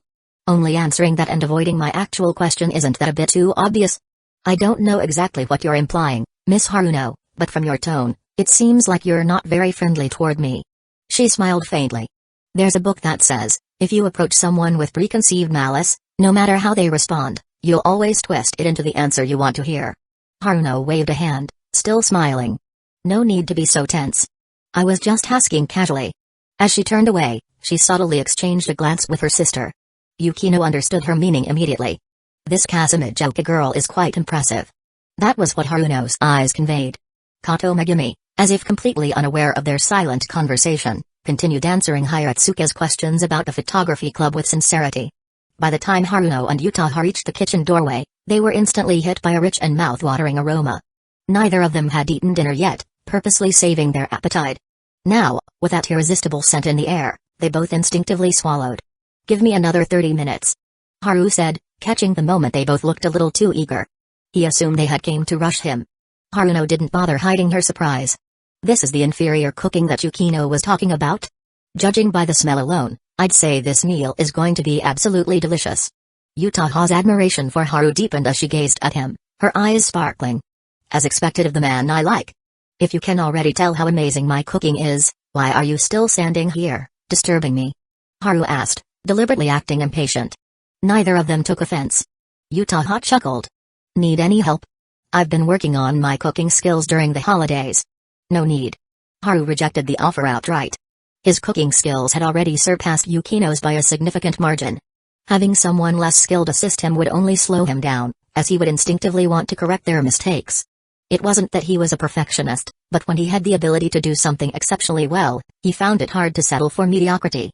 "Haru, can I have a taste of the chicken nugget?" Haruno's sharp eyes immediately locked onto the plate of chicken nuggets. Without even turning his head, Haru replied, "No sneaking bites. But I'm really hungry." Haruno's unusually honest response caught Haru off guard. "If you're hungry, go to the living room and have some cookies. I prepared cake and biscuits for you all." He refused again. "But after seeing your cooking, how could cookies possibly satisfy me?" Haruno said in a teasing tone. Haru shot her a glance, wondering if she was being suggestive on purpose. Utaha also wanted a taste, but she wasn't as thick-skinned as Haruno. Instead, she simply leaned against the doorframe, silently watching Haru cook, enjoying the view. Seeing that Haru wasn't giving her a chance to sneak a bite, Haruno sighed dramatically. "Haru, you've really changed. You used to care about me first and foremost." "Haruno, stop talking nonsense," came a voice from behind. Haruno and Utaha turned to see Hiratsuka Shizuka walking over, rolling her eyes. "That last comment of yours was way too misleading. Don't talk to your juniors like that," Shizuka scolded. "But Haru and I are so close, it's fine." Haruno responded with an unconcerned smile. Shizuka was about to say more when her nose twitched. She caught the irresistible scent wafting from the kitchen. "This smell. Haru, are you making beef?" "No, wait. I also smell vegetable salad." She swallowed unconsciously. "You have a sharp nose, Hiratsuka-sensei." "Yes, I'm making beef and vegetable salad. The next dish is wakame tofu soup," Haru confirmed. Shizuka nodded instinctively. "Soup is definitely essential for dinner." Then, as if drawn by an invisible force, she started moving toward the kitchen. Haruno grabbed her hand. "Where do you think you're going?" Shizuka coughed, forcing a smile. "I just want to observe his cooking up close." "Are you sure you're not just trying to steal a bite?" Haruno exposed her without hesitation. "What are you talking about? Why would I do that? It's normal for a chef to taste test their food while cooking." "So, Shizuka, you want to be the taste tester? Get in line, and make sure I'm ahead of you." "Haruno. So you also?" Watching their back-and-forth banter, Utaha's eyes showed a hint of surprise. "Is this what Hiratsuka-sensei is like in private?" She recalled that Shizuka was quite popular at school. Because of her excellence, Utaha often heard bits of gossip from other teachers. For instance, while Shizuka seemed straightforward and carefree, she was actually thoughtful and possessed a mature woman's unique gentleness. Her car was an outrageously expensive sports car, way out of reach for the average household. And once, a teacher had seen hidden shonen manga tucked away in her desk drawer. Now, looking at the mature beauty in front of her, Utaha had to admit whether in figure or appearance, Shizuka was undeniably attractive. Her well-maintained black hair was striking, and her fitted suit pants accentuated her long legs. Perhaps due to her maturity, her thighs and waist-to-hip ratio were particularly well-proportioned. Utaha thought to herself if she strictly maintained her figure, she could probably achieve a similarly voluptuous body in the future. Then, Haru's voice broke the moment. "Hiratsuka-sensei, no sneaking bites in my kitchen." Shizuka, who had been joking around with Haruno, froze. Haru continued, unfazed, "And as for taste testing, that's my job. After all, I'm the one responsible for making sure the meal tastes perfect." Caught red-handed, Shizuka's face flushed. Having her craving exposed so bluntly, she had no choice but to cover up her embarrassment. "Fair enough. I'll just wait outside, then." She quickly retreated, afraid that if she stayed any longer, she might actually blurt out a request for a bite. Haruno chuckled helplessly. "Fine, I'll go sit down too." As she walked away, she deliberately muttered, "Haru's all grown up now. He doesn't like me anymore. How heartbreaking." Haru remained unfazed. Haruno, watching him from the corner of her eye, saw his lack of reaction and finally gave up her act, sighing in defeat as she left. Now, only Utaha remained by the door. Haru plated the beef and vegetable salad and gestured toward her. "Want to try some?" His drugging skill had been thoroughly tested. Simply tasting a dish wouldn't trigger its effect. "Eh?" Utaha blinked, then broke into a sweet smile. "Didn't you just say no sneaking bites?" "Yeah. No sneaking bites. But you can help taste test." Haru maintained a very methodical double standard. Utaha's smile grew even brighter as she stepped forward, parting her lips. Haru picked up a piece of beef, blew on it to ensure it wasn't too hot, and gently placed it into her mouth. The moment the beef touched her tongue, Utaha's eyes lit up. "So good." The taste was leagues beyond her mother's cooking. It was also the most delicious thing she had ever eaten. I want another piece. She leaned in, opening her mouth in front of Haru, revealing her soft pink tongue and pearly white teeth. Haru chuckled and shook his head. A taste test should be just that one bite is enough. You need to hold on to that anticipation for later, or else the excitement of the meal will be lost. Utaha found his logic a bit odd. But she agreed nonetheless. As Haru was preparing the soup, Yukino entered the kitchen. She paid no mind to Utaha leaning against the doorway and instead curiously asked, "My sister and Hiratsuka-sensei were raving about your cooking. Did they already try some?" "No." Haru replied honestly. "They wanted to sneak a bite, but I refused." Yukino looked even more skeptical. "Then why are they praising you so much?" "The aroma." Haru gestured for her to come closer. Yukino stepped into the kitchen. The moment she did, her fair face showed a trace of surprise. Utaha teased from the side, "Are you craving a taste too? He let me try a bite earlier. Want to give it a shot? I guarantee you won't be disappointed." Yukino was tempted. But she remained rational. "Haru, have you been secretly practicing?" "Yes." Haru admitted without hesitation. "After all, you were the one who taught me to cook. If I didn't put in the extra effort, wouldn't I always be stuck beneath you?" "Beneath her?" Utaha's face flushed, her mind suddenly conjuring an image of herself as a dominant knight towering over Haru. Yukino, however, didn't entertain such thoughts. Maintaining her composure, she pointed at the cola chicken. "I want to try that." "Sure, help yourself but only one piece." "All right." Yukino picked up a pair of chopsticks and took a piece. As she opened her mouth, Utaha immediately turned to watch, her eyes brimming with curiosity and anticipation. Yukino frowned slightly, annoyed. "Senpai, could you tone down that expression? It's just that it's really delicious." Utaha laughed, unfazed. Yukino ignored her and took a bite. The moment the chicken touched her tongue, her expression shifted. Haru was watching her closely. "Your skills have improved dramatically." Yukino chewed slowly, savoring the taste, and only after swallowing did she finally speak, her voice tinged with shock. Haru crossed his arms smugly. "Then I expect some proper praise." Utaha stifled a laugh. "This is the first time I've ever seen Yukinoshita make that face." Yukino realized she had let her surprise show but didn't bother denying it. Haru's improvement was simply too staggering. Even as his teacher, she had to admit just from this one dish alone, he had already surpassed her. "How did you do it?" Her curiosity was fully piqued, her eyes shining. Haru raised a single finger. "The secret to success is sticking to your goals and beliefs." Utaha blinked. "Is this a quote from the French philosopher Jean-Jacques Rousseau?" Yukino nodded. "It is." Then she looked back at Haru, her voice laced with wonder. "You mean just through perseverance, you improved this much?" Haru had his explanation ready. "You're forgetting something, Yukino." "What?" "The internet is incredibly advanced now. Every recipe imaginable is available online. If you're determined to perfect a dish and truly dedicate yourself to mastering it, you can absolutely make something delicious." "I won't argue with that." Yukino accepted his reasoning. She knew that Haru was never one to lack patience. If he had truly set his mind on surpassing her, then he would undoubtedly achieve it. Thinking about it, she felt both surprise and a small sense of pride. After all, this was the man she had chosen. She cast a fleeting glance at Utaha. And the man she had chosen as well. Yukino was reserved and had excellent self-control. Since Utaha had only taken a single bite, she naturally wouldn't ask for a second one. Even though her appetite was now fully awakened. The two girls remained silent, simply standing at the doorway, watching and admiring Haru as he cooked. Once dinner was ready, they both moved to help carry the dishes to the table as if they had planned it in advance. As they each carried a plate, their gazes met for a brief moment before they quickly and calmly looked away. Haru also brought out a dish. "Finally, we can eat." "Haru, no, you really were starving, huh?" "I'm digging in." One voice after another rang out as the aroma of freshly prepared food filled the living room. The sound of chopsticks clinking against plates never stopped. Everyone was eating non-stop. Even the house's orange tabby cat was drawn to the fragrance. Not wanting it to disrupt the meal, Haru swiftly picked it up and tossed it into the gym room. Drugging, skill activated.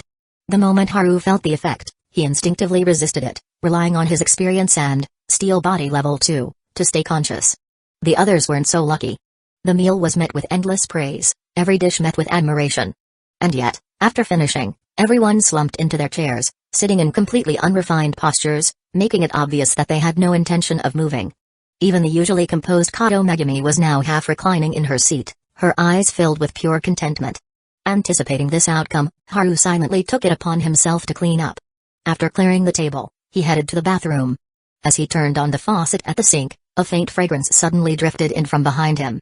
He turned around only to see Haruno approaching with a relaxed expression, flashing him a smile.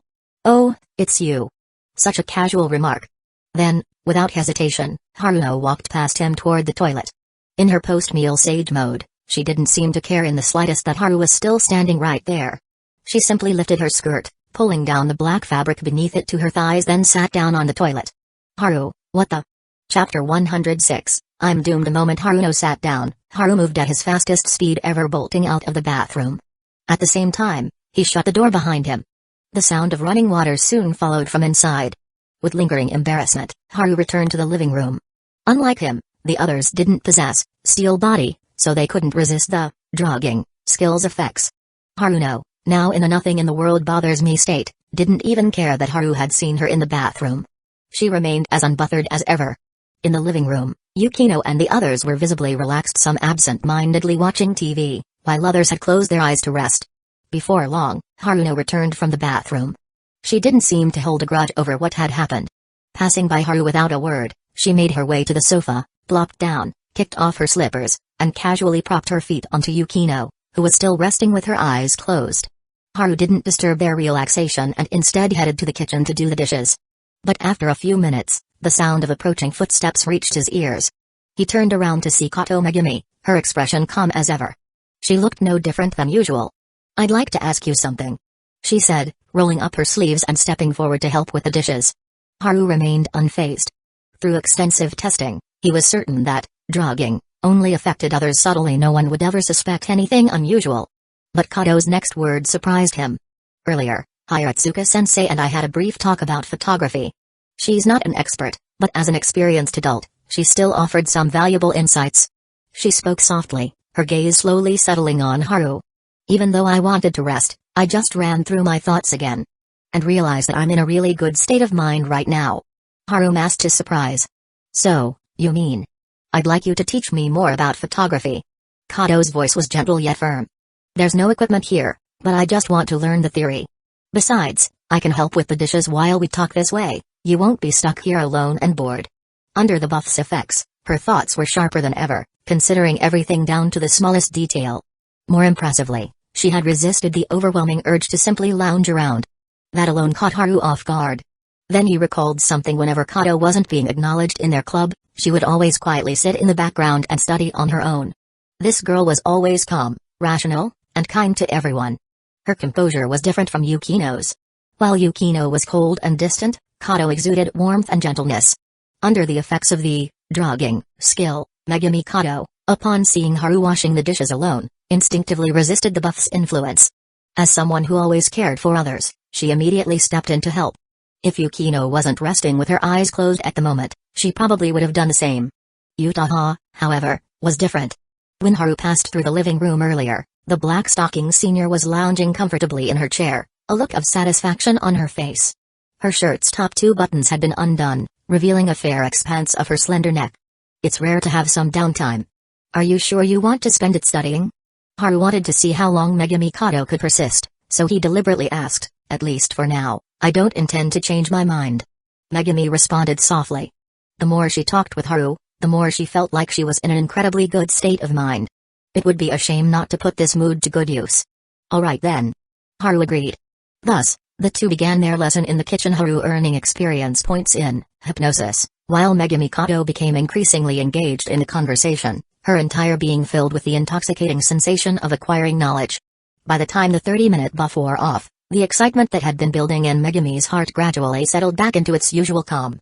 Just as Haru had tested, she didn't find anything strange. Instead, she murmured to herself thoughtfully, "Did I study too long? My efficiency seems to have dropped. I don't feel as sharp as I did just now." "Maybe you're just reaching a level-up bottleneck," Haru replied. "A level up?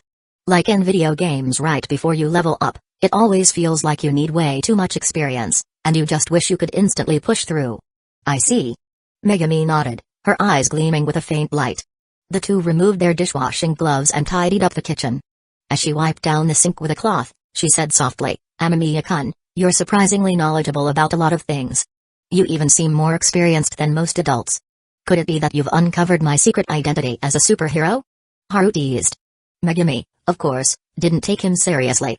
As she wiped the counter, she asked, "You haven't gone out as hooded hero recently, have you?" "Not for now. I figured I'd wait until the hype completely dies down before acting again.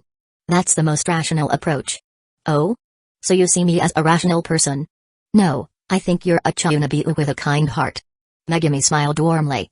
"Doing heroic deeds like that, it's something you rarely see these days." Recalling how she had once mentioned her admiration for protecting the weak, Haru chuckled, "That's true." By the time they returned to the living room, Yukino and the others had returned to normal. Shizuka Hiratsuka was marveling at Haru's cooking skills, while both Utaha and Yukino seemed unusually relaxed. Under the buff's effects, they had never felt such profound relaxation before. That sensation lingered in their minds, leaving them completely refreshed, washing away all the mental fatigue they had accumulated from their busy days. "We have to come here more often." Both girls came to the same conclusion. They weren't foodies, it wasn't the meal that tempted them. Rather, they simply craved that blissful feeling of ease. And deep in their subconscious, they didn't find anything strange about it at all. Instead, they rationalized it as, "This is Haru's home. He's someone I like. Of course, I'd be most at ease here." The only one who hadn't spoken yet was Haruno. She sat quietly on the couch, her sharp eyes fixed intently on Haru. Haru pretended not to notice and instead suggested, "So, what's next? Are you all going shopping, heading home, or is there something else you'd like to do?" "I'll rest a little longer, then head home," Shizuka Hiratsuka said lazily, leaning back into her chair. "It's been ages since I felt this relaxed." "Your place is a hidden paradise, Haru." She had considered lighting a cigarette but, remembering the number of minors present, decided against it. Haru then turned to Yukino and the others. "Same here, I'll head home later," Yukino said. Utaha smiled, "Then I'll leave with Yukinoshita." She did want to stay longer, but recalling how she had struggled to walk home last night, she decided to retreat strategically. Translation: I'll let him have his fun for now. Once I recover, I'll return as a knight to challenge the Demon Lord. Megumi Kato also followed suit, stating that she would leave with the others. That left only Haruno, who had yet to say a word. Both Yukino and Shizuka found this strange. Normally, in moments like this, Haruno would be the most talkative one. But today, she had been uncharacteristically quiet. Noticing her own unusual behavior, Haruno immediately put on a bright smile. "I'd love to stay the night, but unfortunately, someone wouldn't approve." She smiled mischievously at Yukino. "This is Haru's house." Yukino replied expressionlessly. "If he agrees, then it's fine. No need to look at me." "But you'd get jealous." Yukino responded with a look that could only be described as concern for the mentally challenged. "Why would I be jealous of my own sister?" In her mind, even if Haruno stripped naked and lay in Haru's bed, he'd probably just lock the door and immediately call her, "Yukino, get over here. Your sister's lost her mind. Haruno, you're coming back with me." Shizuka Hiratsuka cut in, stopping Haruno's teasing before it escalated.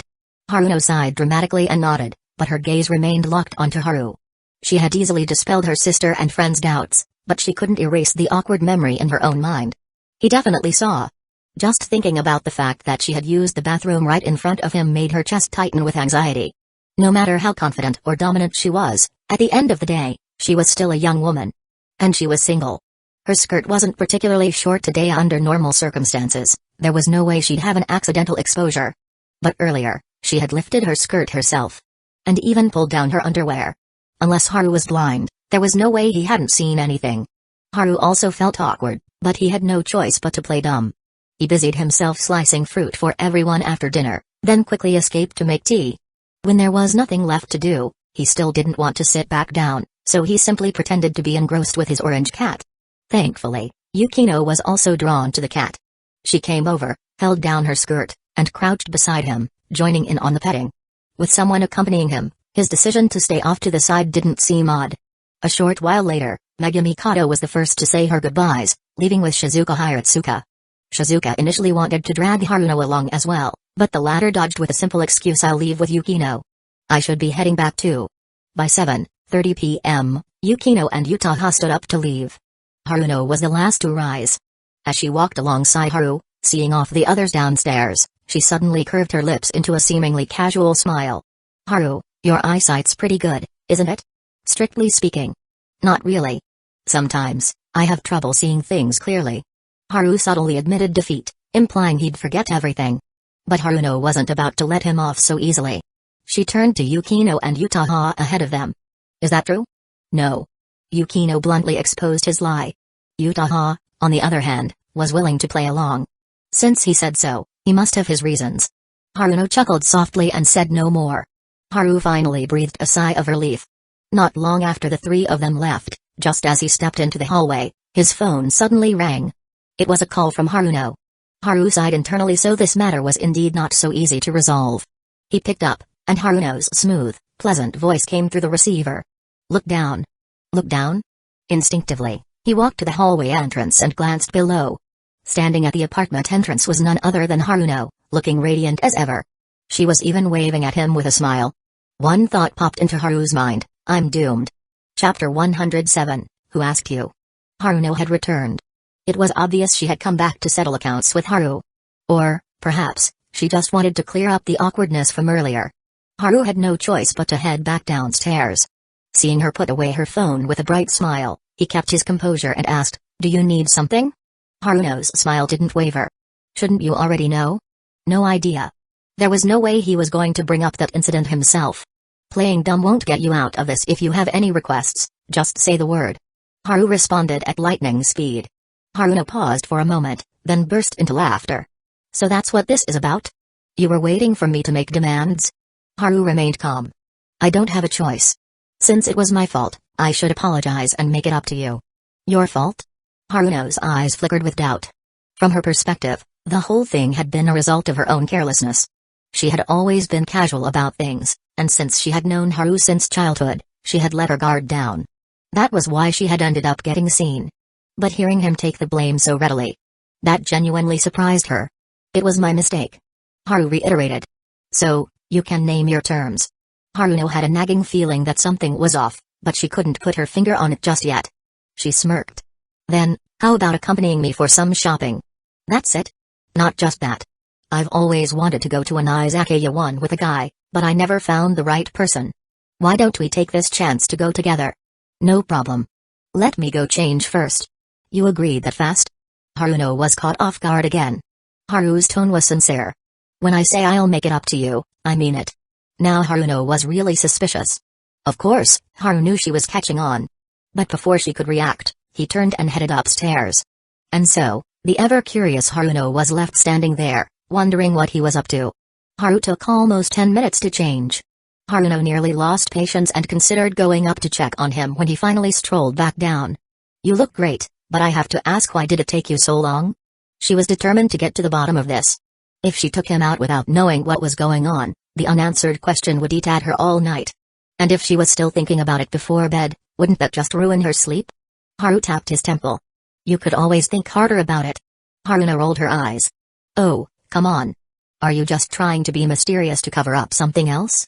Haru smiled silently. Initially, he had planned to just go with the flow, but now, he was fully confident in his plan. Because while he was upstairs he had secretly called Yukino. If everything went as expected, she was already on her way here. And as long as Haruno was stuck pondering her unanswered questions, she wouldn't rush to drag him off. That gave just enough time for Yukino to arrive. Are you really not going to tell me the truth? Haruno thought for a while but still couldn't figure it out. Haru smiled. With your intelligence, I bet you'd figure it out if you thought just a little harder. Haruno sighed. I'm not a detective. Why should I bother searching for the truth? She was certain he was hiding something. She just had no clue what. Wait a second. Something clicked in her mind. She eyed Haru suspiciously. You've been stalling for time, haven't you? But why? Haru clapped his hands together. Impressive as always, Haruno-san. But he still didn't answer. Haruno was speechless. This is the downside of knowing each other too well. She had always boasted that she understood both Haru and Yukino better than anyone else. But didn't that mean they also understood her just as well? Yukino was still growing. As her older sister, Haruno could always keep her under control. But Haru was different. Even back in elementary school, she had thought he was a little too mature. Just then, a taxi pulled up outside the apartment. Haruno turned toward the sound of the engine as the door opened and out stepped her little sister. Seeing Yukino's adorable face, she blinked in surprise. Then she turned to Haru, both amused and exasperated. I see. So you called for backup? I wouldn't say I qualify as backup. Yukino interjected without hesitation. But if my sister was planning to cause trouble for Haru, I can play the role. Haru kept his warm smile. See that, Haruno-san? This is our passionate teamwork. The Yukinoshita sisters both glared at him.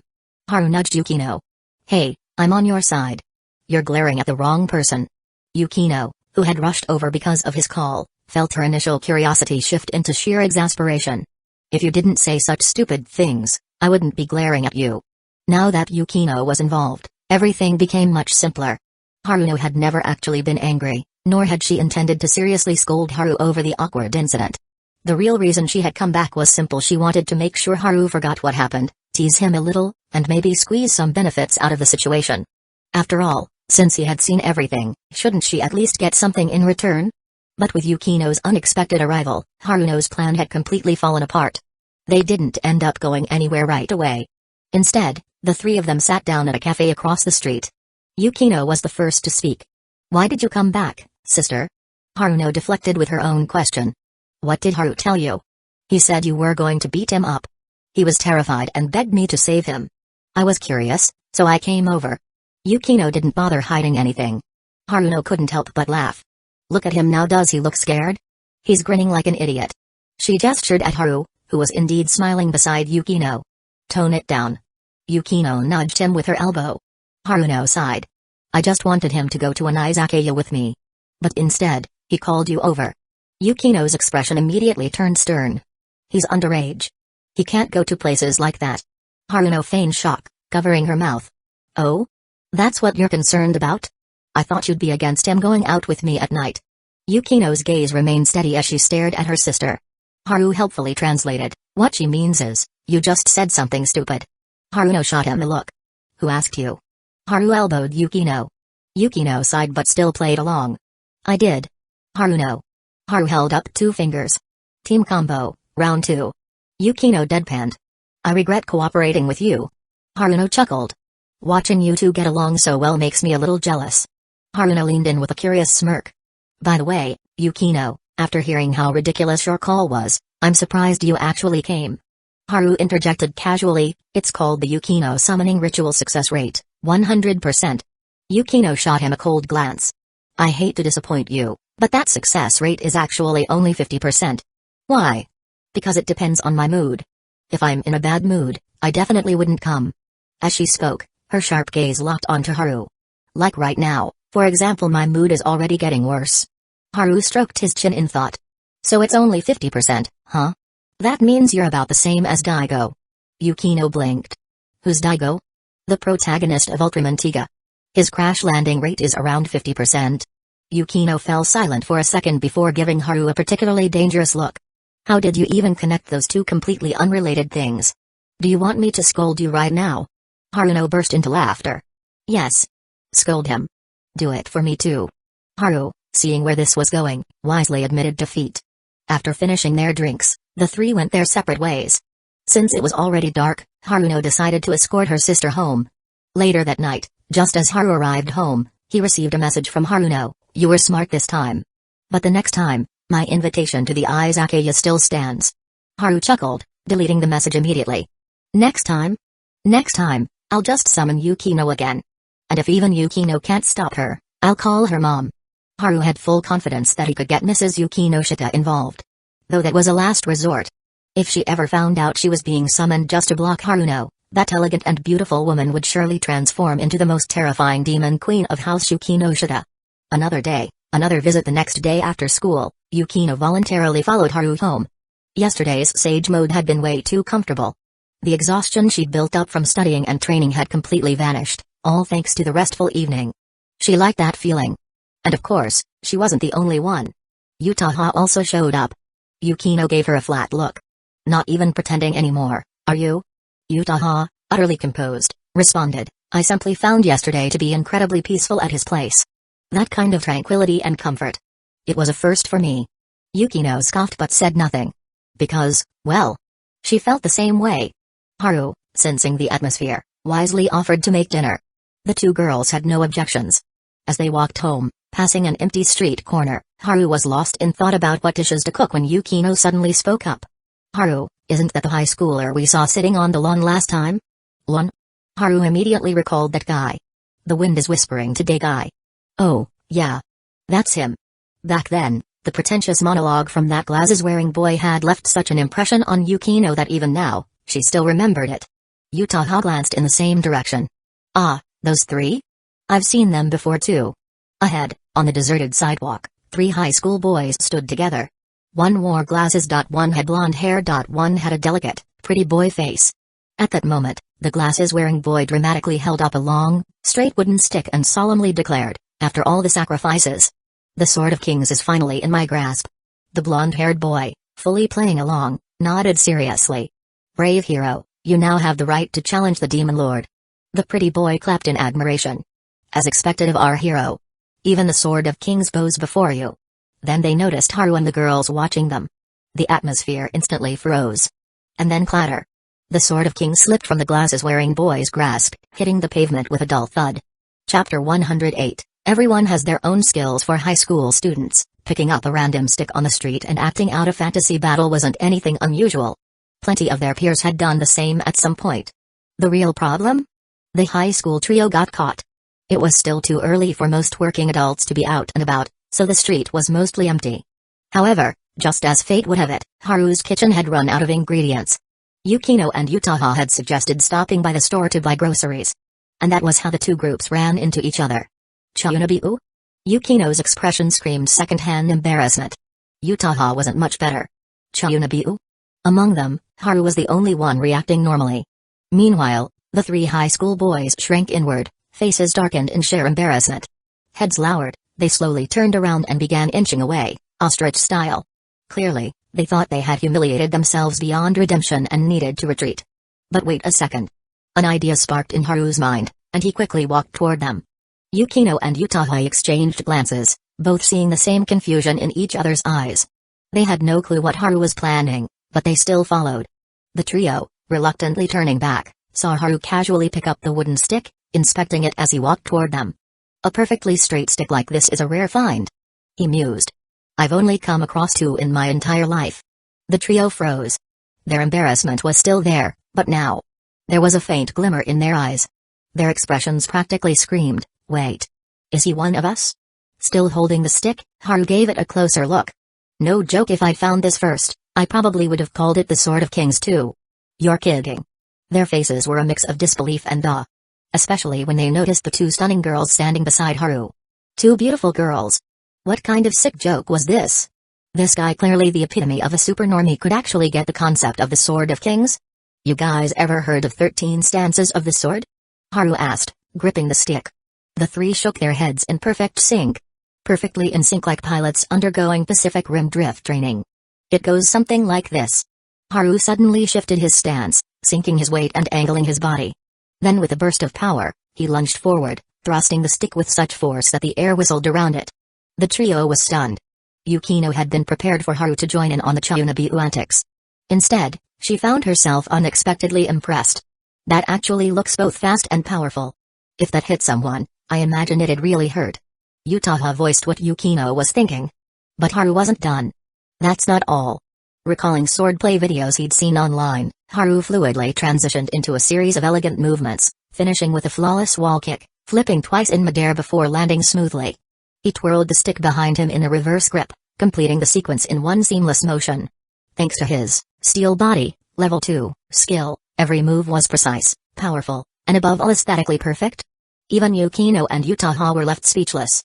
13 stances of the sword is actually more refined than what I just did. Haru admitted with a smile. I didn't memorize all the techniques, so I could only demonstrate a few. Amazing. That was insane. So smooth. The trio practically shouted their praise. For high school boys like them, those moves were definitely something they could use to flex at school. If they could pull that off in front of their classmates, they'd instantly become the coolest guys in the room. This technique is called 13 stances of the sword, right? Hold on, I need to write this down. The blonde one was the first to react, pulling out his phone excitedly to take notes. Haru helpfully added, the full name is Yudang Swordplay, 13 stances, from China. It was originally just a basic sword technique, but over time, people have refined it into something visually spectacular. That makes sense. The other two also whipped out their phones. Even Yukino, eyes filled with intrigue, took out hers. She had assumed Haru had just made it up on the spot, but when she searched online it was real. It actually exists. Utaha peeked at her screen. Yukino nodded and even handed over her phone to show her. At this point, the trio was completely convinced Haru was one of them. If even he had his Chunabiu moments, then there was no need for them to feel embarrassed anymore. Thanks for the lesson. We really learned something today. The three boys bowed in gratitude. Seeing that the timing was just right, Haru finally brought up his real reason for stopping them. By the way, are you guys interested in a part-time job? A part-time job? The trio blinked, caught off guard. You can think of it as earning some pocket money. When I saw you guys just now, an idea popped into my head. Haru said with a nod. The idea he was referring to was filming High School Return of a Gangster. It was a ridiculous, over-the-top comedy with plenty of chaotic energy. A long time ago, Haru had done some research and found that neither a manga nor a live-action adaptation of this story existed. Back then, he had been interested in producing it, but as his parents' business expanded and money was no longer a concern, he had put the idea on the back burner. That is, until he witnessed the trio's overly dramatic roleplay just now. If there was ever a perfect cast for an absurd, comedic story, it was these three. They didn't even need to act, they could just be themselves. Most importantly, High School Return of a Gangster required a certain level of wild, over-the-top energy. And these guys had it in spades. Hold on a second. Hearing Haru's suggestion, the three finally realized he wasn't joking. They quickly sobered up, taking the conversation seriously. The bespectacled boy was the first to speak, his tone cautious. If you don't mind me asking, what do you do for a living? I'm a high school student. Just like you. Haru replied, fully expecting this reaction. Huh? A high school student? Offering us a part-time job? The three of them looked baffled, as if this was the most ridiculous thing they had ever heard. That was when Utaha stepped forward, her expression serious. Even though we're students, what he's saying is completely true. Haru gestured toward her. This here is a newly debuted author whose work is already a bestseller. Then he turned to Yukino. She's the vice president of our photography club. We recently filmed a short movie that will be released online soon and she was the director. Finally, Haru pointed at himself. As for me, I happen to write a few scripts and know a bit about filming. My parents even helped set up a small production company, so I guess I'm semi-professional. The three boys were stunned, their mouths hanging open in disbelief. A full 5 seconds passed before the blonde boy slowly nodded, as if processing everything. So, you guys are basically insanely talented. The other two followed suit, nodding stiffly. Haru chuckled. You could say that. After introducing himself, he went on to formally introduce the two girls standing beside him. I'm Shihara Tadakuni. I'm Tabata Hide-no Arai. I'm Tanaka Yoshitake. The three took turns giving their names. Then, Tadakuni, who had the most refined appearance of the trio, hesitantly asked, the part-time job you mentioned. Could it be? That's right. I want you to act in it. Haru confirmed with a smile. Acting? No way, we're not professionals. Although, I am kinda interested. Their reactions varied. Watching this unfold, Yukino and Utaha finally understood why Haru had stopped these three in the first place. It's because they match the image you have in mind, isn't it? Yukino mused after a moment of thought. Haru nodded without hesitation. Exactly. The energy they have is a perfect fit for what I envisioned. Yukino instinctively glanced at the trio, her expression turning slightly odd. Utaha, equally perceptive, pressed her lips together as a knowing glint flashed in her eyes. The same thought crossed both of their minds. Does he mean their comedic energy? From what they had seen of the trio's overly theatrical behavior earlier, they definitely fit the goofy image. Neither of them particularly enjoyed slapstick comedy, but they were rational enough to recognize its appeal. There was an audience for this kind of humor, even if it wasn't to their taste. That said, calling it comedic energy outright felt a little too blunt, so they both chose to keep that opinion to themselves. Amamiya-kun, you're really serious about having us act? After a long pause, the trio asked once again, as if still struggling to believe it. Haru met their gazes. I know it sounds unbelievable, but I'm not joking. I genuinely think you guys have the right presence for it. Presence, huh? I never thought I had any sort of presence before. The three of them looked slightly embarrassed, but also a little pleased. Haru raised a hand to interrupt them, smiling as he said, there's no need to give me an answer right away. Take your time and think it over. Oh, and since you're all minors, your parents need to be informed about this. Understood, we'll keep that in mind. The trio was still nervous, but Haru's consistently friendly attitude put them somewhat at ease. Instead of outright rejecting the offer, they decided to at least consider it. After exchanging contact information, Haru handed the wooden stick back to them. The Sword of Kings returning it to its rightful owner, The blonde-haired boy, named Yoshitake, blinked in surprise before accepting it with a grin. Thanks. With that, the trio bid farewell, and Haru and his group continued their trip to the supermarket. You chose them because of their comedic potential, didn't you? Yukino finally voiced her guess. As expected of you, you figured it out so quickly. Haru praised with a smile. Comedy skits may have low production costs, but they're not easy to pull off. Yutaha mused, already analyzing it from a professional standpoint. After spending so much time with Haru, both she and Yukino had developed an understanding of the industry. They knew that comedy was one of the best examples of achieving greatness with minimal resources. However, because everyone's sense of humor differed, executing comedy effectively was incredibly challenging. What do you think of their delivery? I mean, the way they performed while holding that wooden stick. Haru asked instead of explaining. Yukino and Yutaha exchanged glances. It's not my style, but I'm sure a lot of guys at school would love it. Yutaha answered first. Yukino thought for a moment before nodding. It's similar to the Kamen Rider shows you like. I've seen other students act out scenes like that at school. If that's the case, then yes, they definitely have talent. Haru nodded in agreement. The lead character of High School Return of a Gangster's live-action adaptation had blonde hair, and among the three boys he'd just met, there was already a perfect candidate, one who didn't even need to dye his hair. After finishing their shopping, they returned home, where Haru once again took charge of cooking. As usual, the two girls thoroughly enjoyed his delicious meal, eventually entering a blissful, trance-like state. Just like before, they didn't move an inch, simply savoring the comfort and relaxation washing over them. The effect of his drugging skill effortlessly melted away their accumulated fatigue. In the days that followed, Haru frequently received messages from Haruno. She contacted him far more often than before. Not that she always had something important to say most of the time, it was just casual greetings. But Haru understood the underlying meaning behind her words. She was essentially saying, I haven't forgotten that you saw me naked. To that, Haru could only sigh. What a mess I've made. A few days later, the high school trio reached out to Haru. They had decided to accept his offer. He immediately sent them the script so they could familiarize themselves with it in advance. This wasn't common practice in the industry, as there were occasional cases of script theft or actors leaking scripts to competitors. But Haru wasn't worried about them. After all, every guy who appeared in High School Return of a Gangster was practically overflowing with kindness, genuinely good people through and through. As for negotiating contracts with their parents, Haru left that to the professionals at the company. He firmly believed in one thing: leave professional matters to the professionals. Time passed, and soon, late September arrived. With the photography club's planned trip to the anime convention drawing near, Haru headed out after school one day to buy a few power banks. He knew from experience that bringing extra power banks was essential not just for himself but also for Yukino and the other girls, who would undoubtedly take tons of pictures. On his way back, dark clouds loomed over the sky, and the wind picked up, howling through the streets and making the shop banners flap wildly. Each gust carried the foreboding promise of an impending storm. Haru quickened his pace. Then, at a street corner, a beret was suddenly swept up by the wind and flew straight toward him. His instincts kicked in. He reached out and caught it. For a moment, he froze. This scene looked oddly familiar. Following the direction the hat had come from, he spotted a familiar figure standing near an open space. Sure enough, it was Mangekyō.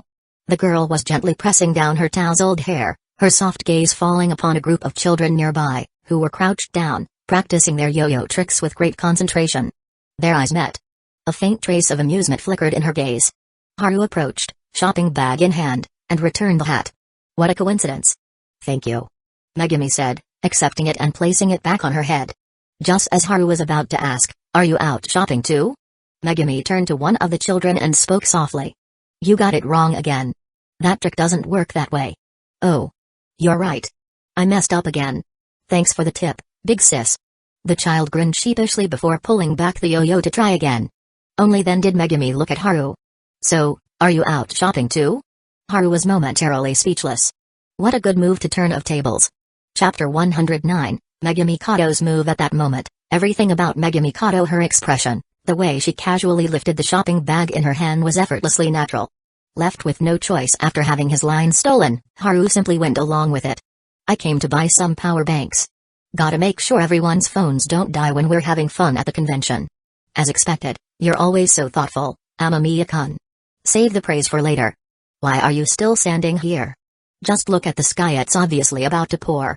Megumi nodded slightly, pressing down her wind-blown hat as she gazed up at the dark clouds.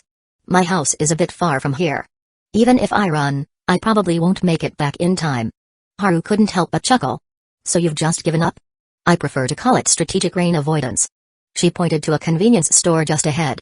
Clearly, she'd already thought this through. Fair point. Guess I don't need to rush either. Haru decided to follow her lead and strategically avoid the rain as well. Megumi didn't seem to mind. Instead, she glanced toward the group of kids still immersed in their yo-yo practice. Aren't you going to show off a little, Amamiya-kun? Haru looked at her in surprise. Calmly, she added, Utaha-senpai told me you're really good at yo-yo tricks. And that you enjoy showing off in front of kids. That's slander. Absolute slander. I'm a man with aspirations. If I wanted to show off, I could have done it in front of you guys instead. These were Utaha-senpai's words, not mine. I'm just repeating them. Megumi replied. Overhead, the dark clouds seemed to thicken even more. Haru noticed as well. Let's move ahead first. But Megumi was still watching him. Are you really not going to show off in front of the kids? What exactly did senpai say to you? Why do I feel like I'm being framed here? You're overthinking it. Utaha-senpai only ever praises you, never says anything bad. Then why are you so convinced I like showing off in front of kids? Maybe because Yukinoshita-san also said you're childish. Great. As if bringing Utaha into the conversation wasn't enough, now she'd seamlessly dragged Yukino into it as well. Now, even if Haru wanted to argue back, it'd take him twice the effort. She's too good at arguing with me. What he didn't see was Megumi, now walking ahead of him, her lips curling into a small, amused smile. Just as they reached the convenience store's awning, the rain finally broke loose. Pedestrians hurried along, those with umbrellas calmly opening them. The group of kids who had been playing yo-yos moments ago dashed into a nearby restaurant probably owned by one of their parents. Haru glanced at Megumi, who stood quietly beside him. Are you in a hurry to get home? Megumi understood his implication and shook her head. Not really. But if you're in a rush, you could always call your driver. She and Utaha had ridden in his car before, after all. No rush. I'd just be lazing around at home anyway. Megumi seemed to like that answer, her tone lightening a bit. Are you preparing anything for the convention? Like what? Like cosplay. The moment he heard that, Haru couldn't help but chuckle. You mean the hooded hero? Megumi nodded. You caused such a huge stir before. There'll definitely be other hooded heroes at the convention. If you blend in with them, it'll make for an interesting scene. Haru sighed. Like a lone wolf sneaking into a pack of huskies? Megumi blinked, then smiled. That's an amusing analogy. At that moment, the convenience store owner stepped out, holding a sign that read, Umbrellas 20% off in big, bold letters. He placed it down and immediately spotted Haru holding nothing but his shopping bag. His face lit up with enthusiasm. Hey, young man, need an umbrella? No thanks. Haru replied, eyeing the sign. This guy knows how to do business. The owner chuckled. This rain's not stopping anytime soon. Are you really gonna let your girlfriend get drenched on the way home? I'm not his girlfriend. Megumi corrected him softly. The owner was about to continue his sales pitch when the kids from earlier suddenly ran back, their umbrellas bobbing as they shouted in protest. Boss, the yo-yos you sold us are defective. No matter how much we practice, we can't pull off the tricks you promised. It's gotta be the yo-yos. Hey now, you little punks. Be reasonable. If you're bad at it, just admit it. How can you blame me? Then do you even know how to do the tricks? One of the kids challenged, their faces red with frustration. Of course not. The owner declared loudly and without shame. Megumi, standing beside Haru, murmured in confusion, if he doesn't know how, why is he shouting so confidently? It makes him sound more convincing. Haru replied with a grin. The kids, unable to out-argue the owner, sulked at the store entrance, refusing to leave. Just as Haru was enjoying the drama, Megumi suddenly turned to him. It's your turn to step in. What? These kids are doubting the yo-yo's quality. Their emotions are at their peak right now. If you show off your skills at this moment, you maximize their admiration for you. Haru felt a wave of exasperation rise in his throat. So this was all part of a setup. The first act was just a warm-up. Now we've reached the climax of the show? Hearing her use terms like emotional peak, Haru finally surrendered. I swear, I really don't enjoy showing off in front of kids. Megumi blinked innocently, then turned to the children and said, this big brother here is a yo-yo expert. Are you sure you don't want to take this chance to learn from him? Haru froze. The kids froze. Then, as if a switch had been flipped, their eyes lit up with excitement as they swarmed around him. Big bro, are you really an expert? Mister, can you teach me some tricks? I'll buy you a soda. Please teach me how to be a yo-yo master. Haru could only laugh helplessly as he looked at the eager children, then turned to Megumi with an exasperated glance. What's your deal? Megumi tilted her head slightly, her lips curving into a rare, beautiful smile. I'm giving you a chance to shine. And of course, I want to see it too. Haru understood. She was in a great mood, ready to enjoy some drama, but only if it was her own. Everyone, quiet. Haru put on a stern face, taking on the role of a serious mentor. The kids immediately shut their mouths, their eyes fixed on him with excitement. I'm a high schooler, which makes me your senior. Now, let's start introductions. You're up first. I'm Yuta Hikaida. The first kid he pointed to shouted enthusiastically. Good, nice energy. Next. One by one, the children gave their names. Seeing Haru's serious expression, they unconsciously straightened their postures, looking like a group of junior soldiers fresh from a summer boot camp. Megumi Kato stood silently at the side, watching. When Haru finally began his yo-yo tricks, effortlessly pulling off a series of visually stunning moves, the kids erupted in cheers. Once the children were satisfied and left, Haru turned to Kato with a hint of exasperation. Happy now? Kato looked slightly puzzled. You don't seem very pleased. Yeah, I'm actually really mad. Haru intentionally put on a grumpy face. But just now, when they were praising you, you looked really happy. That was acting. I'm using every chance I get in life to hone my acting skills. I see. Kato mused. So you're actually really good at lying. You don't even let it show on your face. The rain gradually eased up, and Haru called for his driver, arranging for Kato to be dropped off first. On the ride home, he reflected on the events that had just unfolded and couldn't help but chuckle. I didn't expect this side of you. Which side? Kato asked, playing along. You using me to distract the kids? That's not like the quiet, reserved version of you I see in the club. That's because the person standing next to me is you. Kato's gaze flickered, her voice gentle. Is that the only question you have? Haru paused. There's more? Kato simply looked at him, offering no answer. Can't you at least give me a hint? Nope. If I gave hints, it wouldn't be a real guessing game, would it? But when I play games alone, I like to use cheat codes. Then just think of this as a game where cheat codes don't exist. How cruel, Kato. Thank you for the compliment, Amamiya-kun. Before long, the car arrived at Kato's home. Haru handed her an umbrella. It's still raining outside. Take this, you can return it whenever. Thanks. Kato took it without hesitation. After stepping out of the car and opening the umbrella, she walked forward a few steps before suddenly turning back. With a small wave, she said softly, I had a great time today. Haru froze. In that moment, he finally understood what she had meant when she asked, is that the only question you have? Kato's approach was completely different from Yutaha Kasumajoka's. By the time the realization hit him, she had already turned away. From suggesting they take shelter at the convenience store, to refusing to let him call the driver too early, to making sure the kids kept him occupied, all of it was just so she could spend more time with him. Her steps became noticeably lighter. Haru remained silent on the way home. He had unintentionally charmed another one. But when had it started? Logically speaking, that magic high jump incident when they were kids only left an impression on her. It was just the reason she recognized him and joined the photography club in high school. But for that impression to develop into actual feelings, into something like this.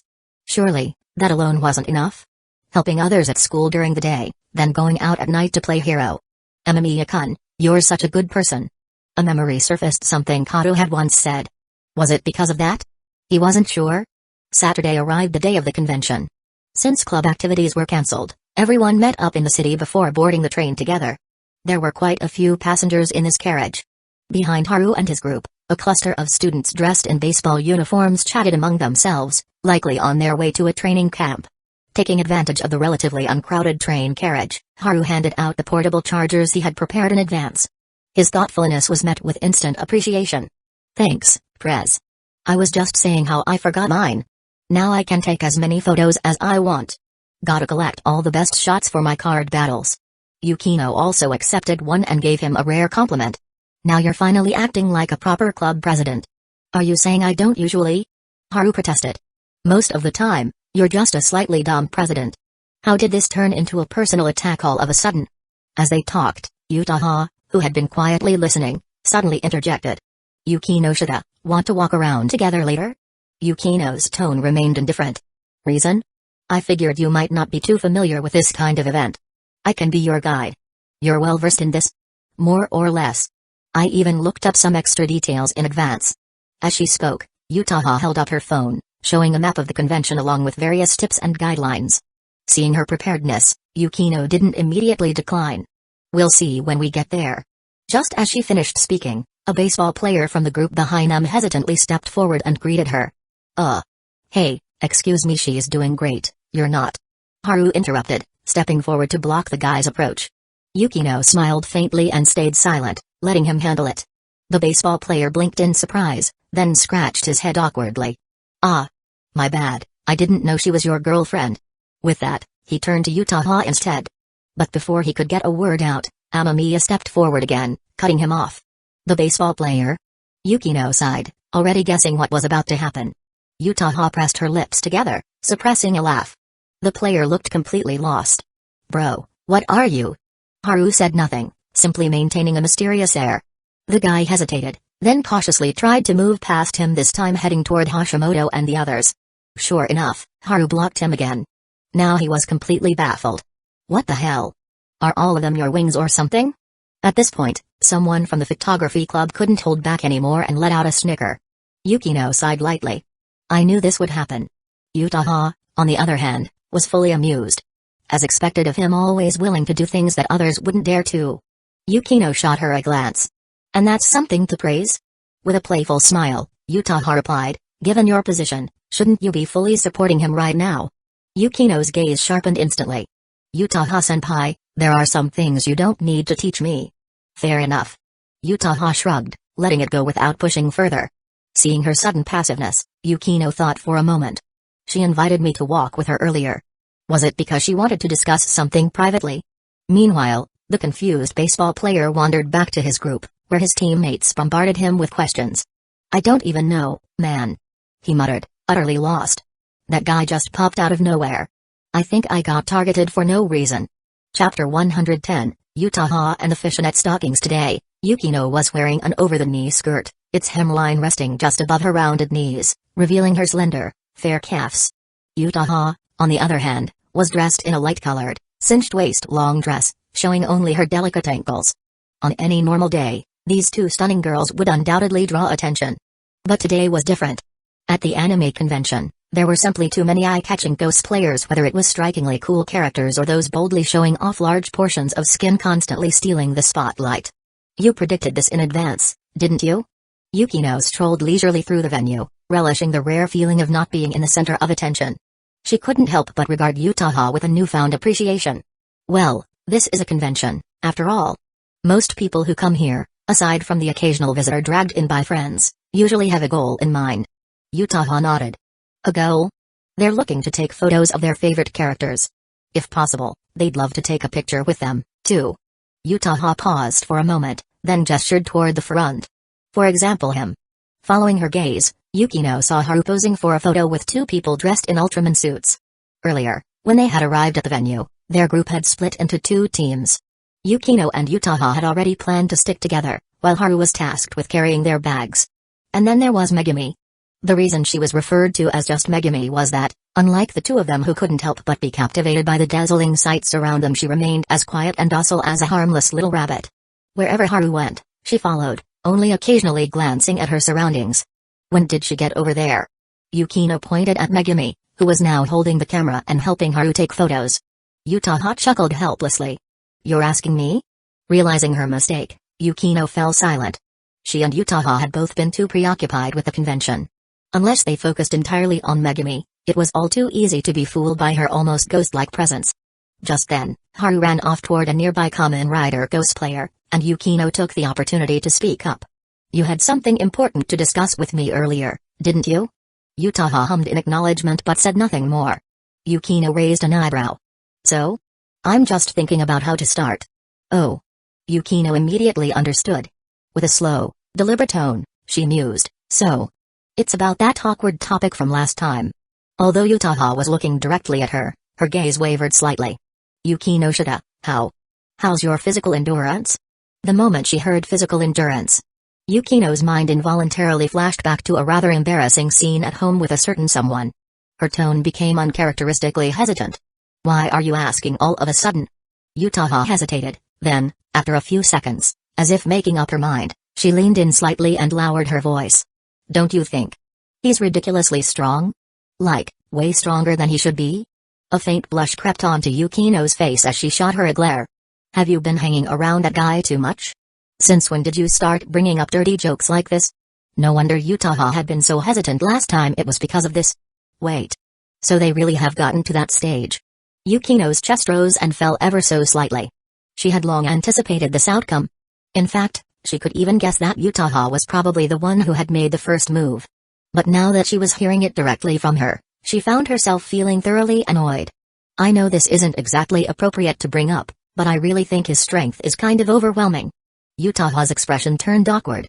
After much deliberation, she finally voiced her concerns. After all, both of them were passengers on the same ship. The problem was that the ship was rocking too much, and Utaha was struggling to keep up. Which was why she was desperate to know if Yukino was facing the same struggle. I'm not discussing this with you. Yukino cut her off without hesitation. Utaha leaned in closer, whispering, I can share the details of my experience with you. Yukino's gaze turned icy. Clearing her throat, Utaha turned away, wisely deciding to drop the subject. Yukino's rejection was crystal clear. A hint of regret flickered in Utaha's eyes. I finally understand why Haru likes you. Yukino's expression remained blank. What exactly are you trying to say? Utaha had a feeling she wasn't about to hear anything pleasant. Sure enough, Yukino coldly remarked, you're just like him. At your core, you're both hopeless perverts. A deep blush spread across Utaha's face. Well, she couldn't exactly deny it. She really was addicted to doing those things with him.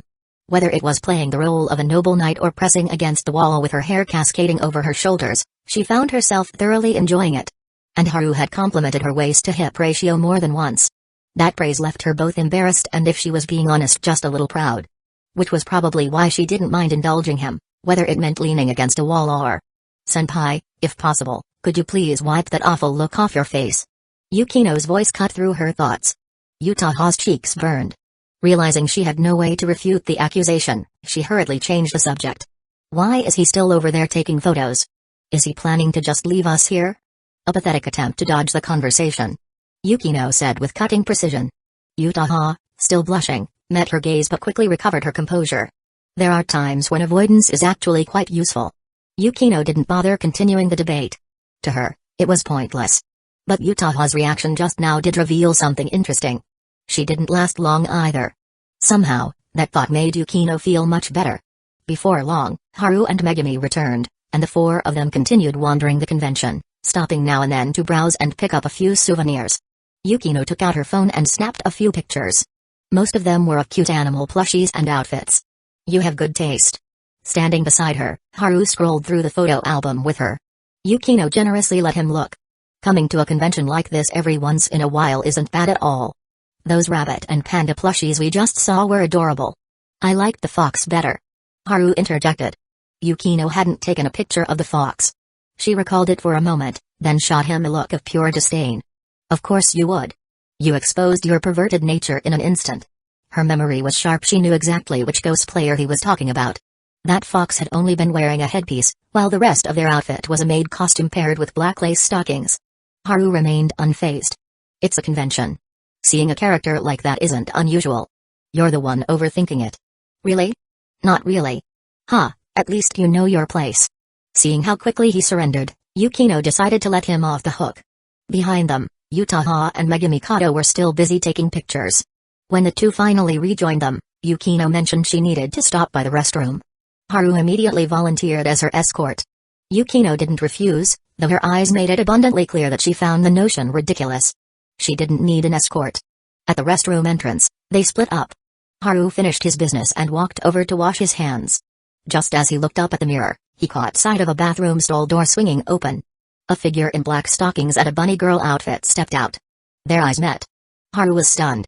So was the other person. Furukawa. For the first time in his life, Haru completely lost control of his expression. His eyes widened in disbelief. Never in a million years would he have guessed that his usually timid, soft-spoken friend at school would be dressed like this in private. Sure, this was an anime convention. Male cosplayers weren't exactly rare. But the problem was this was his friend. Haru? What are you doing here? Furukawa looked utterly mortified. Haru's mind was still reeling. Not just me, the entire photography club is here. Nani? Furukawa's face turned an even deeper shade of red. Haru finally looked away, muttering, "How did I never notice? You're into cross-dressing? And not just any cross-dressing, you're this deep into it? Damn, you really hid it well. Haru, can I ask you a favor? Relax, I won't go around telling people." Seeing the sheer panic in Furukawa's eyes, Haru already knew what he was about to say. "Thanks." With that, an awkward silence settled between them. Just then, two other young men walked into the restroom. They paused for a moment upon seeing Furukawa's outfit but only gave polite, knowing smiles before heading into the stalls. Clearly, regular convention-goers were well accustomed to sights like this. Haru watched them go, then lowered his voice. "So, when exactly did you awaken to this hobby?" "Awaken is such a weird way to put it," Furukawa muttered. "My sister used to dress me up as a girl when I was little. At some point, I realized I didn't really mind." "And your preferences?" "What? I'm straight, obviously." Furukawa scowled, raising his voice. Only then did Haru fully relax. "That's good. I was really worried you'd hit me with a bro, do I smell nice? One day. That'd be the end of our friendship?" After surviving the shock of seeing his friend in a bunny girl outfit, Haru felt the rest of the convention had just gotten way more exciting. Who knew? Maybe as they kept walking, another one of his classmates would pop up and cosplay. "What's taking you so long?" When Haru stepped out, Yukino was already waiting at the entrance, arms crossed. "Nothing. Let's go." Without another word, Haru grabbed Yukino's hand and started walking. She blinked in surprise. What exactly happened in there? They knew each other too well, she could tell at a glance that something was off about him. She glanced back toward the restroom. At that moment, Furukawa stepped out, now wearing a mask. Yukino's eyes landed on the bunny girl outfit, and for a split second, she was visibly taken aback. Haru cleared his throat. "This is normal." Yukino was silent for 2 full seconds before slowly nodding. "Senpai mentioned this kind of thing before. But seeing it with my own eyes is something else entirely." She glanced at Furukawa again then frowned. "Why does the way he walks seem familiar?" "Of course it's familiar. Furukawa was always running around behind the scenes during their club's film shoots." Haru's expression didn't change. "It's obvious. The visual shock just overwhelmed your brain, so now you're making random connections." "Maybe." Yukino didn't pay much attention to it. After the two of them returned, they wandered around for a bit longer before finding a spot to rest. The girls leaned against the wall behind him while Haru sat forward, idly watching the cosplayers passing by. He recognized quite a few characters from different games, most of them female. But he had no desire to take any photos. After all, he already had 3 beautiful girls with completely different charms accompanying him. The best scenery was right beside him, there was no need to capture anything else. "You're staring pretty intently. Why not take a few pictures?" Yutaha strolled up beside him, her smile holding a deeper meaning. "I'm not interested." Haru put on the same deadpan expression as the infamous Rukongai meme. "Really? Of course." Hearing that, Yutaha's smile turned into one of genuine delight. She leaned in closer, lowering her voice. "You know, I originally planned to wear a dress today with black stockings, just like the one you like." Haru's gaze instinctively flickered to her long skirt. "So why did you change your mind?" A faint blush rose to Yutaha's cheeks.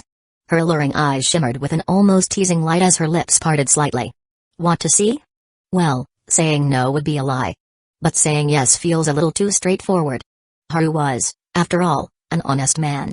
Yutaha chuckled, her face still flushed. "Then follow me." Haru didn't budge. "Quit messing around." Yutaha could tell what he was thinking, and her smile deepened. "Maybe you should turn around and check where did your dear Yukino go?" Haru's heart skipped a beat. He immediately spun around to look. Yukino was no longer in the rest area. His gaze darted around in search of her until he spotted her and Megumi Kato standing by a plush toy booth. The stand was filled with adorable stuffed animals, cats, dogs, pandas, and more. By the time he turned back around, Yutaha was already flashing a triumphant smile. Megumi is a reliable accomplice. Then, before Haru could even process what was happening, Yutaha leaned in further, her voice dripping with charm. "I actually wore fishnet stockings today. Black ones. You once told me my legs suited them perfectly. Now do you understand why I switched to a long skirt?" Haru instinctively nodded. Yutaha's smile grew even more playful. "So, do you want to see?" As she spoke, her long lashes quivered slightly, her breath coming just a bit quicker. The soft rise and fall of her chest only made her words more enticing. Her intoxicating scent wrapped around Haru, filling the air between them, threatening to pull him into her spell. Before he could even answer, Yutaha, who had clearly planned this from the start, grabbed his hand and began leading him toward the restroom. Her pace was quick, decisive. Haru held back for a moment, then couldn't help but mutter, "Why does it feel like I'm the one wearing fishnets, and you can't wait to see? Time is running out." That was all she said. But her meaning was crystal clear. Yukino was sharp. Even with Megami's level-headed composure, she wouldn't be able to distract her for too long. In this scenario, Yutaha was playing the aggressive carry, while Megami had taken on the role of a gold-tier support. And Haru? Well, deep down, he wouldn't mind being the carry himself. Chapter 111, Everyone here is a weakling. Where exactly are we going? As Yutaha dragged her along, his mind raced. A changing room? Unlikely. The convention had only just begun. Whether it was a dressing area for invited guests or the general public, there was no way it would be empty. You'll find out soon enough. Yutaha flashed him a cryptic smile. Then, she led him straight to the restroom entrance. No way. There's absolutely no way I'm going into the women's restroom. Haru shook his head firmly. Even if it was empty, he refused. That would be way too sketchy. Not even if it meant getting to see those fishnets you've been dying to see? Yutaha whispered like the devil tempting a lost soul. I'm not going in. Haru stood his ground. Yutaha looked momentarily surprised, but her expression remained composed. How strange. I thought, knowing you, the moment I suggested it, you'd jump at the chance without hesitation? A metaphorical question mark popped up over Haru's head. The next second, he realized something was off. Wait a minute. What did you and Yukino talk about earlier? Yutaha froze for a split second but didn't answer. Haru locked eyes with her, studying her expression. So I was right? But I still don't get it. Why would Yukino agree to you dragging me off just to look at fishnet stockings? Yutaha's lips curled into a sly smile. Since you've already guessed part of it, why not take another shot? Not enough intel, lack of clues. I can't figure it out. Giving up so soon? I'm not giving up. But maybe I could think better if you showed me the fishnet stockings first? Yutaha was momentarily speechless. She shot him an unimpressed look. Is this what they call staying true to oneself? If you're complimenting me, then yes. Of course, it's a compliment. That's the scent of a lie. Seeing that Haru didn't buy it, Yutaha dropped the topic and turned to face the bustling crowd outside. I didn't actually ask Megami for help, she admitted. Instead, after discussing it with Yukino, she took the initiative to invite Megami along to check out some plushies. And then? Haru asked instinctively. The whole fishnet stockings thing had thrown him off, but now that he was thinking about it, he had indeed guessed right. Given how much attention Yukino paid to him, there was no way she wouldn't notice him being dragged away by Yutaha. Not even Megami's presence would have been enough of a distraction. I told Yukino that if the plan failed, I'd come back early. What plan? Yutaha didn't answer right away. Instead, she turned slightly, her beautiful eyes carrying a mix of shyness and amusement, a faint blush spreading across her cheeks. Lowering her voice, she said, even though Yukino refused to discuss it with me and acted like she didn't want to talk about it, I thought about it carefully. And I believe she shares my thoughts. Her tone turned more playful. You. Every time you do that kind of thing, you're ridiculously good at it. Could it be because you're always saving up your energy, and that's why I lose so quickly? Haru fell silent. She even pulled out the phrase saving up energy. Yutaha's face was flushed, clearly embarrassed to be discussing something like this. But since no one else was around, she managed to continue. You've probably noticed by now Yukino really wants to properly test your physical abilities. That's true. Haru admitted. Yukino had brought it up several times before. It wasn't that he was unwilling to cooperate. It was just that his physical stats were too extreme. If he made even a small mistake during a test and didn't control his strength properly, Yukino would be so shocked her brain might short-circuit. Now that he heard Yutaha's explanation, he understood why she had suddenly brought up fishnet stockings. She must have convinced Yukino somehow. Or at least, even if she didn't fully convince her, Yukino might have silently approved Yutaha's plan to test Haru's abilities out of sheer curiosity. Judging by Yutaha's current demeanor, however, she wasn't planning on conducting a serious test. It felt more like she wanted to measure something instead. So, what do you say? Yutaha's face was burning red. The two of them were standing close together, whispering. The warmth of her body, the scent of her perfume, and the soft, almost intoxicating breath from her lips surrounded him. Haru nodded solemnly. If it's for the sake of science, I'm willing to sacrifice myself. For science? Yutaha resisted the urge to roll her eyes, then turned and stepped into the women's restroom. Clearly, she was checking the situation inside. About 3 minutes later, after two women exited, Yutaha poked her blushing face out from the doorway and gave him a meaningful look. Haru pretended to be casually checking his phone, but using his auto-aim skill, he discreetly scanned the area to confirm that no one was watching. Then, in an instant, he dashed inside.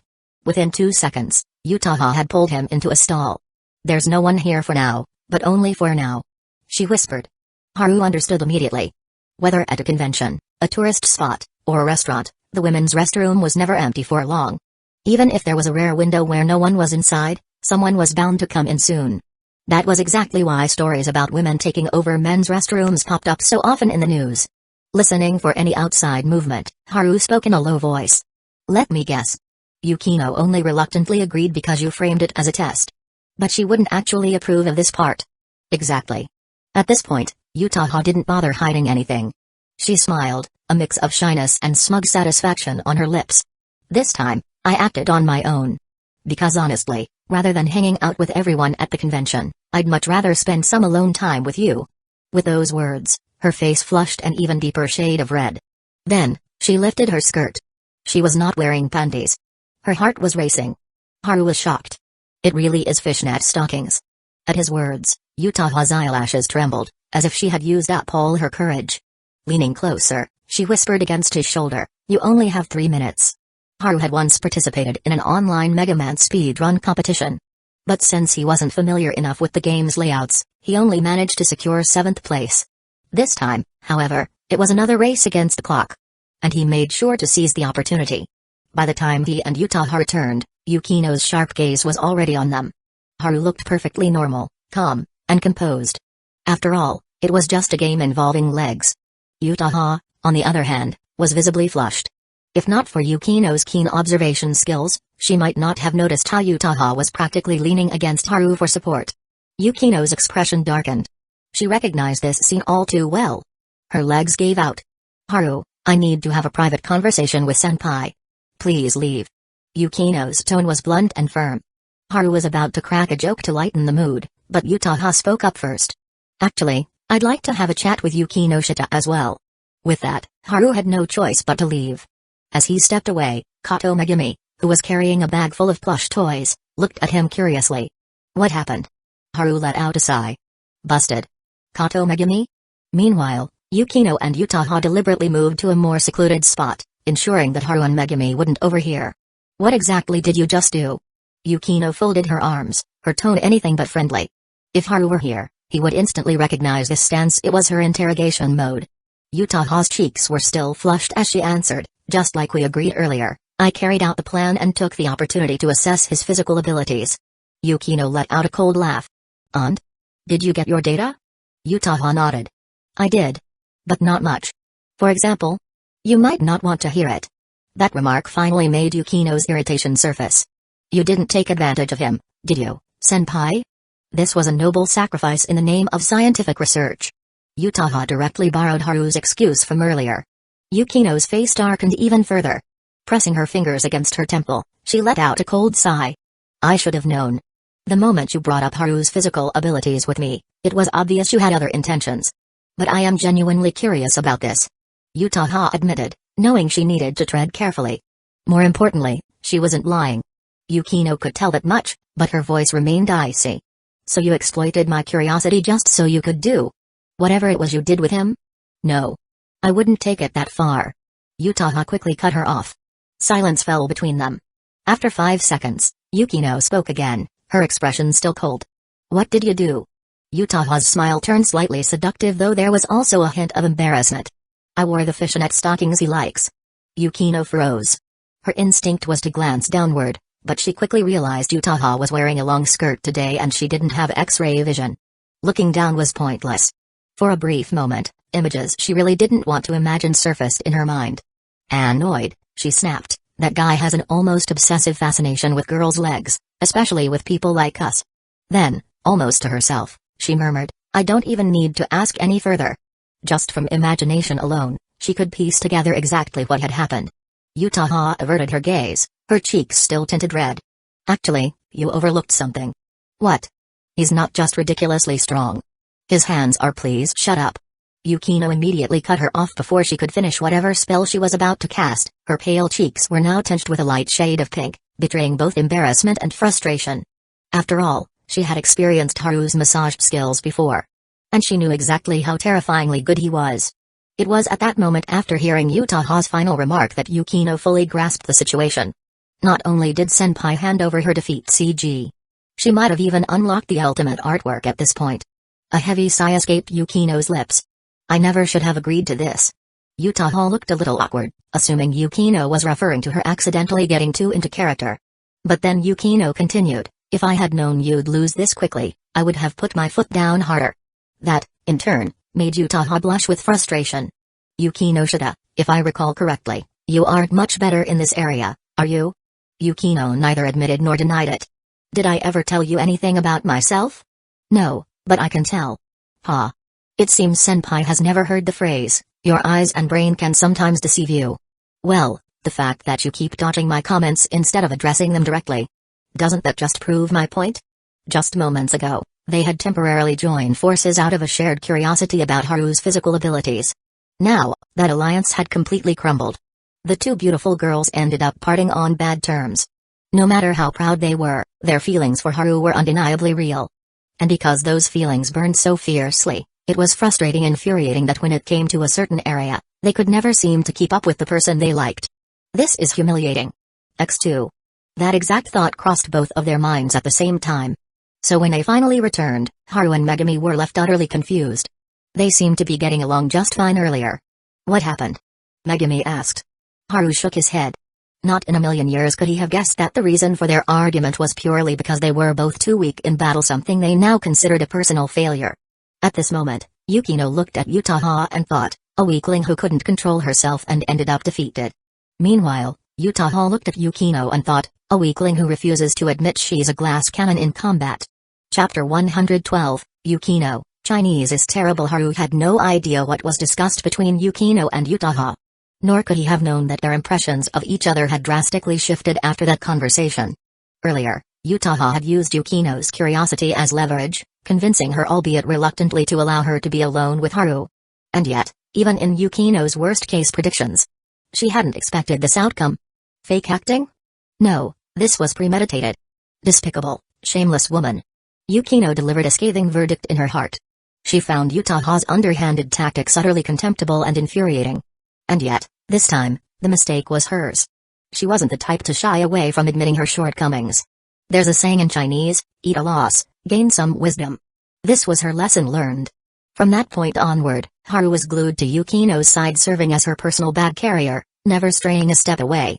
And once Yukino openly displayed her possessiveness, Utaha had no counterplay left. Yukinoshita-san is angry. Megumi quietly observed, catching the unmistakable frustration in Utaha's expression. Utaha let out a quiet sigh but kept her face composed. Did you two get into a fight just now? Megumi asked. Not exactly. We just had differing opinions. Oh. Megumi could tell she was lying. But since Utaha clearly didn't want to elaborate, Megumi wisely chose not to press the matter. To the rest of the photography club, she had always been the gentle and well-mannered girl. Of course, even the most mild-mannered girls have their own little secrets. As the initial excitement of attending a convention wore off, Yukino, Utaha, and Megumi gradually lost interest. Only Haru remained fully engaged. While walking through the venue, Haru's sharp eyes suddenly spotted an all-too-familiar figure, Furukawa, in cosplay, being photographed by a group of photographers. Without his mask, Furukawa looked a little shy but was clearly enjoying the attention. Just as fate would have it, Furukawa's gaze briefly met Haru's. His smile froze instantly. Haru immediately sent him a meaningful look. Dude, the photography club is right here. Catching the silent warning, Furukawa flashed a grateful look before quickly shifting his posture, angling his face sideways to avoid recognition. And just as Yukino and the others glanced over, Furukawa casually raised a hand to fan himself before covering his nose, as if reacting to a bad smell. All of this happened in the span of a few seconds. Haru observed the scene and thought, not a single wasted movement. Every action calculated to maintain his disguise. Their eye contact had been brief yet perfectly discreet. So when Yukino's gaze briefly landed on Furukawa before moving on, it didn't raise any suspicion. Haru let out a breath of relief. As a friend, he still couldn't quite accept Furukawa's unique hobby. But as long as it wasn't illegal or unethical, he was willing to respect it. That guy looks kind of familiar. Megumi's voice suddenly broke the silence. Both Yukino and Utaha were surprised Megumi rarely took the initiative to comment on things like this. Haru, however, reacted instantly. Him? Oh, you mean the Kamen Rider guy? Yeah, that's Hyuga, the one who was giving a thumbs up in the group photo earlier. Megumi paused for a moment, as if she wanted to say who asked you. But when she noticed Haru's expectant gaze, she simply nodded. So that Kamen Rider's name is Hyuga, huh? Good to know. Yukino and Utaha didn't even bat an eye. They were well aware of Haru's love for tokusatsu. Hearing him mention Kamen Riders again, they simply couldn't be bothered to comment. By the afternoon, the photography club wrapped up their time at the convention and headed back. Before boarding the return train, Megumi quietly approached Haru and whispered, "That guy was Furukawa Tetsuya, wasn't he?" Haru's eyes widened. "You actually recognized him?" He had assumed Megumi, like Yukino earlier, had only thought he looked familiar. Megumi tilted her head slightly. "So it was him. How did you figure it out?" "Well, during the group project for the photography club a while ago, he was always helping out, bringing tea, setting things up. I figured he must be close to you, otherwise, why would he be so willing to help? So you started paying more attention to him?" Like I said before, I observe people closely." As she spoke, her small hands, which had been resting naturally at her sides, clenched into tiny fists. She let out a soft sigh, almost as if expressing regret. "I even took notes. But I didn't bring them with me." The little gesture was oddly adorable. Haru found himself thinking. On the train ride home, everyone chatted about their experiences from the convention. Haru had prepared 5 power banks beforehand, and by the end of the day, 3 of them were completely drained. The only 2 remaining belonged to Yukino and Utaha, since they had used their phones far less. After getting off the train, Yukino did something unusual. She turned to Haru and said, "I'm coming to your place to rest today." "Okay." Haru knew he was at fault.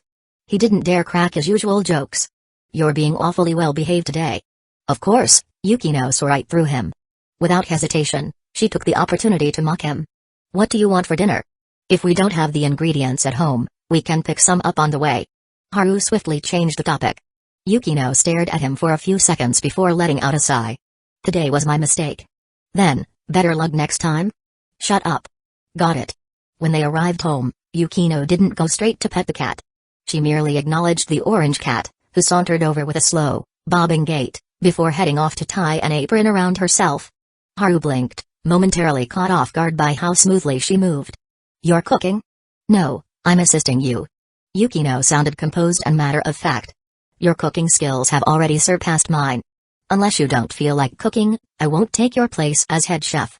"That sounds so formal. Should I be taking this more seriously too?"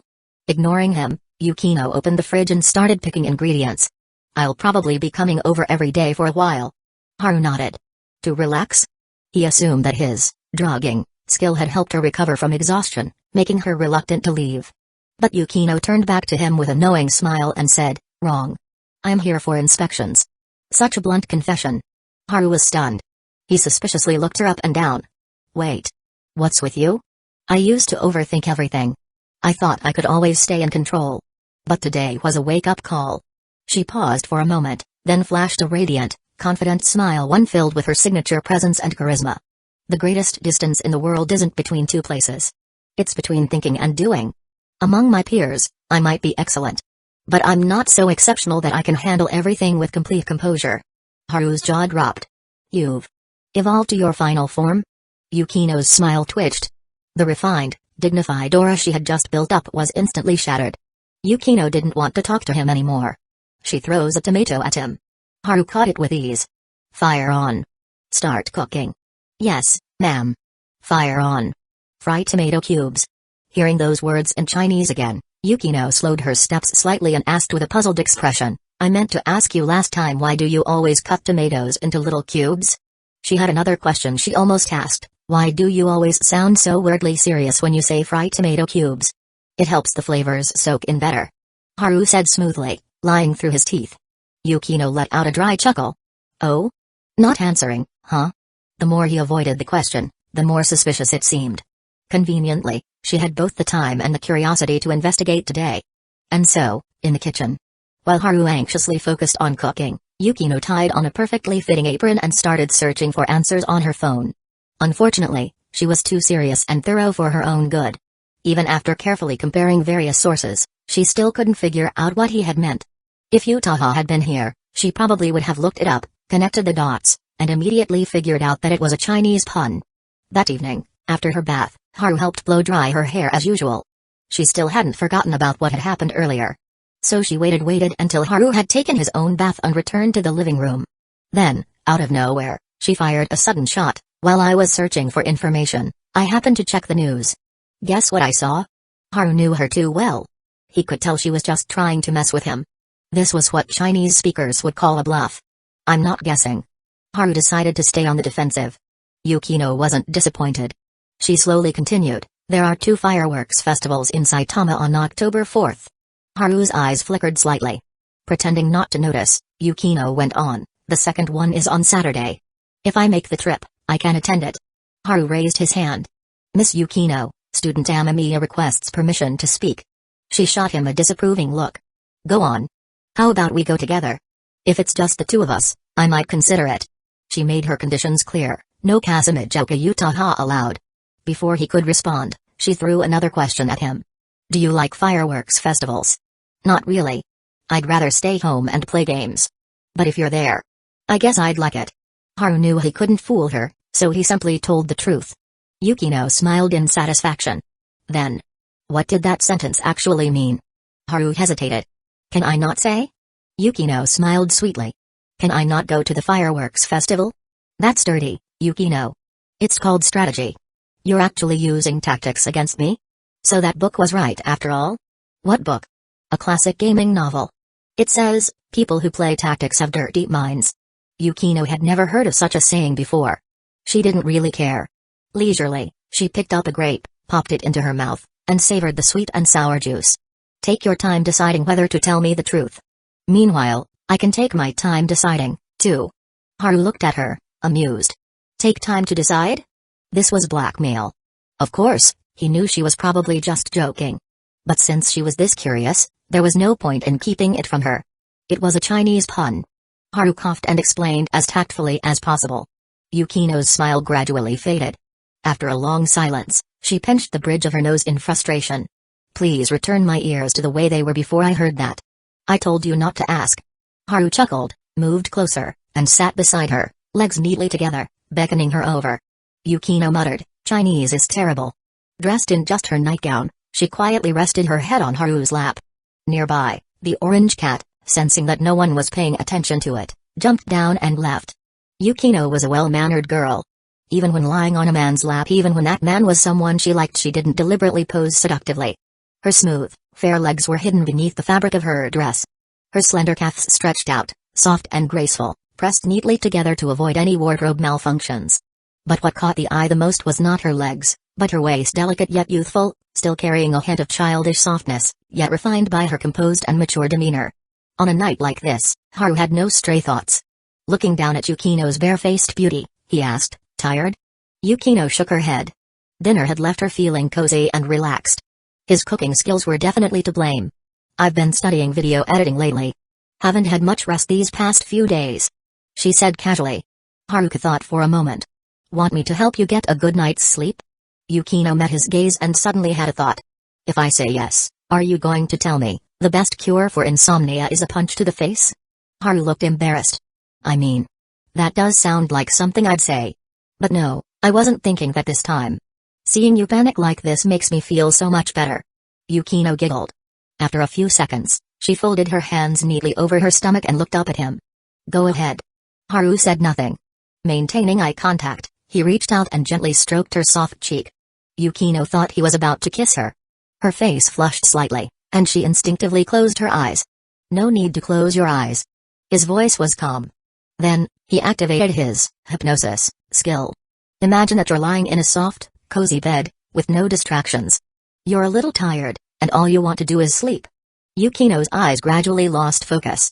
Sleepiness crept into her mind, then slowly spread to her entire body. It's actually working? That was her last drowsy whisper before she drifted off completely. Haru stayed still, keeping her in that position for nearly 20 minutes before carefully lifting her into his arms and carrying her to her room. Thanks to steel body, he didn't feel sore or numb from staying in the same position for so long. The next morning, Yukino slowly woke up. She stared at the familiar ceiling and bedside lamp, the sunlight filtering in through the curtains. A warm smile appeared on her face. That was such a good sleep. She turned her head and noticed the pillow beside hers had faint creases, but no one was there. That meant Haru had woken up already. He was the one checking on me, and yet he ended up falling asleep first. Yukino imagined how carefully he must have carried her back to bed and felt a sweet warmth in her chest. Since he'd been such a good boy, she could go to the fireworks festival with him. Smiling, she sat up. But the moment her blanket slid off, she froze. Where's my nightgown?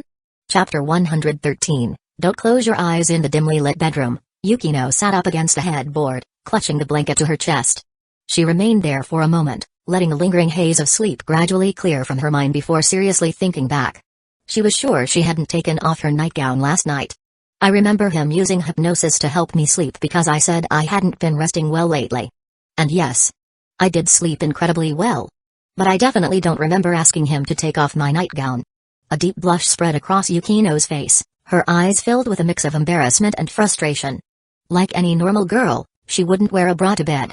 Which meant, right now, she was only wearing underwear. He must have gone for his morning run. I'll ask him when he gets back. Yukino couldn't figure out why Haru had taken off her nightgown. After sitting on the bed for a while, she finally got up. The room was dim, with no lights on and the curtains still drawn. Stopping in front of the wardrobe, she recalled how she had brought 4 sets of clothes over after deciding to stay at Haru's place frequently. She opened the wardrobe door. As expected, her clothes were neatly arranged inside. After picking out a light blue ruffled dress, she smoothed her hair in the mirror, making sure she looked as composed and elegant as always before heading off to wash up. The living room was silent. As she had guessed, Haru must have left early for his run. The orange cat, however, trotted over affectionately, rubbing its head against her leg. A soft smile appeared on Yukino's face as she crouched down to stroke its head. She muttered to herself, "Did you see your owner's crime last night? Meow? Your master is an idiot who occasionally does dumb things. You should be careful around him." Meow jelly rolled over, revealing its belly in absolute trust. Yukino's heart melted. She'd always had a soft spot for cute cats, whether at pet exhibits or when spotting stray kittens on the street. She would always stop to admire them. Unfortunately, since she wasn't familiar with those cats, she never had the chance to pet them. This chubby orange cat, though. It was a bit plump, but at least it was well behaved. And it actually let her pet it. What a sweet little thing. She praised it softly, her mood visibly improving. After washing up and returning to the living room, she found that Haru still hadn't come back, so she decided to make breakfast. Sure, his cooking skills far surpassed hers, but that didn't mean her skills were bad. Among people their age, whether it was cooking meals or making desserts, she was undeniably in the top tier. Just as she finished preparing breakfast, the front door finally made a noise. Sweat-drenched from his morning run, Haru changed his shoes and stepped inside. "Morning," he greeted her with a smile. Yukino glanced up, responding with a composed, "Morning." Her gaze followed his movements as he crossed the room. "Why are you staring at me? Is there something on my face?" Haru asked, rubbing his cheek. Yukino didn't answer immediately. Instead, she stretched lazily, her waist arching slightly as she moved toward the dining table and took a seat. Unlike her usual composed posture, today, she crossed her long legs beneath the table. This was a battle stance. Haru recognized it immediately. He sighed, grabbed a napkin to wipe his brow, and obediently sat down. "Did I do something shameless again?" "Again?" Yukino raised an eyebrow. "Well, at least you have some self-awareness." "Of course. No one knows me better than myself. Do you think I was complimenting you?" Yukino shot him a glare before casually gesturing for him to eat. Her voice carried an unmistakable trace of suspicion and dissatisfaction. "Why did you take off my dress?" "Oh, that?" Haru responded nonchalantly. "You kept clinging to me in your sleep, curling up against me. Your nightgown strap slipped down, and you looked uncomfortable, so I just helped you take it off." Yukino took a slow bite of her toast, expression unreadable. "Tell the truth." Haru cleared his throat. "Because you were too cute, and I couldn't resist." Yukino knew he was complimenting her, knew that he was utterly captivated by her. But why didn't that make her feel happy? A faint blush crept onto her face. "Did you do anything else?" "Of course not. I just took off your nightgown and then held you properly in my arms." "That's it? Really, that's all?" She studied his face, searching for any sign of deception.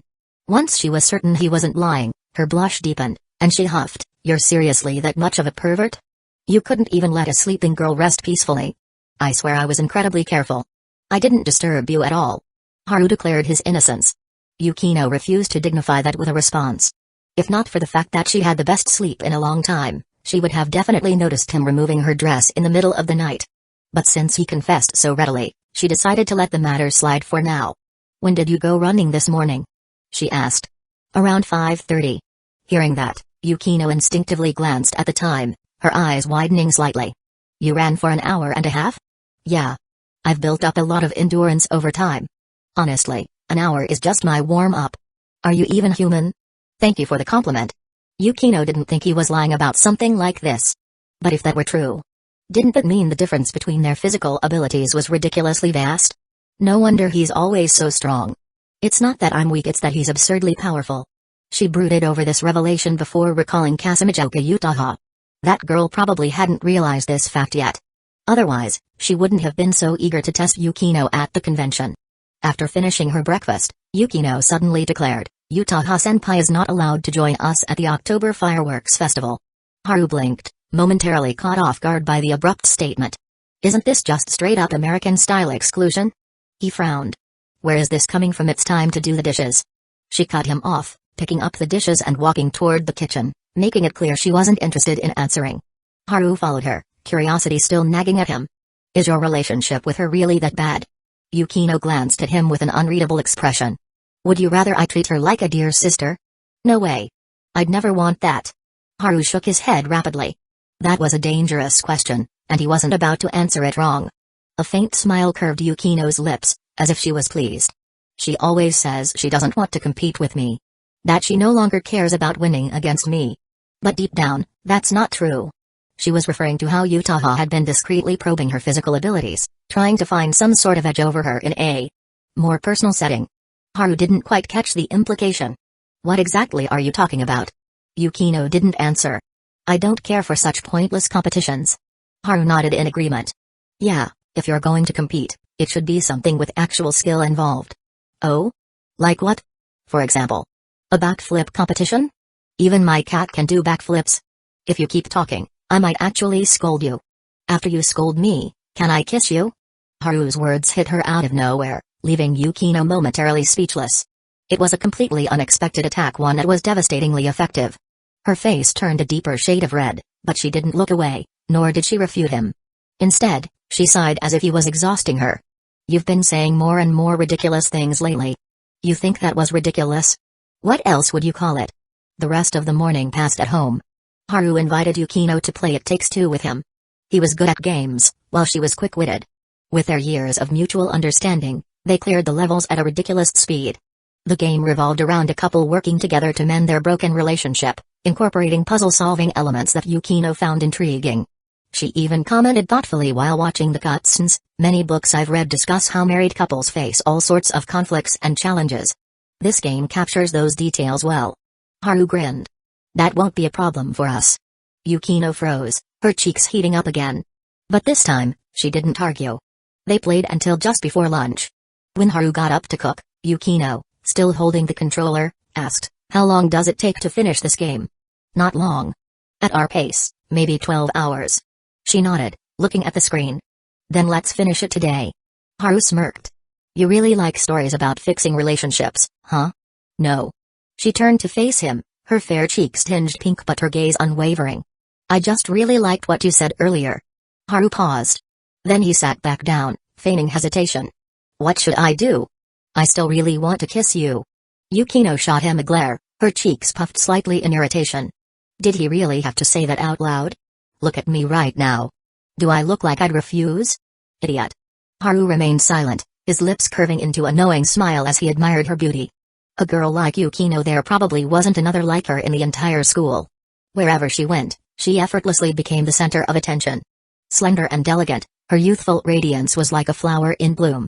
Her long, graceful legs were wrapped in white thigh-high socks, and the hem of her skirt had lifted ever so slightly due to her posture, just a tiny gap, like the gentle unfurling of petals. Her delicate waist, mirroring her soft and youthful charm, seemed almost fragile. Though her figure wasn't particularly voluptuous, it in no way diminished her allure. The blush that had steadily spread across her cheeks now threatened to reach her delicate collarbones, only to be halted by her porcelain-like skin. Her expression, a mixture of shyness and irritation, was utterly breathtaking. Haru leaned in, wrapping his arms around her slender waist. Yukino didn't resist. Instead, she shyly closed her eyes, as if surrendering to the moment. And then, she waited. And waited. A full 10 seconds passed, and yet nothing. Puzzled, she cracked her eyes open, only to find the idiot grinning mischievously at her. The realization hit her like a wave. He was toying with her. Her irritation flared, and she prepared to retaliate only for Haru to suddenly lunge forward, catching her off guard. In one swift motion, he pulled her into his arms, completely disrupting the momentum she had built up. And then he kissed her. "Keep your eyes open." His voice was low and commanding. Yukino, who had instinctively shut her eyes the moment their lips met, trembled slightly. Her long lashes fluttered before she hesitantly obeyed, her gaze locking onto his. Her cheeks burned a deep shade of red, her eyes shimmering like autumn pools, breathtaking beyond words. "Fine. I won't close them." Chapter 114, Yukino, I Want to See. Time passed day by day, and soon, it was the last Wednesday of September. During the afternoon class, Haru's class was paired with Yukino's class B. He couldn't help but suspect that the school principal, that old man, had arranged this on purpose. After all, just moments ago, he had seen the principal strolling by with a grin on his face. The boys and girls had separate activities. The girls were either warming up or playing volleyball, while the boys gathered around the high jump setup. Thanks to Haru's efforts over the summer break, the classmates who had participated as extras in the film project had also gotten to know the members of the photography club. Because of that, Yukino was no longer isolated like before. Now, there were 3 or 4 girls surrounding her, their expressions full of curiosity. Judging by their excited chatter, they were most likely gossiping about her and Haru. Well, looks like my efforts weren't in vain. As long as you take action, things will change. Haru watched the harmonious scene on Yukino's side and couldn't help but smile. Yukino, who had already been glancing in his direction, noticed his smile and responded with a small smile of her own. "Haru, what are you spacing out for? It's your turn." A voice called out from beside him. It was Furukawa. At school, this strap still maintained his well-behaved student persona. Aside from Haru, no one else knew about his particular hobby. Haru withdrew his gaze from Yukino and turned to the teacher in charge of recording scores. Casually, he asked, "What's the height now?" Furukawa chuckled. 1.45 meters. That should be a breeze for you. Back when I was your extra in that film, I heard you've been working out for years. Yeah, Amamiya, don't embarrass yourself. The girls are watching, show some spirit. A few other boys chimed in with teasing grins. Haru made an okay gesture with his hand. This guy even knows English. A burst of laughter erupted among the boys. Under everyone's watchful eyes, Haru started his approach run. His form was textbook, an arcing sprint, a well-timed jump, and at the peak of his motion, his body bent into a graceful arch before landing effortlessly on the mat. "You are taking off. Jump, EXP plus 129, a system prompt flashed before his eyes. He had long since grown accustomed to it. That was a perfect Fosbury flop. "You're a pro, aren't you?" The teacher chuckled. "I've trained a little before. You made that look way too easy. Want to go higher? I think you can clear 1.6 meters. The teacher was experienced. He could tell Haru was holding back. After a brief moment of thought, Haru agreed. The height wasn't anything outrageous. A few athletic students in the class, seeing the bar raised, also became eager to test themselves. This immediately stirred excitement among the onlookers. A normally dull class had suddenly become much more interesting. "Ladies and gentlemen, welcome to the highly classified Sobu High School Intra-Squad High Jump Championship. Please maintain order and avoid trampling incidents. First up, our contestant, Amamiya Haru. With exceptional physique, it's rumored that he won his first ever Southeast Asian free fighting tournament back in 2015. Amid the jeering commentary, Haru and 2 others easily cleared 1.6 meters. However, as the height increased again, one of them, after 3 attempts, failed to clear it. Contestant number 8, Kashino, has been eliminated. Kashino, are you throwing the match? Weren't you in the volleyball club? Come on, unleash your chakra already. The boys' side grew increasingly raucous. What had started as 2 students jokingly commentating had now turned into a full-blown spectacle. A simple high jump event had transformed into a battle fueled by their burning Chunabiu spirits. They seem really into it. One of the girls remarked. The noise had drawn the girls' attention. They could no longer focus on their own activities. Yukinoshita, who do you think will win? Amamiya or Yabuki? One of the girls next to Yukino asked excitedly. Yukino answered without hesitation, of course, Haru. A chorus of "ooh" followed from the girls. Yukino sighed. You don't have to act so over the top. It makes you look. She had almost said stupid. But then she remembered how her boyfriend had helped her improve her relationships and even helped her make new friends. So, she smoothly changed the topic. Haru has been good at sports since he was a kid. Whether it's running or jumping, he's been impressive ever since elementary school. One of the girls teased, but Yabuki participated in a national middle school high jump competition. Yukino looked toward the familiar figure in the distance and said softly, high jump competitions aren't a challenge for him. The girls were stunned. They had gotten to know Yukino well enough to understand that she wasn't the type to lie about such things, nor was she someone who would exaggerate. Which was exactly why they were so shocked. Yukino didn't bother explaining further. She knew just how strong Amamiya Haru was. Strong enough to astonish even her. And, just as she expected, Haru and Yabuki engaged in a friendly showdown. By the time they reached 1.7 meters, Yabuki was completely defeated. Haru figured that was good enough. He casually cleared 1.7 meters and then deliberately failed when the bar was raised to 1.75. Even so, the recording teacher looked at him in disbelief. You're seriously a pro, aren't you? You just broke the school record. Haru blinked. Huh? The already excited boys were now even more fired up, shouting for Haru to challenge the bar again. If he did, he might just set another new record. The teacher was excited as well, but instead of encouraging him recklessly, he placed a firm hand on Haru's shoulder and said, hold off for now. The Fosbury flop does have some injury risks. I suggest you wait a few days until we have better safety measures in place. No, I was just jumping for fun. I'm really not interested in professional high jumping.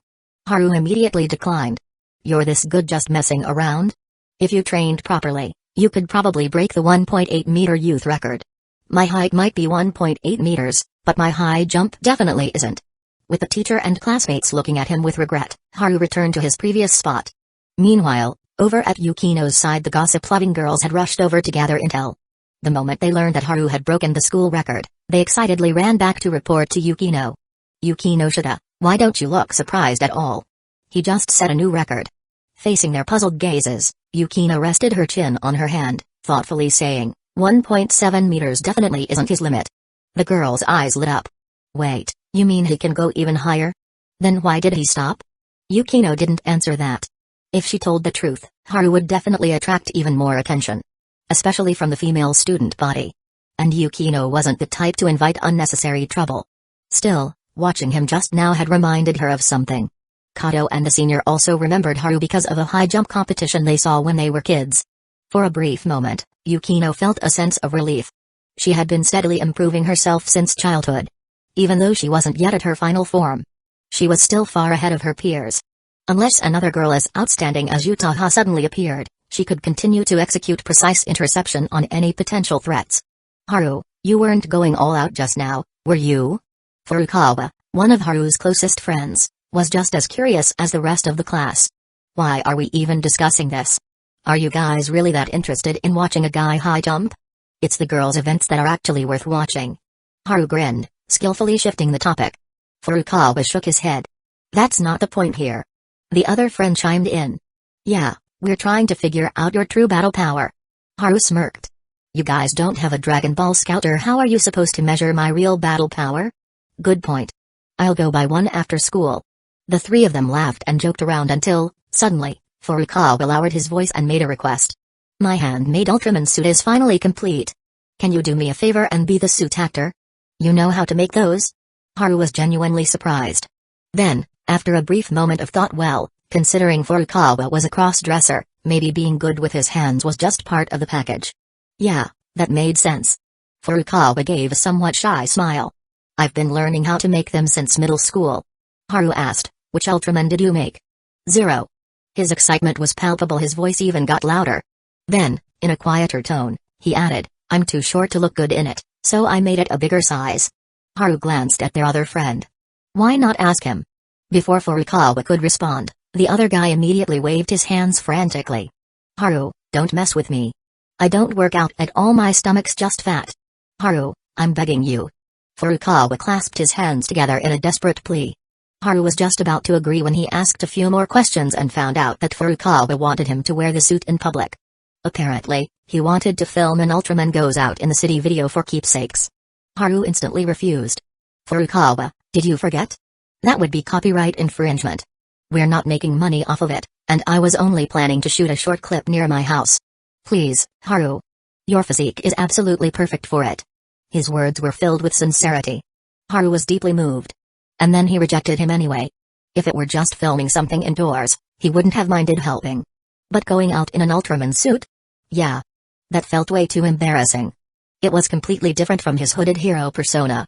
Although Furukawa looked disappointed, he didn't push the matter any further.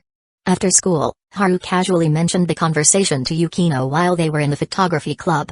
To his surprise, her lips curved upward, and a dazzling smile spread across her face. Don't you love tokusatsu? This is a perfect match for you. Haru froze. Oh no. She wanted to see him do it.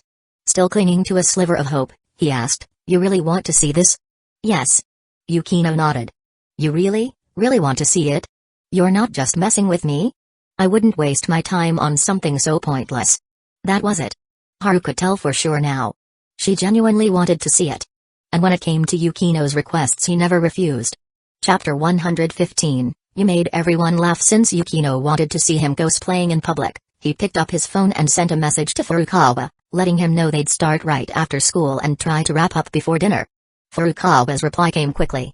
He was both surprised and excited, even attaching a Tiga Ultraman thumbs-up sticker. Haru simply replied that it was because Yukino wanted to see it. Furukawa immediately understood.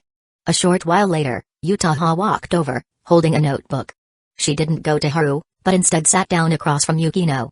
Has the post-production for our film been completed? Yukino shook her head.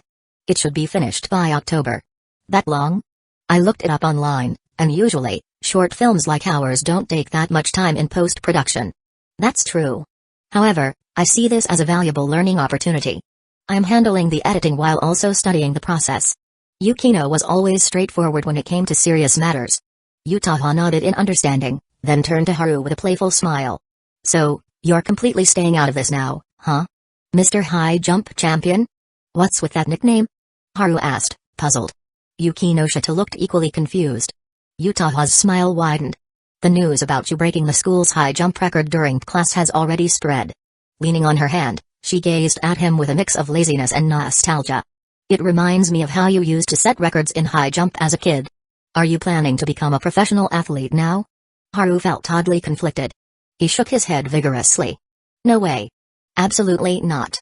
Yukino observed quietly before suddenly asking, Senpai, are you free later? I am. Why? I think there's something you might find interesting. Haru blinked in surprise as Yukino casually revealed his plans with Furukawa. Utaha's eyes lit up. I'd love to see that. Then she frowned slightly, puzzled. But why would you specifically tell me? Yukino replied in an effortless tone, happiness shared is happiness doubled. Utaha tilted her head, clearly not understanding. After Yukino explained, she muttered to herself, looks like I still have a long way to go in my studies. Haru shot a discreet look at Yukino. Aren't you supposed to be on bad terms with Senpai? Why are you voluntarily inviting her? Yukino pretended not to see him. She had her own reasons, one she wasn't ready to share just yet. Utaha, meanwhile, quickly refocused on their after-school plans. She eyed Haru with a teasing smirk. So, what are you cosplaying as? The Kamen Rider you always gush about at conventions? No. Zero from Ultraman. Zero? I've only heard of 7. Never came across that one. Haru explained, that's normal. 7 is one of Tsubureya's golden children. Aside from Tiga, who's part of the Heisei Big 3, no other Ultraman comes close in popularity. Yukino seemed intrigued. The Heisei Big 3? Tiga, Dyna, Gaia. And a gull. Haru chuckled at his own words. Both Yukino and Utaha frowned. Isn't it supposed to be 3? Like how the 4 Heavenly Kings always have 5 members, it's common knowledge. You sound kind of dumb right now. For once, the 2 girls found themselves in rare agreement against him. After their club activities, the 3 of them headed out to meet Furukawa and the others. Before leaving, Haru noticed Yukino asking Kato Megumi if she wanted to join them. But Kato had already made dinner plans with her cousin, who was studying in medical school, and had to decline. As they waited for Furukawa's group, Utaha was busy on her phone, discussing something with her publisher. Haru took the opportunity to quietly ask Yukino, you're acting a little strange today. She remained unfazed. The secret of your life is always hidden in the things you are most interested in. Haru twitched. Bill Gates? Yukino corrected him, that quote is commonly attributed to him online, but there's no real evidence he ever said it. Alright, fine. You're meticulous, I get it. But why are you bringing it up? You really don't understand? She feigned surprise. Of course I understand. I just want to know why you're acting like this today. I was planning to use Senpai to test Kato, but unfortunately, she couldn't come. Haru was speechless. Knowing how precise Yukino was, if she had already made a move, it meant she had serious doubts. Just as he was processing that, she added, Kato is skilled. Haru silently agreed. Still, he couldn't shake the feeling that telling Utaha wasn't just about using her to test Kato, there had to be another reason. But since Yukino wasn't offering an explanation, he decided to let it go for now. Soon, Furukawa and his friend arrived, slightly out of breath and sweating as if they had rushed over. Yukinoshita-san, thank you so much for your help. Furukawa bowed deeply in gratitude. There's no need to thank me. I only agreed because I wanted to see him in the suit. Yukino admitted without hesitation. With two beautiful girls in their company, Furukawa and his friend were visibly more reserved, unable to banter about games with Haru as freely as usual. Furukawa's house wasn't far from school, so they arrived quickly. Haru went upstairs with them, while Yukino and Utaha settled into a nearby cafe. You specifically invited me today. Does this mean we've reconciled? Utaha finally voiced her question.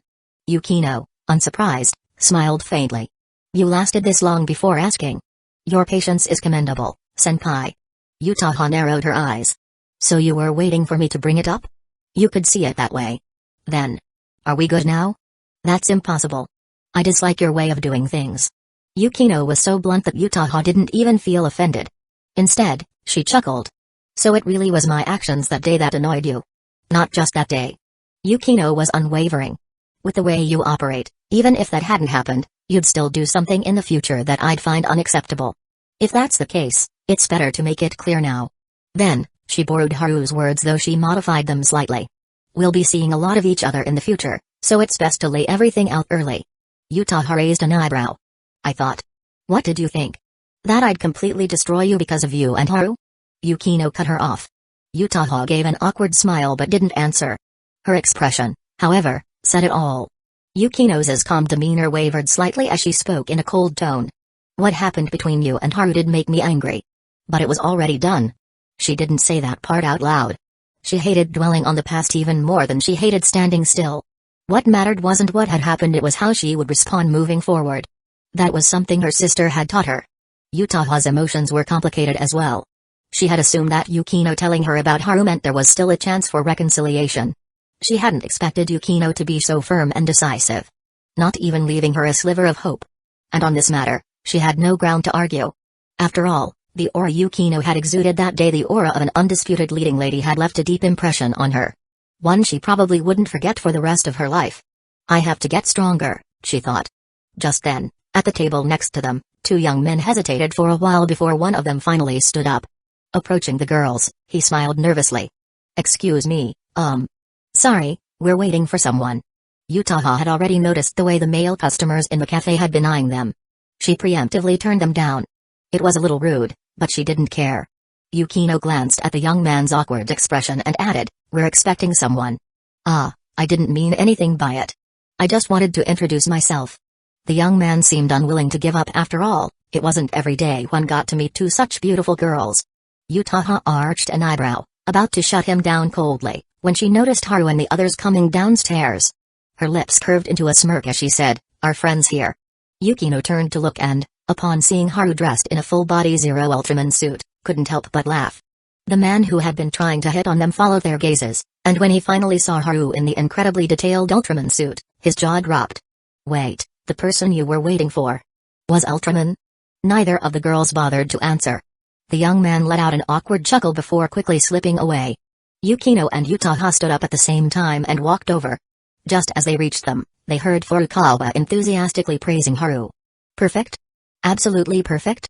I knew I had a good eye. Your body proportions are just ideal for Ultraman and Kamen Rider. Especially your waist, look at that. Yukino and Utaha exchanged a glance, a silent understanding passing between them. A guy complimenting another guy's body, especially one they both had complicated feelings for, was a bit weird. But Furukawa was purely appreciating the craftsmanship, so they let it slide. He pulled out his phone excitedly. Alright, Haru, let's get started. Got it. Haru struck Zero's signature pose. Then he waved at the girls. Yukino snorted. And to think you were complaining about this earlier. Now look at you, having the time of your life. Yutaha crossed her arms. I think I'm starting to see the appeal of tokusatsu. Yukinoshita side-eyed her. Are you sure it's tokusatsu's appeal? Yutaha smiled mysteriously. Who knows? The bizarre tension between the two made Furukawa and his friend visibly uncomfortable. Taking a chance, Furukawa pulled Haru aside and asked in a hushed voice, Hey, what exactly is your relationship with Kazekage-senpai? Something feels off here. Haru, his voice slightly muffled from the suit, replied just as quietly, exactly what you're thinking. Furukawa and his friend exchanged looks then burst out laughing. Ha. Good one, man. They clearly didn't believe him at all. I mean, sure, you're amazing, we'll give you that. But to say you not only won over Yukinoshita but also Kazekage? No way in hell. Yeah. If that were true, I'd wash your socks for a whole month. They spoke with full confidence. Haru, exasperated, sighed through his helmet. I'm telling the truth. If you guys don't believe me, that's your problem. Haha. You really got everyone laughing. With that, the filming began smoothly. Furukawa's request wasn't extravagant, he simply wanted to bring his fantasy of Ultraman walking through town to life. Luckily, Haru was tall, well-built from years of training, and practically born to be a suit actor. Ignoring the curious stares from passers-by, Haru endured the mild embarrassment and struck a series of poses for his friend. Meanwhile, Yukino and Yutaha stood off to the side, thoroughly enjoying the show. They even pulled out their phones in perfect sync to snap photos. 5 minutes later, Furukawa clutched his phone with satisfaction. Thanks, Haru. My childhood dream has finally come true. Haru extended his hand. You should call me by my suit name. Furukawa immediately caught on and shook his hand. Thank you, Zero. Another friend joined in, placing his hand on top of theirs. Thank you, Zero. Haru, ever the performer, added in a deep, dramatic voice, You're welcome, foolish earthlings. The precious moment of interspecies diplomacy, Ultraman and humans, shaking hands in unity, was captured in high definition by Yukino and Yutaha, now proudly saved in their photo albums. Chapter 116, Win, Win, Win. After helping his friend fulfill his childhood dream of filming an Ultraman skit, Haru was invited to a meal as a thank you. However, Yukino and Yutaha were more interested in returning to his place for some well-deserved sage time. So they declined the offer. Before heading to the Hyuga household to change out of his suit, an unexpected incident occurred. Two young men suddenly burst out from the corner of the street, looking panicked as if they were running for their lives. Their suspicious behavior immediately caught the attention of Haru and his group. One of them, a blonde-haired man, hastily threw a woman's handbag behind a trash bin. The moment he turned around, he locked eyes with Haru and the others. His expression visibly stiffened. This guy's up to something. Yutaha quickly noted. Yukino shot Haru a glance. Let's observe first. Haru nodded and waited. Less than a minute later, a patrol officer appeared from around the corner. He spotted the two young men, hurried over, and blocked their path with a stern expression. Finally stopped running. Huh? Where's the purse you just stole? Officer, what are you talking about? We didn't steal anything. Don't play dumb. Someone saw you take it with their own eyes.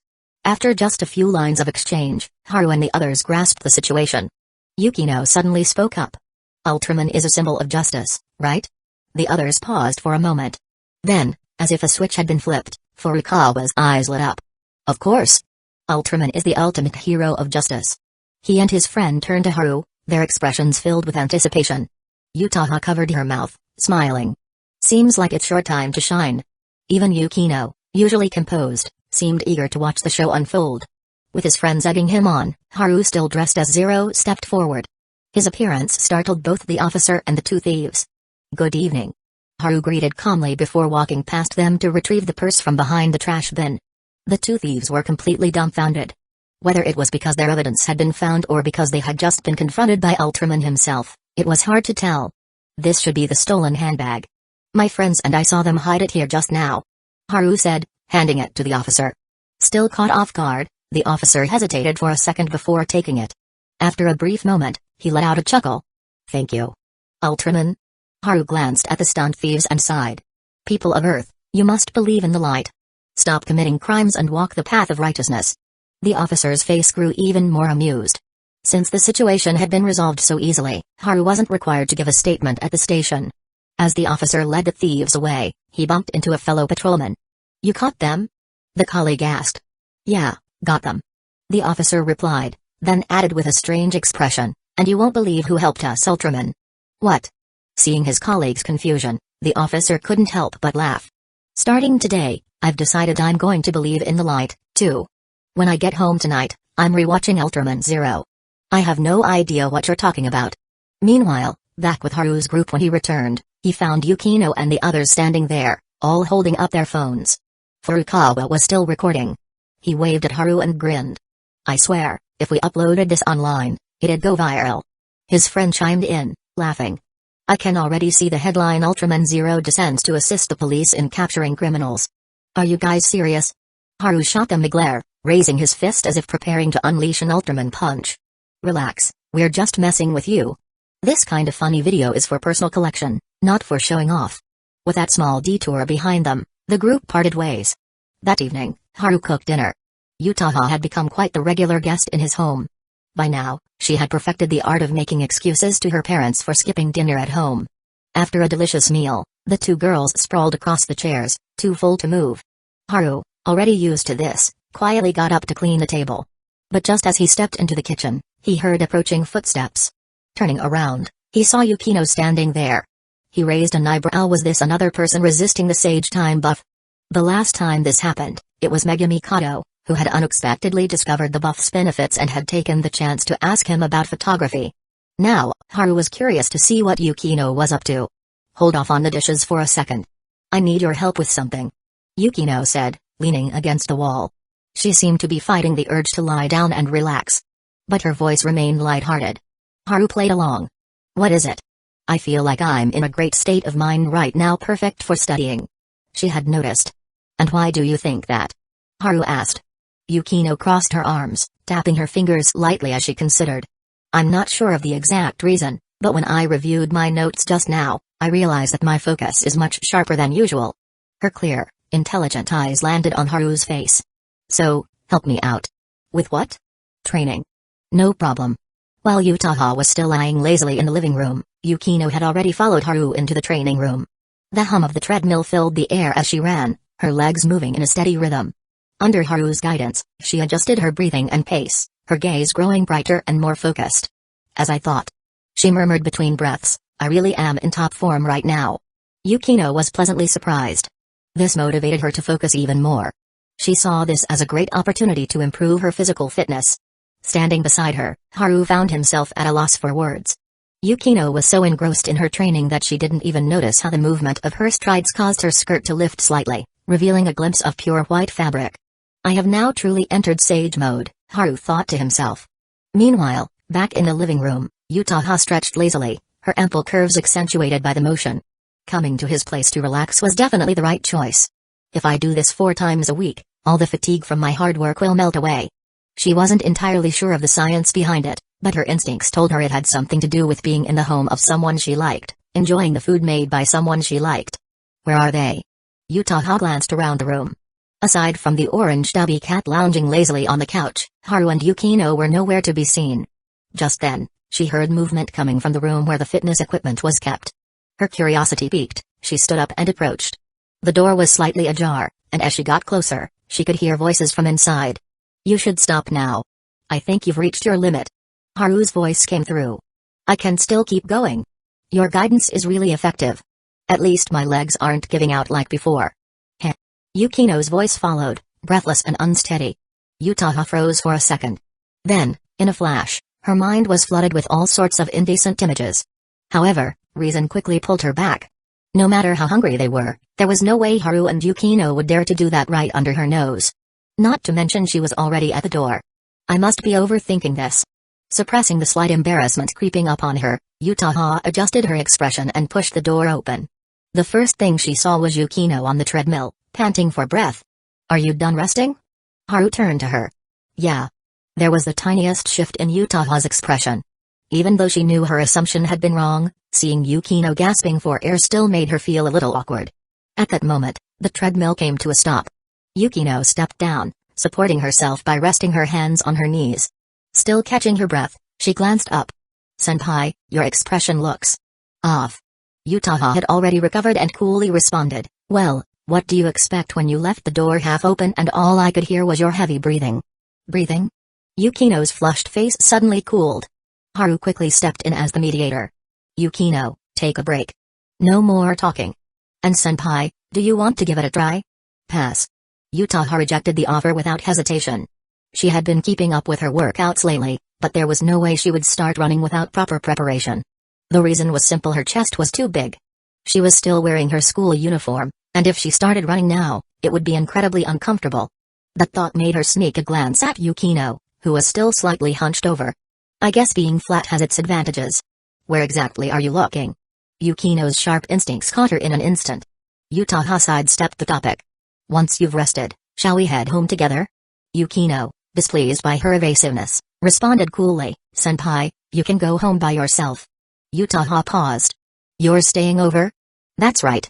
Wiping the sweat from her face, Yukino took her time enjoying the sight of Yutaha's stunned expression. Her mood suddenly lifted. Yutaha bit her lips lightly, her beautiful eyes drifting toward Haru. Haru caught the meaning in her gaze and chuckled. If you want to stay over too, I wouldn't refuse. It's just that. As far as I know, you're still living with your parents, aren't you? Yukino cut in smoothly. Yutaha clenched her jaw in frustration and nodded. Yukino's smile deepened. Then you don't have the option to stay over. Give it up. Seeing how pleased she was, Yutaha ground her teeth. I could call Megumi and have her cover for me. Yukino instantly understood and didn't bother to hide the ridicule in her smirk. Using a friend to deceive your parents so you can spend the night at a guy's place. Don't you think that's a bit inappropriate? Yutaha's chest rose and fell sharply. Damn it. Of all the times to be stuck living with her parents. It really was inconvenient. But more importantly, Yukino was outright showing hostility now. What if she tipped off Megumi and sabotaged her plan? Yutaha didn't believe Yukino would be petty enough to snitch, but she wasn't willing to take that risk. Haru, meanwhile, realized he had somehow stumbled into a full-blown battlefield. Just as he was about to play peacemaker, Yukino shot him a subtle but unmistakable look of warning. That gaze practically screamed, "What? You think you can have both?" A death trap of a question. Haru straightened his face. I should go do the dishes. Yukino's expression softened into satisfaction. As Haru left, she regulated her breathing, her composure gradually returning. And as she glanced at Yutaha's frustrated face, her sense of triumph only grew. Not only had she made real progress in her training, but she had also successfully taken down a certain well-endowed senpai's confidence. A double victory. When they returned to the living room, Yukino had barely sat down when Yutaha's displeased voice reached her ears. Are you satisfied now? Of course. Yukino admitted it without hesitation, even allowing herself a smile. Yutaha pursed her lips. You've only won this round. That's why I'll keep winning from now on. Yukino openly declared her philosophy. 3 simple words, win, win, win. Yutaha fell silent, her expression dark. She wasn't in the best mood, true, she didn't have the advantage of living nearby. But that didn't mean she had no options. Not being able to stay over equals not having any chances at all. With my natural assets, finding an opening to get ahead won't be a problem. Yukino had her philosophy of victory. Yutaha had her philosophy of sneaky opportunities. Chapter 117, Who's the Girlfriend? The last day of September. Haru originally planned to head home early and max out his jumping skill, eager to see what new surprises the system would throw at him after leveling up. However, shortly after school ended, he received a call from the production crew. The filming for High School Return of a Gangster had officially started yesterday. Not only were the 3 high school boys from their group cast, but a few of their classmates had also been pulled into the project. Haru welcomed this wholeheartedly. Despite their usual antics, the boys from that high school were surprisingly reliable when it came to serious matters. I have to stop by the High School Return of a Gangster set later, so I won't be heading home right away. Haru explained to Yukino and the others in the club room. Lately, Yukino had been staying at his house essentially on surveillance duty. Meanwhile, Yutaha and Megumi had planned to join them for dinner today. So, those high school actors ran into some trouble, and you want to see if you can help? Yukino summarized. When Haru nodded, she immediately followed up, I'll go too. It's a good opportunity to observe how a film crew works up close. Yutaha and Megumi also chimed in their interest. Haru wasn't surprised. Even before mentioning it, he had already guessed they would all tag along. With this unexpected errand to run, today's club activities wrapped up earlier than usual. As soon as the 4 stepped out of the school gates, their ride was already waiting. The driver opened the door, and they all got in. Haru took the front passenger seat, while the 3 girls sat in the back. Did they tell you what exactly is going on? Yukino asked, clearly invested in the matter. It's pretty straightforward. Haru replied. Since it's their first time acting, Tanaka and the others are struggling to get into character quickly, and they're extremely stiff on set. The three girls didn't look surprised. They had more or less expected as much. That's a common problem for first-time actors. Utaha remarked, watching Haru through the rearview mirror. What I'm more interested in is how do you plan to handle it? Yukino glanced at Utaha, surprised that she had been thinking the same thing. Megumi, who had previously heard about high school return of a gangster from Haru, tilted her head slightly. The script itself seems pretty difficult to act out, right? The exaggerated expressions and body language. They're complete beginners. Can they really pull it off? Haru smirked, putting on a wise, all-knowing expression. This script was practically tailor-made for them. They just need to be themselves, and filming will go smoothly. The three girls exchanged glances, the same thought running through their minds. How do you know they just need to be themselves? And tailor-made? That claim was even more suspicious. As far as they knew, Haru hadn't spent much time with those high schoolers, so how could he possibly be so sure? Haru was aware of their doubts, but it wasn't something he could explain easily. He couldn't exactly tell them that he already knew these guys from his past life, and that they had once brought excitement to his otherwise mundane days. So, he settled for a simple excuse, I occasionally chat with them online. The girls clearly didn't buy it, but they didn't press him further. Upon arriving at the film set, the group greeted the staff before spotting a blonde-haired boy chatting with the director. What? Is that hairstyle? Yukino's normally composed face showed genuine shock. Since she had only read the script from Haru but never seen the character designs, the sight of the sea urchin-like hairstyle of one of the lead characters left her momentarily stunned. Utaha also fell silent, taken aback by the sheer absurdity of the look. Only Megumi, ever composed, quietly asked, is this show meant to have an exaggerated manga-style aesthetic? Both Yukino and Utaha turned to look at her. Haru was equally surprised. You figured that out already? A classmate of mine lent me a comedy manga recently, so I had a feeling. Megumi's tone remained calm and unhurried. That makes sense. This series is indeed styled after comedy manga. That's why everything from facial expressions to body movements is over the top, and even the hairstyles are ridiculous. Haru explained while observing the set. The boy playing the role of the sea urchin-haired protagonist was Tanaka, a sharp-featured high schooler. This was unexpected even for Haru. Tanaka didn't seem like a natural fit for the role, but in the original story, he had a kind personality and a razor-sharp wit when it came to delivering snappy retorts, practically a master of comebacks. Haru, you guys made it. A bespectacled boy, Hyde no Arai, approached with a friendly greeting. His appearance hadn't changed much, save for his new school uniform. Behind him, a few other high school students stepped forward, bowing in gratitude. Thank you so much for giving us this opportunity to act. Haru smiled. It's nothing. As long as you don't blame me for taking time away from your studies, we're good. Studying? No way. One of them grinned. We absolutely love this part-time gig. Our boring high school lives finally have something to get excited about. We should be thanking you. Yeah. We never knew working on a film set could be this much fun. A group of teenage boys, full of energy, were quick to adapt to new experiences far faster than most adults. Now that they saw Haru was easy to talk to, and with the three-man gang from his high school vouching for him, the group of boys naturally fell into conversation. Yukino and the others didn't interrupt. Instead, they tactfully took a few steps back, giving them space. Utaha suddenly chuckled as if she had just thought of something. You know, he's actually the most fitting choice for this show. Yukino paused for a moment before unexpectedly agreeing. True. He has those occasional dumb moments that would blend right into this story's style.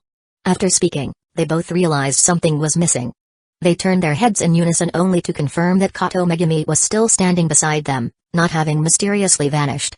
Why so quiet, Megumi? Utaha asked, studying her curiously. Megumi blinked. I was just imagining what Amamiya-kun would look like with that hedgehog hairstyle. I think it'd really suit the exaggerated style of a gag manga. Both Yukino and Utaha froze. That's a very constructive suggestion. Utaha said, laughing. Now I really want to see it. Yukino, on the other hand, shook her head with disdain. I don't. Just picturing it already feels stupid. But it's 2-against-1 now, Yukinoshita. Utaha teased. Senpai, have you finally descended into this level of foolishness? Otherwise, why would you say something so ridiculous? As the two started bickering, Megumi glanced at the hedgehog-haired protagonist in the distance, then back at Haru chatting with the high school boys. Unconsciously, she started picturing the transformation in her head. Meanwhile, having wrapped up his conversation with the group, Haru turned back toward Yukino and the others. But just then, out of the corner of his eye, he spotted a familiar figure within the set. The person was wearing a mask and a baseball cap, hiding their face completely. Judging from the silhouette, it was clearly a woman. Beside her stood someone who appeared to be an assistant. What is she doing here? Haru immediately recognized the woman and walked straight toward her. Yukino and the others noticed his movement and instinctively followed. Where are you going? Utaha was the first to ask. See that woman in the mask? That's Ninagawa-san. Yukino and I met her before. I thought I'd go say hello. Haru explained. Yukino's eyes lit up. You mean Ninagawa Mika? Utaha, who had never met her before, looked puzzled. Megumi, still holding her phone, quickly searched the name and read aloud, so she's a film director. Utaha leaned in to glance at the screen. Haru chuckled. A few years ago, a certain phrase went viral online. I'm sorry for being born as a human being. From no longer human? Yukino immediately understood. Haru nodded. The film adaptation of that novel was directed by Ninagawa Mika. This time, Yukino gazed at the masked woman with a newfound admiration in her eyes. It was the look of someone who deeply respected another. Utaha was quietly astonished. She had always known that the person she liked was exceptional, but she hadn't expected him to be acquainted with such a renowned director. Megumi, too, was studying Haru, her eyes glimmering with intrigue. Since Ninagawa Mika had positioned herself in a secluded corner, clearly trying to stay out of sight, Haru avoided approaching from the front. Instead, he took a detour, skillfully bypassing the gaze of the crew. Once they reached her, he greeted her casually. To his surprise, Ninagawa Mika looked at him in astonishment. Amamiya-kun, you could recognize me even like this? I've seen a lot of your photography work before, so I naturally ended up learning about you as well. Haru admitted honestly. Ninagawa Mika chuckled. To be admired by such a talented young person, what an honor. What brings you here? I heard from Miss Haruno that this drama was your project. Since I happen to be in the area, I thought I'd drop by and take a look. That makes sense. With that, Haru's curiosity was satisfied. He recalled seeing her and Yukino's mother chatting amicably at a banquet some time ago. That must have been when they became acquainted. This drama has an absurd, comedic style, right? Ninagawa Mika remarked. I watched a bit just now, and I think a lot of young people will love it. It's impressive you're still in high school, yet you already have such a well-developed concept for a script. There was undisguised admiration in her voice. After speaking, she shifted her gaze to the three girls standing beside him. She blinked in surprise before smiling teasingly. Now that I think about it, every time we meet, you always seem to be surrounded by very cute girls. Haru remained composed. You've already met Yukino before, haven't you? I have, of course. But these two lovely young ladies I haven't had the pleasure. For the first time, Ninagawa Mika displayed the mischievous wit of an experienced adult as she asked with a knowing smile, so, which one of them is your girlfriend? Haru froze. Because at that exact moment, his auto-aim skill picked up on the fact that three pairs of eyes were now locked onto him. Megumi, why are you staring at me too? Are you just here for the drama? He screamed internally. Chapter 118. Please watch the VCR. Ninagawa Mika had just thrown out an absolute curveball, catching Haru completely off guard. Especially the way he could feel Kato Megumi's gaze behind him. There was something playfully mischievous about it, as if she were just here to enjoy the drama. Just as he was about to answer, the official girlfriend, Yukino, stepped forward. It's me. She was calm and composed, taking a step closer to stand shoulder to shoulder with Haru. While declaring her position, she also met Ninagawa Mika's gaze politely. Utaha's expression remained unchanged, though a faint sense of disappointment flickered in her heart. Kato Megumi, on the other hand, withdrew her gaze from Haru, her face as serene as ever, almost as if nothing had happened. I see, so my guess was right. You two are really dating. Ninagawa Mika said with a teasing smile. She didn't seem to notice anything unusual and simply made a few light-hearted remarks before offering words of encouragement about the drama. Then, just as unexpectedly as she had arrived, she left with her assistant, not lingering any longer. The moment she was gone, Yukino turned to Kato Megumi with a sharp gaze. Kato-san, care to explain that look you gave just now? Haru wasn't surprised that Yukino had caught on. She had always been perceptive. Utaha, however, looked confused. What do you mean? Yukino didn't answer and instead kept her gaze fixed on Kato Megumi. Since everyone else was staring at Amamiya-kun, I simply played along. Otherwise, it might have raised suspicion with that woman. Kato Megumi responded smoothly, her tone completely unshaken. But Yukino clearly wasn't buying it. Just that? MHMM. Kato Megumi nodded softly, looking as if she could be pushed over with a gentle breeze. Wait, what are you two even talking about? Utaha, feeling left out, frowned. Someone who wanted to stir up drama might have spelled things out here and now. But Yukino was different. She shot Utaha a brief glance and said coolly, "Think about it more." "That's not an answer."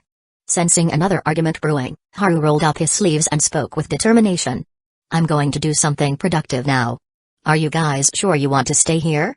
As expected, that caught their attention. "Something productive?" Yukino raised an eyebrow. Haru pointed toward a blonde-haired boy nearby, who looked visibly troubled. "He's still struggling to loosen up in front of the camera since it's his first time acting. My job now is to help him get into character and bring out his natural performance." Then, he gestured toward another equally tense-looking figure. "Him too." The three girls immediately went silent. Their eyes practically said, "Jid. Hurry up and get it done." Without wasting time, Haru spoke briefly with the director before bringing the two leads back. "Amamiya, I don't think we can pull this off." Both of them looked apologetic and embarrassed. To them, Haru had given them a well-paying part-time gig and even made their families proud, but they were struggling to perform. "I know you're nervous, but first, let's not rush things." Haru raised a hand, signaling them to calm down. The two hesitated for a moment before asking, "You have a plan?" "Probably." "Then what do we need to do?" "Just tell us. It's simple. Just listen while I walk you through the scene." Holding up the script pages, Haru prepared to break it down for them. The two exchanged uneasy glances. The director already explained it earlier, but as soon as we step in front of the camera, we can't stop overthinking everything. "Was it like this yesterday too?" Haru asked, still calm. Tanaka hesitated. "Yesterday was a bit better since those scenes weren't as..." The blonde-haired boy coughed. "Abstract." "Got it. Let me handle this. Don't worry, I know a thing or two about this kind of thing," Haru assured them confidently. Perhaps it was his unwavering tone, but the two decided to put their trust in him and adjusted their mindsets. Meanwhile, Yukino and the others stood nearby, watching without interfering. However, as Haru started explaining the scene to the two leads, their expressions grew puzzled. "I thought he had some kind of special trick. But this is exactly what the director did earlier." Utaha murmured in confusion. Yukino was also deep in thought. "He's good at teaching us, but Tanaka and the others aren't struggling with understanding the lines, they're struggling with nerves. He should be addressing their anxiety first.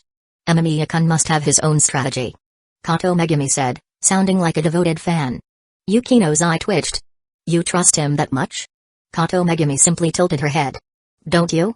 Yukino and Utaha both fell silent. They had nothing to say in response. With the way they felt about Haru, both of them instinctively believed in him without hesitation.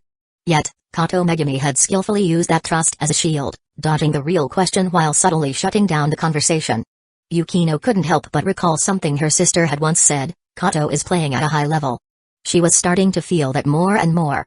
Each of the three girls had their own thoughts, completely unaware that while Haru appeared to be merely explaining the scene, he was actually cheating the system. By exuding absolute confidence and casually chatting with the two leads, he subtly guided them into placing their faith in him. And once they did, his hypnosis skill could take full effect. 10 minutes later, the two male leads had completely changed. Gone were their nervous, self-doubting expressions. Now, they stood tall, chins lifted, walking with a newfound confidence and ease. Haru hadn't done anything excessive. All he had done was use hypnosis to implant a simple suggestion: "You are now Dukpal and Jang Byung-chul, the protagonists of this show. Just embody their energy and bring out the raw, carefree spirit of high schoolers." That's it. The girls immediately gathered around. Even Kato Megumi didn't bother to hide the curiosity in her eyes. Haru smiled, exuding the mysterious aura of a seasoned expert from a drama series. "Want to know the answer? Then please watch the VCR." Yukino and Utaha both shot him matching eye rolls. "What VCR?"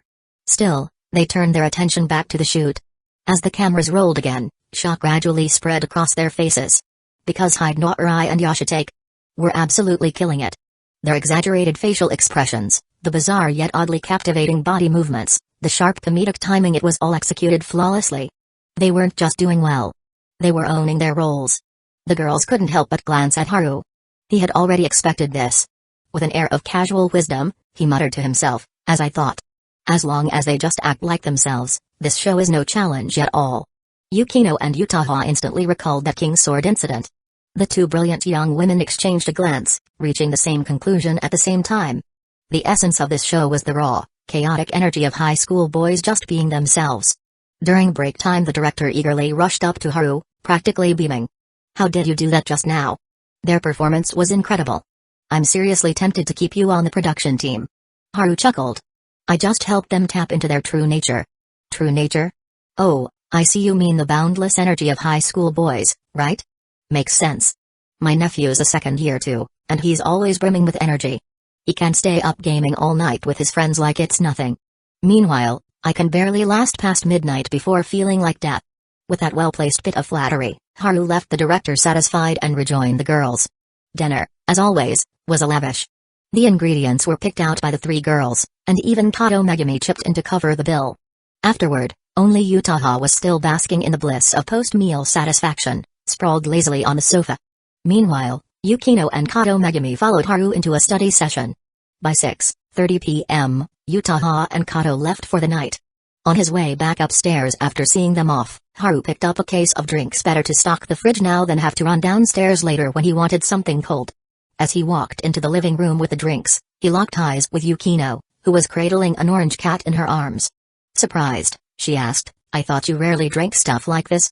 Yeah, but sometimes I get the urge for some ice-cold juice. Oh. Yukino understood that feeling. She, too, occasionally got cravings. Meow. Suddenly, the orange cat leapt from her arms. To Yukino's surprise, the cat trotted over to Haru and stared intently at the orange juice in his hands. With soft paws, it batted at his pants, meowing persistently. It was so adorable that Yukino nearly let out a doting "oh." But she quickly reined in her expression. Instead, she teased, looks like Jelly wants some juice too. What are you going to do? That's easy. Haru crouched down and began opening the packaging. Yukino panicked. Wait, you're actually giving juice to a cat? Yeah. His nonchalant response made Yukino move immediately, pressing down on her skirt as she knelt to stop him. No, you can't. Haru ignored her, finished unpacking the drinks, and placed them into the fridge under the curious gaze of the cat. Then, he casually pulled out his phone, opened an app, and pointed the camera at the eager feline. Yukino frowned. What are you doing? Holding up his phone, he smirked. As you can see, giving it a drink. With a few taps, a special filter applied itself to the live feed.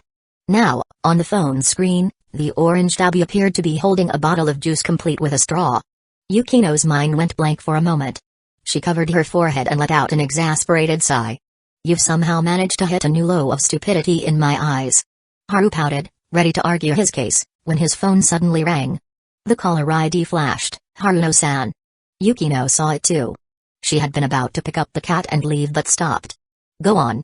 Let's hear what she has to say. Chapter 119, Haruno, I messed up. Haru didn't avoid Yukino and answered the call directly. Good evening, Haru. Haruno's voice was as charming as ever. Is there something you need, Haruno-san? Haru pressed the speakerphone button so Yukino could hear as well. Beside him, Yukino's expression showed mild resignation, as if saying she didn't need to listen to the conversation directly, he could just tell her afterward. But since speakerphone was already on, she simply picked up the remote, lowered the TV volume, and listened in. There's just a little something I need to talk to you about. Just a tiny bit, Haruno said playfully. Haru and Yukino exchanged a glance. Their eyes conveyed the same thought. If she's saying it's just a tiny bit, then it's definitely a lot more than that. Should we meet up? Haru asked directly. I'll come to you. I have nothing else to do right now anyway. Alright, Yukino and I are at home. Come over. I'll be there soon. After hanging up, Haru turned to Yukino. Any idea what this is about? You're asking me? Yukino looked at him calmly. Ever since the semester started, I've probably talked to my sister less than you have. But you two grew up together. Normally, if I suggest she come over, she'd throw in a few playful remarks or tease you a bit. But this time, she just agreed outright and said she'd be right here. I was thinking the same thing. Yukino restored the TV volume, her expression contemplative. Haru sighed. Looks like the all-knowing Yukino encyclopedia is no help this time. I guess I'll just have to face the tiger myself and figure out the truth. Face the tiger? Yukino found his phrasing odd. You know Haruno-san, when she gets serious, she's like a tiger. No one dares mess with her. Are you sure you're not describing my mother? Oh. Actually, yeah, that fits her better. Idiot. They continued chatting while waiting. The TV was playing a bizarre commercial for a facial mask. A mother, unable to clean her face properly, leaned in to nuzzle her baby only for the baby to recoil and burst into tears. But after she used the facial mask, she tried again, and this time, the baby smiled happily. I'm making a mental note of that brand. You should never use it. Haru muttered. Yukino gave him a sidelong glance. What ridiculous idea are you thinking of now? Nothing. I just think the ad is too weird. If the marketing is like this, I doubt the product works well. I have no interest in that brand anyway. Yukino said fairly. But the baby was pretty cute when it smiled. Haru turned to her seriously. If you lie down like a baby and let me nuzzle you, I guarantee I'll smile even brighter. Yukino. This conversation is over. She shot him a look full of disdain. Amazing. In just one sentence, you've once again redefined my perception of your stupidity. Haru remained unfazed. He had long since grown immune to her insults. After a while, Yukino suddenly asked, when Miss Ninagawa questioned you before, what were you thinking? What else could I think? Haru coughed awkwardly. Yukino instantly understood, sighing. So my guess was right. You really wanted to answer that both Senpai and I are your girlfriends. Haru cleared his throat. Yukino spoke flatly. Well, that is just like you. If you had only acknowledged me back then, it actually wouldn't have felt like you at all. Then, she added sarcastically, a responsible scumbag, isn't that right? Haru chose to surrender. He waved the white flag, accepting his fate. Yukino didn't push the topic further. Since she had already decided to forgive this guy, she occasionally still felt a twinge of annoyance, but it wasn't worth getting worked up over anymore. At 7:30 p.m., Haru arrived. She wore a stylish jacket over a fitted pair of pants that accentuated her curvy figure. She handed them a bag. Here, try this. Since you're both here, I don't have to make 2 trips. Calbee snacks? Haru glanced inside. Haruno-san, you like these? A friend gave them to me. Their family works with this brand, and they have kids who love snacks, so the company sent over a bunch. Haruno explained casually as she took off her jacket, revealing a white t-shirt with star prints. The snug fit emphasized her ample curves, forming a stark contrast with Yukino. You came over in such a hurry. You must have something important to discuss. Yukino said coolly, holding the orange cat in her arms. She was clearly unfazed by her sister's figure. I told you on the phone, didn't I? It's just a little something. Haruno sat beside Yukino, smiling as she made a just a little bit gesture with her hand. Haru and Yukino spoke in unison, I don't believe you. Yukino then shot him a glare as if to say, why are you copying me? Haru chuckled. Because I know you well. Haruno was also amused by their synchronized reactions. By the way, Haru, you must be pretty good at mimicking Yukino, right? How about giving me a little performance? That sounds like a complete waste of time. I'm not interested. Yukino rejected the idea outright. Haru naturally had no intention of going along with it.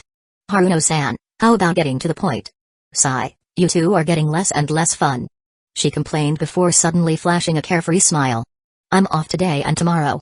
Actually, this is my first break this month. Do you two want to go out and have some fun? Haru and Yukino were both caught off guard.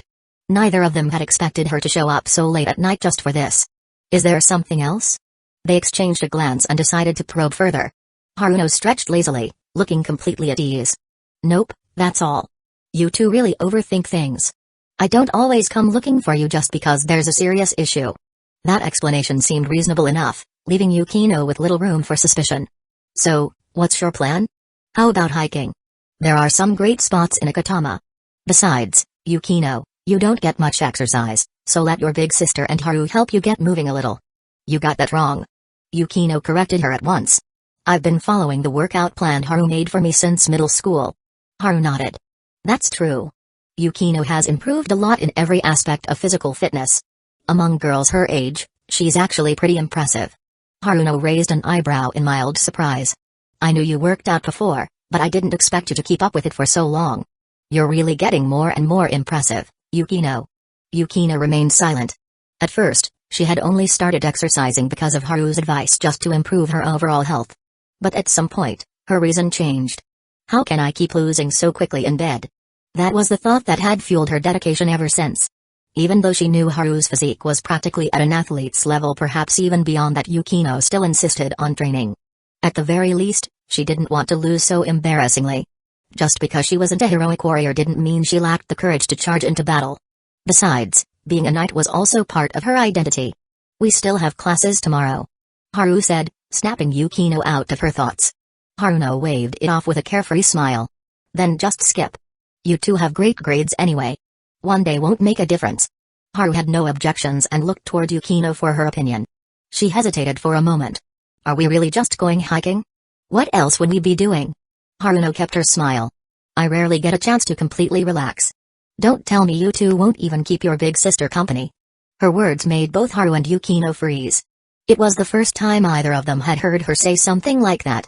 Perhaps even someone as strong and outstanding as Haruno, someone who always seemed invincible among her peers, also had moments where she curled up in exhaustion, hidden from view.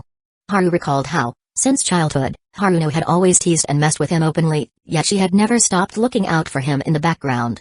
Something in his heart softened. All right. We'll take the day off. Yukino didn't refuse either. They were on the same page. Haruno, ever perceptive, seemed to pick up on their thoughts. She crossed her arms and chuckled. All right, spill it. What were you two just imagining? Haru gave a gentle smile. Nothing much. I just remembered something I read in a book once. Oh? What's the quote? No matter how exceptional a woman is, in moments of loneliness and vulnerability, she still longs for a simple, well-timed compliment or just the right amount of concern. For a moment, both Yukinoshita sisters were stunned. A hint of warmth flickered in Haruno's gaze before she quickly masked it with a smirk. Not bad, not bad. At least you finally appreciate me. My years of looking after you weren't for nothing. Since Yukino remained silent, Haruno reached over and scooped the orange cat from her lap. Yukino blinked. Meow?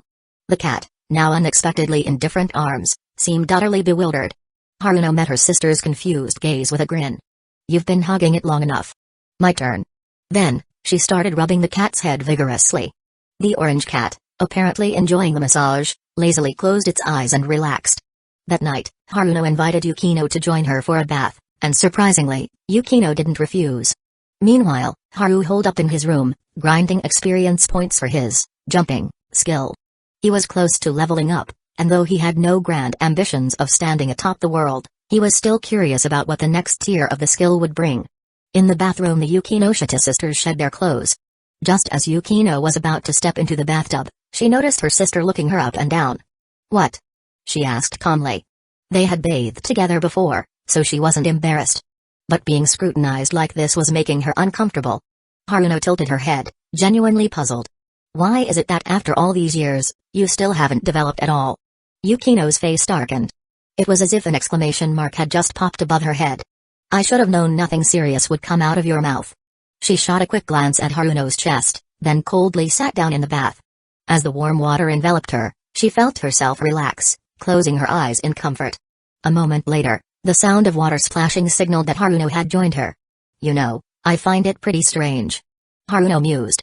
Mom and I both have great figures, but you. If you invited me to bathe just to talk about something this shallow, then I don't think we have anything more to discuss. Shallow? It's just fat. Isn't that shallow? Despite her sister's blunt jab, Haruno didn't seem offended. She leaned lazily against the edge of the tub and sighed.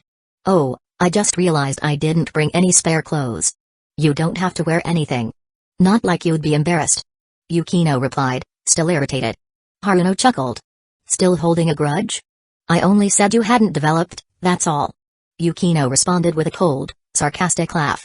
After their bath, Yukino dried off and put on her nightgown while Haruno grabbed the bathrobe Haru had prepared.